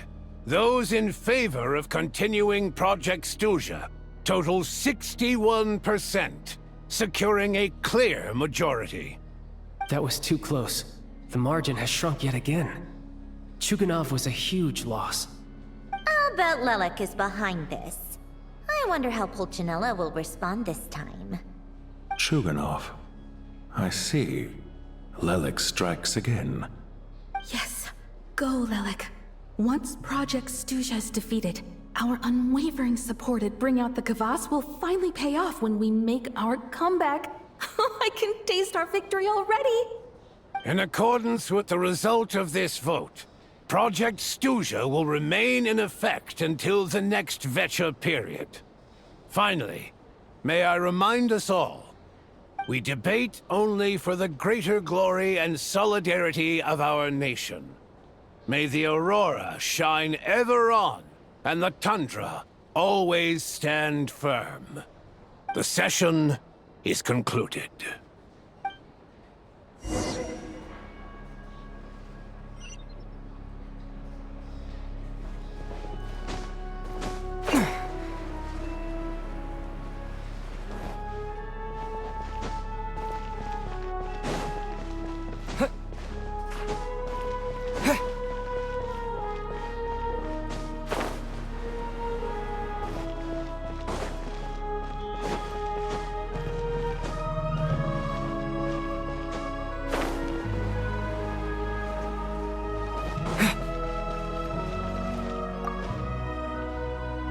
I have to say, I really wasn't expecting Chuganov to vote against Project Stuja. Well, in principle, Snezhnaya's business and political elites ought to be the ones least likely to oppose it. As we heard, Project Stuja is basically just a resource distribution framework that requires everyone to cut back during the winter. But even if the policy got cancelled, the Tsaritsa's energy needs wouldn't suddenly go down. The extra demand from the public would have to be filled from somewhere. So logically, the factories would have to take the hit. I got a letter from Mr. Mitya just before today's session. He said he's confirmed that there are issues around overtime and excessive energy consumption at the Iskra manufacturing plant. In a situation like this, once the Rooster receives the report, he'll order the factory to halt production and submit to an investigation before issuing a penalty. But that's a week-long process, and thus didn't make it onto the VII agenda this time. I don't think he suspects anything so far. Exactly. And as you know, he's a very selfish person. I was originally gonna try and flip him after he received notice of the official sanctions. My plan was to convince him that the whole thing was completely unfair. Rather than just sit back and take the hit while his factory stopped production, he'd be better off voting to end Project Stuja. At least that way, no one else would be able to make any money either, because all the factories would suddenly have more limited energy to work with. But now, he's already voted against it, which means someone must have used more forceful means to change his vote, just like with everyone else who flipped. Yeah, no one knows why Lelek is so obsessed with ending Project Stuja, but by the looks of it, he's inching closer and closer to success. Lelek must have strong motivations, given how he'll stop at nothing to achieve his goal. Maybe he knows the full truth of Project Stuja. Maybe my next step should be to focus on him. Oh, right. What are your plans for the rest of the day? Shall we head out? Hey, comrade. I noticed you were here during the debate. I didn't take you for a political enthusiast. Greetings, Harbingers. I just happened to have some free time today, and my new friend here thought it might be fun to check out the Vetcha. Ah, Odette must have introduced you. Looks like you two are getting along pretty well. I'll leave you to catch up. I should head back to the troop. Sure. Break a leg and all that.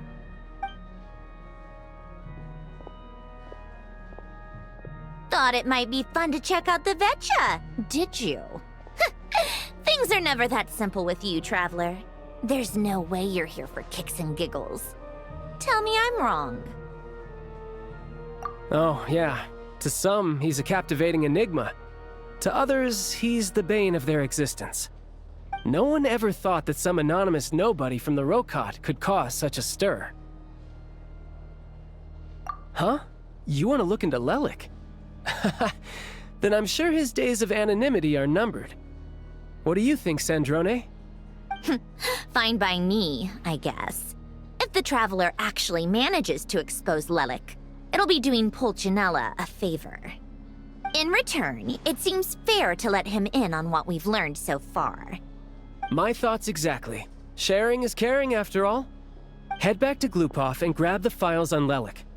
It's easier to just pull the records than go through the rigmarole of getting the Traveler a visitor's permit. As you command, child, sir.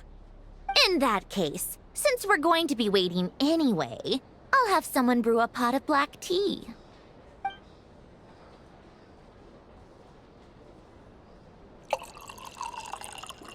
One common thread among the many incidents Lelik has been involved in is that the victims are all too scared to share any real information about him.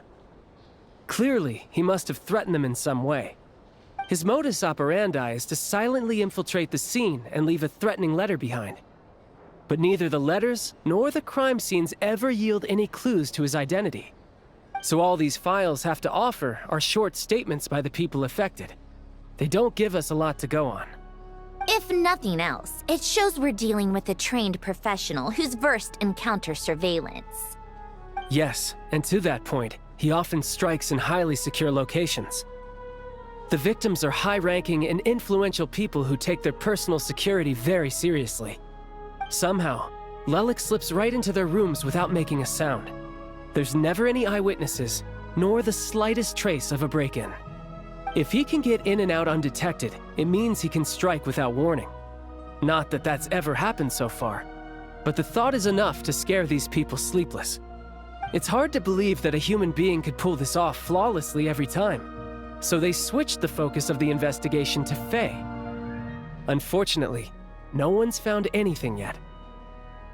Careful, don't underestimate me. Although truth be told, I'd probably find it hard not to blow my cover. Direct confrontation is more my style.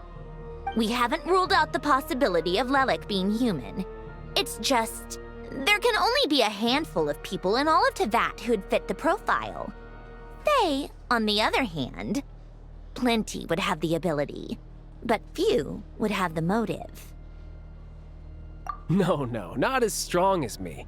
You'll never find the culprit with criteria like that. Let's go with a little weaker than me. Oh, you hit me right where it hurts. I'll admit, he's strong and meticulous. But can we at least limit this to candidates who have something to do with Snezhnaya? He's just trying to find a reference point. Stop getting fixated on who's stronger than who. But that's the most important thing. In my opinion, anyway.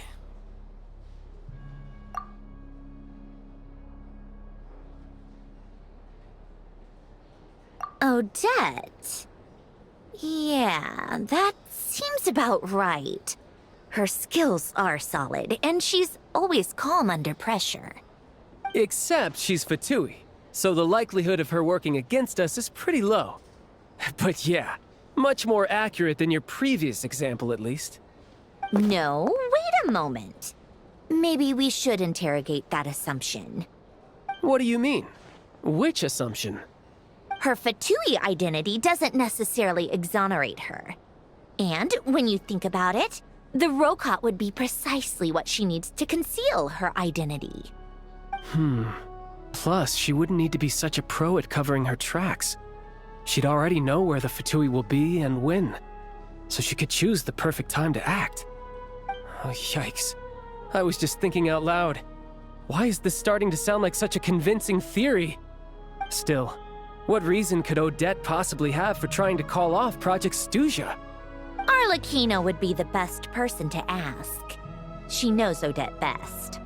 Unfortunately, she isn't back yet. Rosaline used to open up to her in private about her struggles with Odette. As I'm sure you can imagine, Arlecchino is quite a lot better with children than Rosaline was. She gave her some tips on how to handle the situation, and Rosaline managed to reach a settlement with Odette before leaving. So I suppose there were at least no lifelong regrets left behind.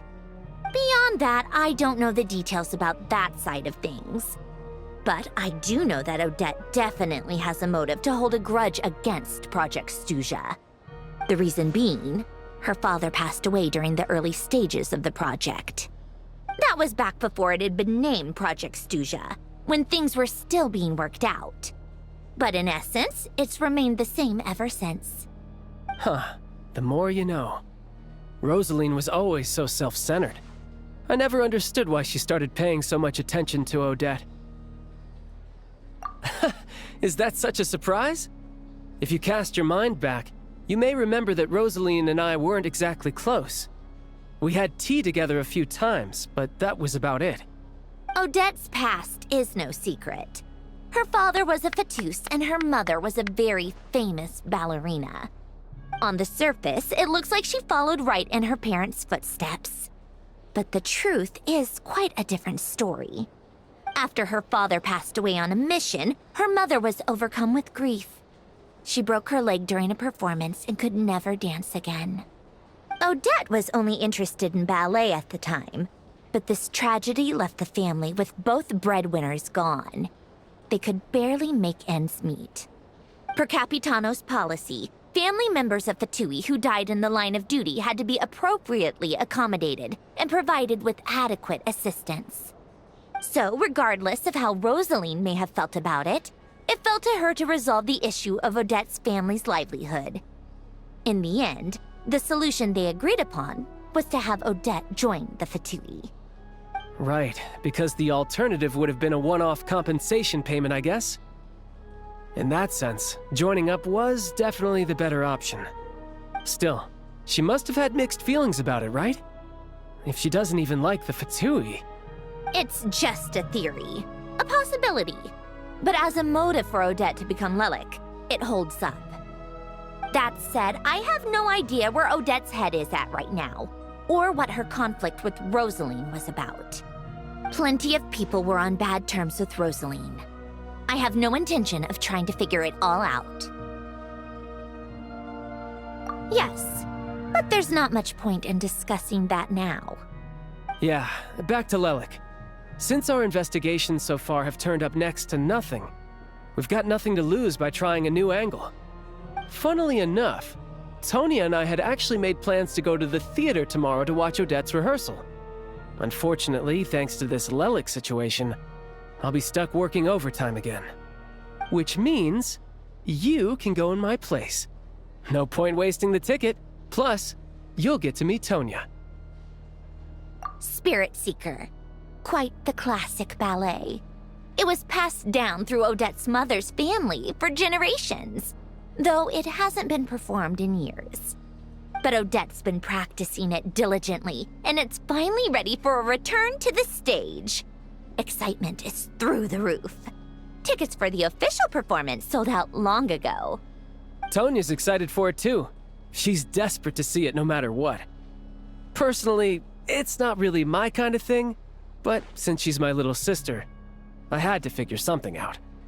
I've actually seen it several times before. The story's pretty straightforward. The lead character follows a trail of clues left behind by a spirit, gradually recovering her memories along the way. It's a tale of love and regret. so not exactly reinventing the wheel, at least by today's standards. But when that classic melody kicks in and the lead character begins to dance, it always gets me. It really is beautiful. Not an easy dance to do justice to, though. I know it's always been Odette's dream to perform this piece, but I'm not sure she's really ready. In that case, I think that even if she is Lelik, we should wait until her performance is over before we respond. I'll let you take it from here, comrade.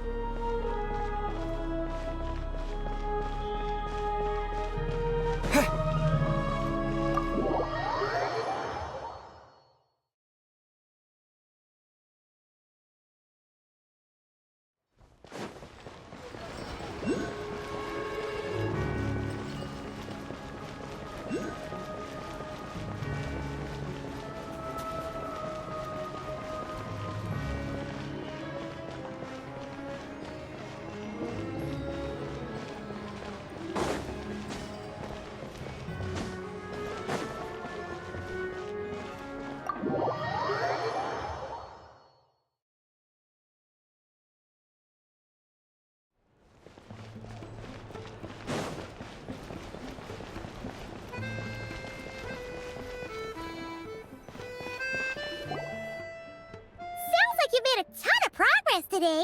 It's good that everything's going so smoothly. Next step is to head back to the theater and get a clear answer from Odette. Either way, Paimon doesn't get the sense that she's a bad person. Sure, she might have done some pretty extreme things, but Paimon bet she has her reasons. Maybe this is going too far, but like, with everything she's managed to do so far, wouldn't it make more sense in theory to be even more, you know, heavy-handed? Why leave a letter when she could, well, we know there are plenty of other ways to keep people in line, right? The point is, she could have gone further, but she didn't. So, if it is her, she's got some principles at least. Yeah! Well, all you can do is follow the facts wherever they lead. No change, really. But that thing Paimon told you about yesterday? Paimon feels like she can sense it more clearly now. Hearing you talk about your day makes Paimon itch for an adventure. If only she could be there with you so we could experience it all together. Yeah, I wish you could be there too. I'm not used to adventuring alone. But don't worry, we'll get to the bottom of this. Guess it's just one of those things. Never mind. Paimon will behave herself and keep resting.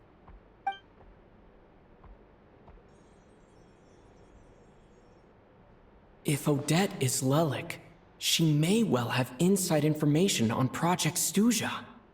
Her father was involved with the project's early implementation and tragically died in the process.